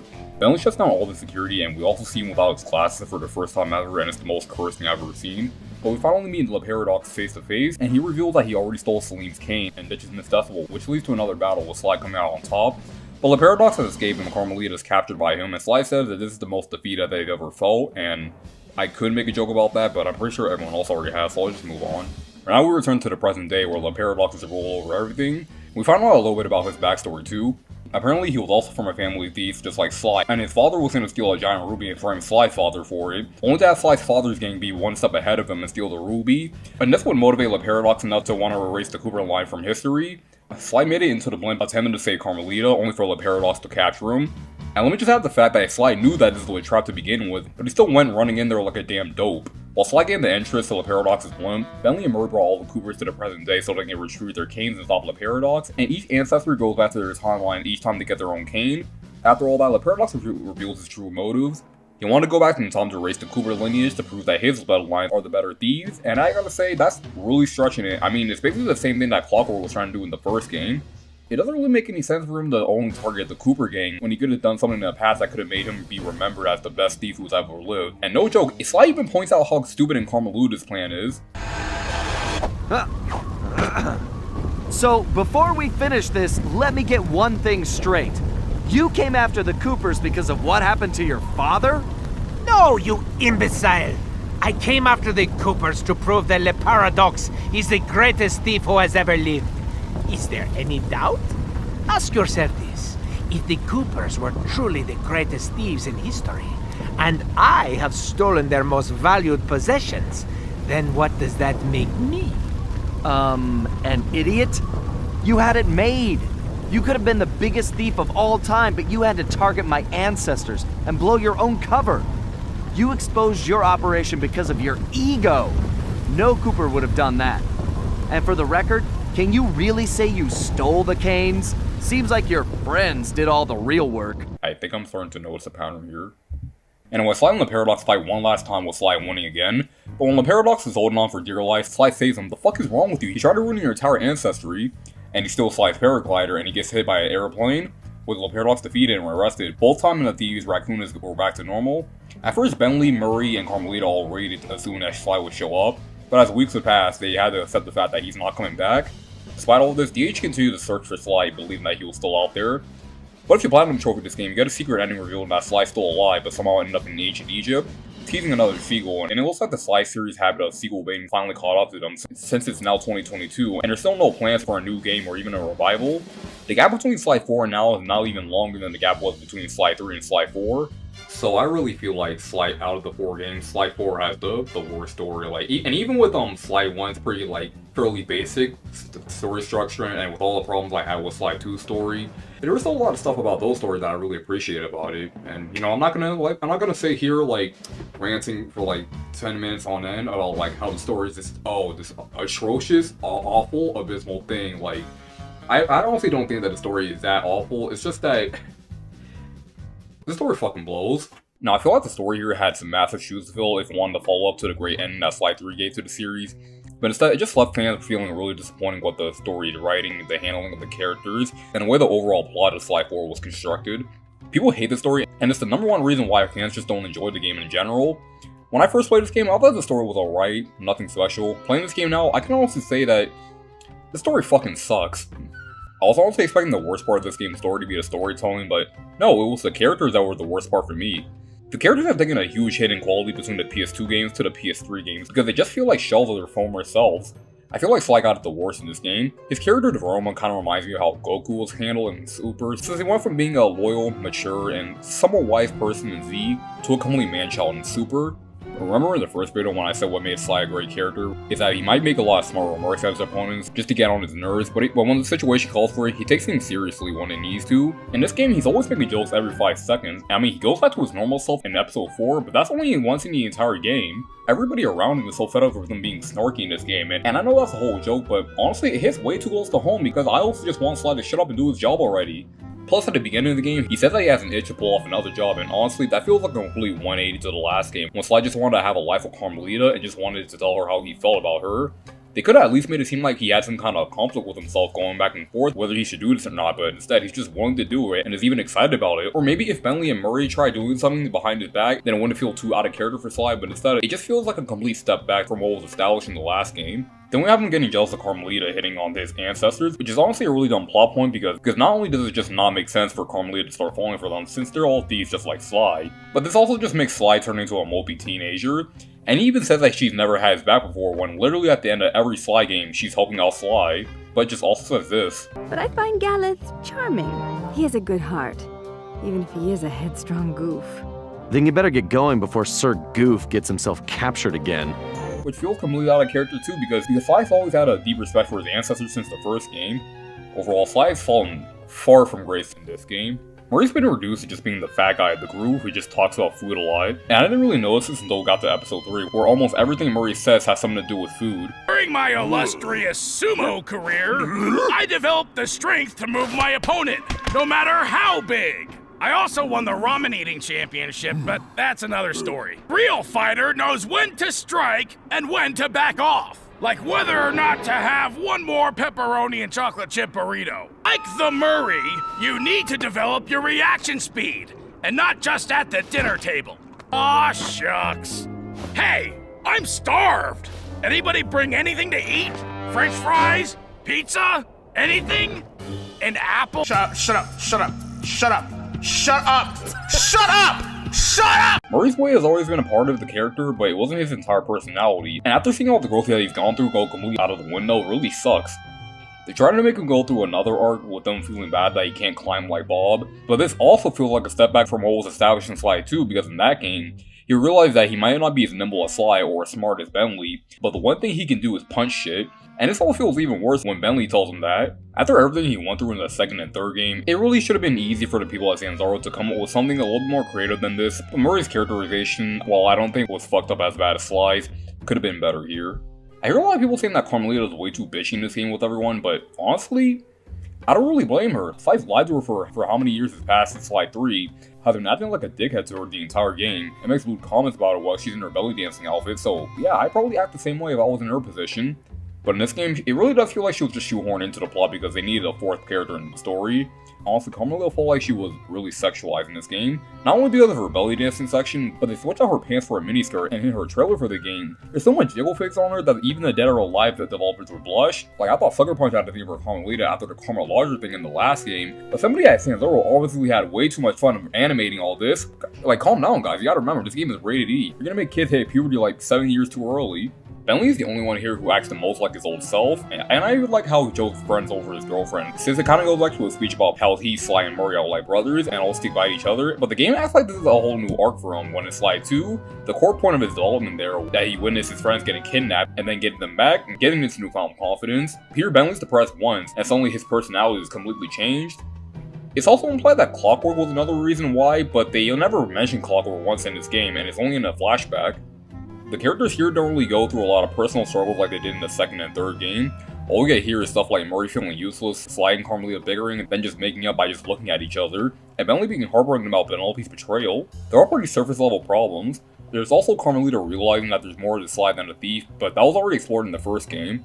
There's nothing like the guilt that Murray felt when he couldn't save Bentley, or when Bentley was starting to feel jealous about Sly, but then realizing that the three of them are like brothers. There's nothing like that here. Oh yeah, I should probably bring up Penelope's plot twist of being a villain. Like I said, this was a part of the game that ruined Thieves in time for a lot of people, but the thing is, I don't really think that this is a bad idea on paper though. She told everyone that she was a Black Baron for years, so I don't think it would be that far-fetched to think that she would try to do something like that again. It's just that the execution was just god-awful. The thing about this whole twist is that it wasn't built up properly throughout the game. Penelope disappears once in the opening cutscene, we forget about her for 3 episodes, then they suddenly bring her back up again. Even the reveal wasn't really that well executed because she drops her name right before the player finds out the Black Knight is her. Oops. And I feel like they could have done something better than her wanting to get rich with Bentley, since she's always shit-talking Sly's honorable thief nonsense, but the only problem was she was in on that too. Her and Bentley kinda had a one-on-one conversation about that in Sly 3. Maybe if Paradox said something that would make Penelope want to join her, like her mastery in technology would do a lot of good for society, or something like that, because it's kinda hard to believe that she would sell out the Cooper gang just to get rich.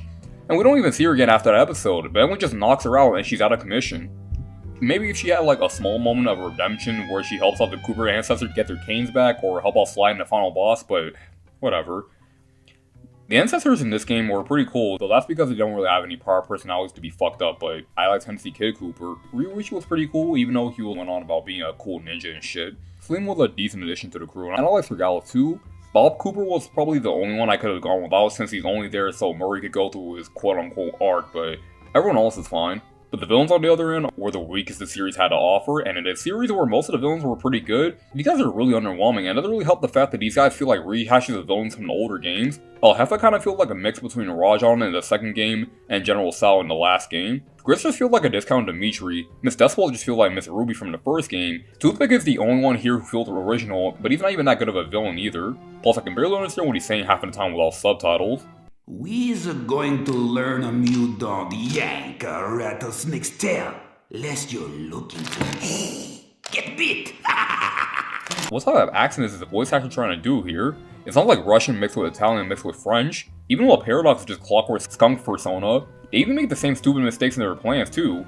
Clockwork with not killing Sly as a child, and Paradox with only going after the Cooper family. The writing here also feels like I'm watching a Saturday morning cartoon, since there's a lot more jokes here than usual.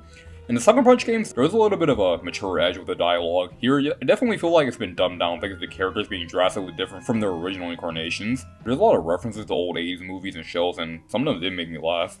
The last time I was in these sewers, I was just a teenager. Okay, I've been pretty negative so far, but there are some things I like about the story. I like how I made a little Easter egg to the first comic with the cookie heist. If there's one thing I'll give Thieves in Time props for, it's that it's brimming with callbacks and references to past games. I also really like how Bentley's plans, instead of being a picture slideshow, Bentley upgraded to a Google slideshow. It's a pretty cool visual, and I appreciate the extra effort, since it would have been pretty easy for them to do the same thing from the original trilogy. I also really like how there's more animated segments in an episode, not only at the start and end of the level. It was a nice transition having them go from a comic book motion picture to a full-on animated movie. I also really like how characters other than Sly narrate over these cutscenes. And I know people did that in the second and third game, but it's cool to see more of this. The art style took a little bit for me to get used to, but I like how these look. The voice acting is also really good in this game too. I would honestly go as far as saying that it's on par with the third game. Sly and Bentley's voice actors do a great job as usual. Murray's voice actor still does the same impression of him that he did in the last game, and again, I don't think it as bad, I just like the second game's voice better.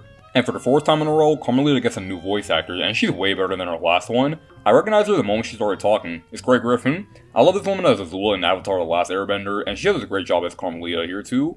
I would say that it's just as good as her voice in the second game, and she does the Latina accent almost perfectly. As much as I like the idea of Sly in a cell, nobody kidnaps Inspector Carmelita Fox and gets away with it! And also want to bring up the fact that Nolan North, aka Nathan Drake, voices not only the Paradox, but Hefe as well.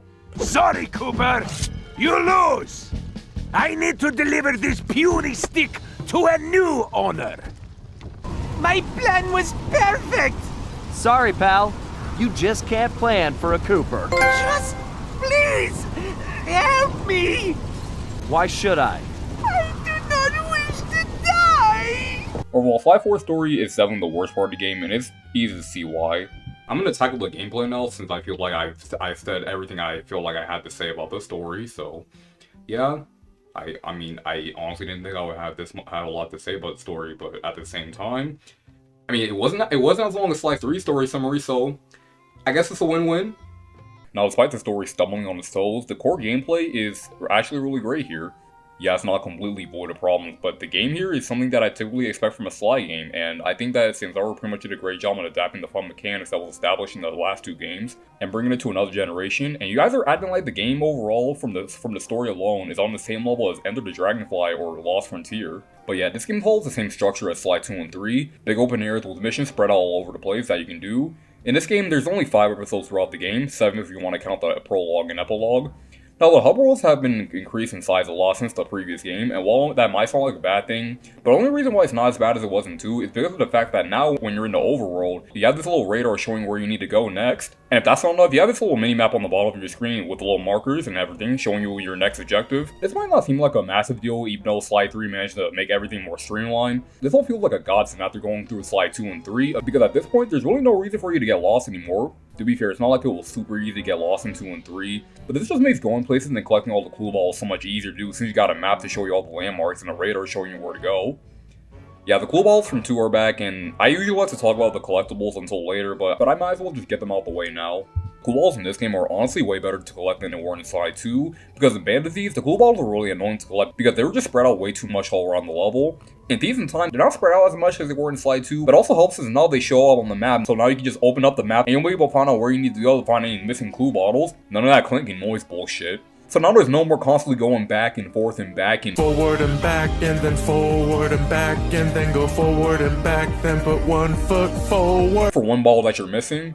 If you got all the cool balls in the level, you can open up a safe just like in Sly 2, but unlike Sly 2, you don't get any powers. You just get another piece of treasure. The treasures from the second game come back here too, and they serve the same purpose as they did in that game, getting coins to buy on ThiefNet, but they went with the Sly 3 route into making the coins already be transferred to your total coin count whenever you collect them. Anyway, these don't show up on the map like the cool balls, and they definitely need you to look around a lot more too. I'm gonna be honest here, guys. The only reason why I managed to platinum trophy this game as fast as I could was because I was using a guide. I'm sure I could have found them all by myself since I found all the cool balls in Sly 2, but honestly, I'm just ready to get this marathon done and over with at this point. I really like how a lot of these treasures are callbacks to previous games. That was pretty cool. Then we have the Sly Mask, which not only appear in a hub world, but also appear in missions too, so this gives you a reason to replay the missions. There's also one of these arcade machines too. Anyway, the more stuff you collect, you unlock more cosmetics and different skins for Sly in the game. And I also love how one of the skins gets Sly's Ratchet's Wrench, so when you kill enemies, they turn into bolts and not coins. It even transfers into cutscenes too, even though it can make Sly look like he's grabbing thin air. But if you platinum trophy this game, you get a secret ending showing that Sly's stuck in Egypt. So would I say 100% Sly 4 is worth it? I mean, I guess it's worth it for the extra skins and stuff, but maybe not the secret ending. The hideout basically serves the same purpose as it did in the last two games, picking characters to play as their missions and buying power-ups on ThiefNet. The hideout itself also seems to have changed since the last game. Now there's a treasure roll that shows off all the treasures that you collected throughout the game, a costume gallery which shows off every costume collected throughout the game, there's a table tennis minigame where Sly and Bentley just have a round of the game, and there's these arcade machines inside of every hideout, and you get a trophy for getting the highest score in all of them. But now that's all out the way, let's talk about the main trio's gameplay. Their gameplay is pretty much stayed untouched going from Sly 2 to Sly 3 to Sly 4, so this will be pretty short. Sly's just as acrobatic as he was in the last two games. He can still backflip, side flip, climb on everything, tightrope walk, rail slide, everything's here and accounted for. The controls did take a little bit for me to get used to. I didn't really like how when you're running in one direction and immediately move the analog stick into the other direction. Sly just kind of slides for a little bit and not immediately go to the other direction, but once I got used to it all, everything just felt naturally. Climbing, doing all the stuff I could do in the last two games was just as much fun here as it was there. I also really like how now you don't have to hold onto the circle button anymore to shimmer past walls. Just press the button and you're good. But for some reason, Sly still stops dead in his tracks whenever he swings his cane in midair, and I criticized Sly 3 for this, so I have to criticize Sly 4 for it just to be fair. Sly's costumes from 3 come back here too, and this time they're not only needed for story-related missions, but they're also needed to find some of the treasures, and I like that because it gives the game a little bit more replay value, because it gives the player a reason to come back to the game when they finish it. Sure, it's a little bit annoying for someone like me who typically likes to get the collectibles as soon as they can, so I won't have to worry about coming back later, but I like this approach though. Anyway, the first costume is the General's outfit, which Shirks guards in episode 1 and thinking that you're one of their commanding officers. It's also flame retardant, so you can just walk through flames and come out unscathed. You can also reflect fireballs, which is pretty helpful for getting treasures too.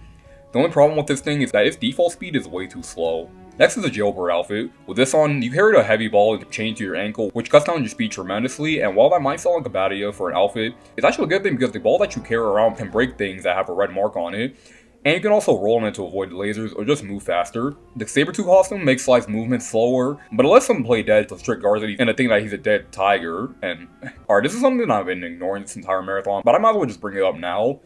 How do animals work in this universe? Why are some animals anthropomorphic but others just aren't? Isn't Sly wearing a tiger skin suit the equivalent to if we just get another human alive and we just started wearing it as clothes? Then there's Bentley and Murray fishing, and it makes me wonder, since this is a universe mostly full of animals, wouldn't that be kind of dark, or do fish just not follow the same rules as mammals here? I know I'm probably thinking way too deep into this, but it's just something that just bothers me more and more as the games go on. Anyway, he can also leap across large distances while he's in this costume. The Archer outfit lets Sly shoot an arrow for him to walk on, but only when there's a bucket of arrows that are right next to him. And finally we have the Thief outfit, which allows Sly to one-shot guards with a sword, and slow down time for a short period of time. Overall, I like the costumes in this game. They don't feel as situational as they did in Sly 3. Bentley controls largely the same way he did in Sly 3. The only difference is being that his triple jump has been replaced with a hover, and Bentley programmed Raw hands into his wheelchair, and this makes pickpocketing with him so much faster than it was in Honor Among Thieves, because in that game, Bentley used a magnet to get coins, and it cut down Bentley's speed too. Here it's the same as Sly. Honestly, I don't have anything else to say about Bentley's gameplay in this game, since it's been completely untouched since the last game, and don't worry, I already liked his gameplay in Sly 3. That just leaves us with Murray, who again, plays exactly like he did in Sly 3, except for the fact that he doesn't have his ball form anymore. Out of the 3 characters, I feel like Murray had the short end of the stick because his style feels a lot more simplified in comparison to Sly 3 and maybe even 2. Close range combat with him feels a little bit clunky sometimes, and he can't even do his signature uppercut kill anymore. I do like how they gave him the ability to pickpocket again, even though the guards just disappear after you do. There is a new move that he can do where he just slams guards onto the ground, and I thought that was pretty cool. I even like how Murray's thunder flop is a lot more quicker and snappy too, and you even get an upgrade that increases the radius, but overall Murray's my least favorite character to play as in this game, but I guess that's not too bad, so you don't really get to play as him as much as you did in Sly 3. But I feel like this is a problem that this game suffers from: character balancing. Older games made sure that it was 40% Sly, 30% Bentley, and 30% Murray. In this game, it's more like 75% Sly, 10% Bentley, 10% Murray, and a 5% Carmelita. Oh right, Carmelita's in this game! I legit just forgot about her because she's literally only playable in like, what, 2 or 3 missions? She plays mostly like she did in Sly 3, but instead of a third-person shooter, it's now in the perspective of a first-person shooter.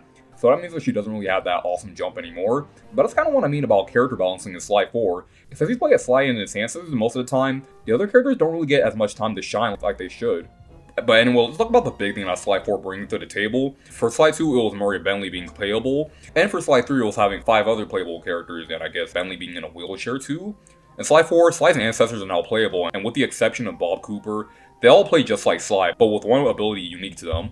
With the real Luigi, he can spiral jump place to place faster. Tennessee Kid Cooper has a gun that he can shoot, and even has a crack shot mode, which allows him to shoot multiple targets at the same time. Bob Cooper can climb, which is actually a lot cooler than it sounds, trust me. Sergala has the wall hug move, which is another variation of the hook swing move that Sly has. And Celine can climb up ropes and ladders a lot faster, but it really just feels like they just added him into the game just to make Aladdin references. Like seriously, his paraglider is literally a magic rub, and his silent takedown has him trapping guards into lamps. Out of all the ancestors, Bob is the weakest one out of the bunch. Since he doesn't play as Sly, he just kind of sticks out like a sore thumb. Other than him, there were none of these guys I didn't like playing as. But again, since they all play like Sly, at least the other characters being sidelined.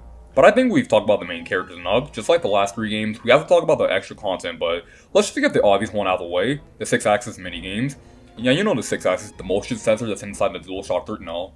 Yeah, well, if you don't remember, or just straight up didn't know, this game is going to make you remember, because I swear this game has a fucking fetish for the 6-axis, because it's everywhere in this game. For me, it's not even the fact that the minigames are bad to begin with, but it's more because why have it here in the first place? Wasn't the 6-axis like a thing in PS3 games like from like 2007 and 2008? Like, this game came out the same year as the PS3. Who cared or even remember the 6-axis at this point? I was really scared about getting to these 6-axis sections, not because they suck, because when I was playing through the first Uncharted earlier this year, and I got to the 6-axis points, the 6-axis in my controller wouldn't work, and so it just let me scared when I would get to these parts, but thankfully, when I did the fishing minigame in episode 1, everything was working all fine, but I just knew that that minigame right there wasn't only for things to come. This puzzle right here where you have to tilt this orb around the level, it's so easy for you to fall off, and sometimes the motion sensors just doesn't even work, and I would just lose my shit whenever that happens. And this wouldn't be a huge problem, but these types of hackathons are plastered everywhere around the game. But other than that, the 6-axis in Sly 4 isn't that bad, and I really mean that too. I mean, it had no business being here in the first place, but that's the only thing about the 6-axis in this game that was a huge problem. The only other thing you have to do with it is opening safes and making Carmelita shake her ass in her lap dance minigame. The 6-axis is more of a small inconvenience than something that's frustrating me to no end. But now that's out of the way, let's get into everything else. Bentley hacking comes back in this game, and there's 3 iterations of it. The first one being the one established in the second and third games. Then there's the blue code where you shoot out projectiles and create loops to destroy things that won't work with your normal pea shooter. And then there's the purple code which lets you fire off bombs, but it's pretty short range, so you have to get up close to get some hits. The other hacking minigame is the 6-axis one that I brought up earlier, and finally there's Alter Ego, where you get to play as Bentley's avatar and pretty much go through a twin-stick shooter, and this is easily my favorite one. Bentley's RC vehicles come back in this game too. His RC car is relegated to following the villains. The car can boost for a short burst of speed and shoot obstacles in its way, and has a chicken hat that it can use to jerk guards. There's his RC copter, and it controls the same way it did in Sly 2, but accurate aiming is pretty annoying since the bombs drop in an arc. Then there's the cannon that's used to protect Bentley in missions, but it's nowhere near as bad as the ones in Sly 1 and 3 where you have to protect Murray, mainly because the cannon has a lock on, so there's no way you can kill Bentley, not even on accident. There's also a mission where you have to make sarsaparilla and serve it to the patrons at the bar, and that mission was alright. Even getting the trophy for this mission wasn't that bad. But that's all the missions here, and they're better than the first and second games, but I don't really know if I would say that they're better than the ones in the third game. But overall, I think Sly 4's extra content is, at its best, decent, but at its worst, it can be mildly annoying. Holy shit, we're almost done. Let's talk about the bosses. El Jefe was pretty decent. His patterns took me a little bit to get used to, and the boss, they feel like it was dragging at some points, but other than that, it's a good boss. I even like how they incorporated the samurai outfit in a way that flew pretty well throughout the boss fight. Toothpick was a little bit annoying because you have to use the jailbird outfit, and I don't think switching between the jailbird costume and Sly's regular outfit flows as well as the samurai outfit because of how slow it is, and combined with how fast Toothpick throws his bombs, it's pretty easy to get your health drained throughout the boss fight. And then we have the Grizz, and most of it is a rhythm minigame for some reason. This is one of the weakest bosses in the game because it's way too easy. They try hiding the button prompts to make it harder, but it doesn't really help since we can see them for a full 30 seconds before they disappear. Next we have Penelope, and I actually like this boss. It kind of reminds me of a game of Rock'em Sock'em Robots. I like how you just can't go into the fight thinking that you can just start wailing on her if it's the first chance you get.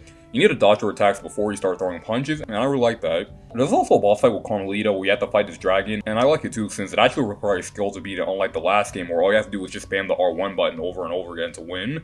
The Paradox is without doubt the worst final boss in the series, and yeah, if it even includes the Clockla boss fight in Sly 2, it's a goddamn quick time event. All you have to do is press a button that shows up, and I honestly don't think that it's possible to die from this boss fight or even get hit. Okay, I got hit twice, but that was only because I was distracted. The Sandstorm just did not have enough time to make another boss fight, so they just made a QTE. What a great way to end a series, guys. Anyway, we talk about every single aspect of this game there is to talk about, so let's talk about the graphics, the soundtrack, and finally my overall thoughts about this game. This is by far the best looking Sly game since it's on HD technology. It can go way beyond the limits of the PS2 games to make it look even better. I remember I thought this game looked amazing back then. I still think that the graphics have aged pretty gracefully. Sometimes I just like to sit there and just rotate the camera just to get a great look at the environments here. It's nice seeing how well things already translated the graphical style from PS2 games to PS3, especially since this game came out pretty late into the PS3's life too. The game can look a little bit dark in some areas, but that was a thing in the first two games, and I guess Sandstorm wanted to capture every little detail from the Sucker Punch games. There's also so much attention to detail here, and I love that.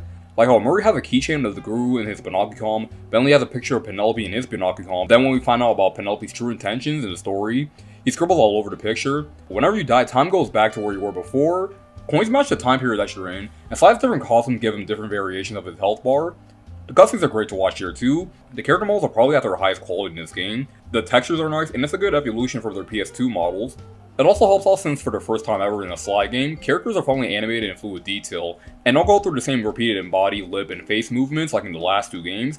I still think that the character models in the last two games look pretty good even today, but the way the characters change expressions from one frame can make it look a little bit janky, especially in comparison to the Jack and Daxter and Ratchet & Clank's cutscenes. Now everybody moves more naturally and facial expressions are on point too. I feel like Bentley's the best example of this, when he has glasses on anyway. I don't think we've ever seen Bentley emo like this before. You can tell when he's happy, when he's sad, when he's scared, when he's in over his head, or when he's just tired of Sly shit.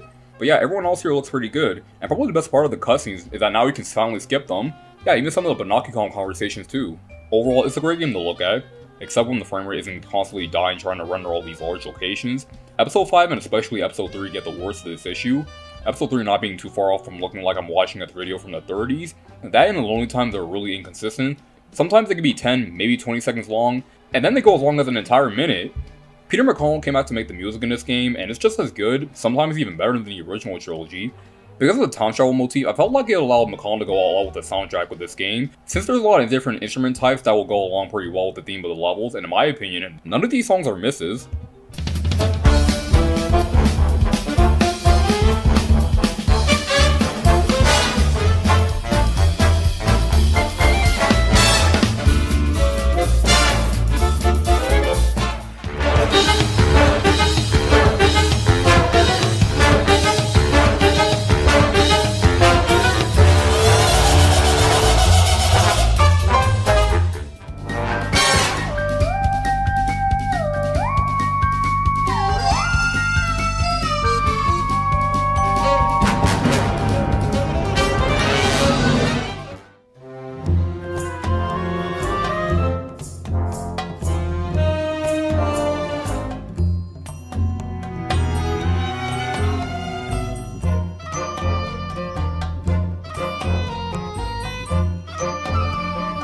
Even though the soundtrack is pretty good, the sound effects are a little bit weaker than the first three games, especially when it comes to hitting enemies, because hitting guards in this game just has less of an impact than it did before.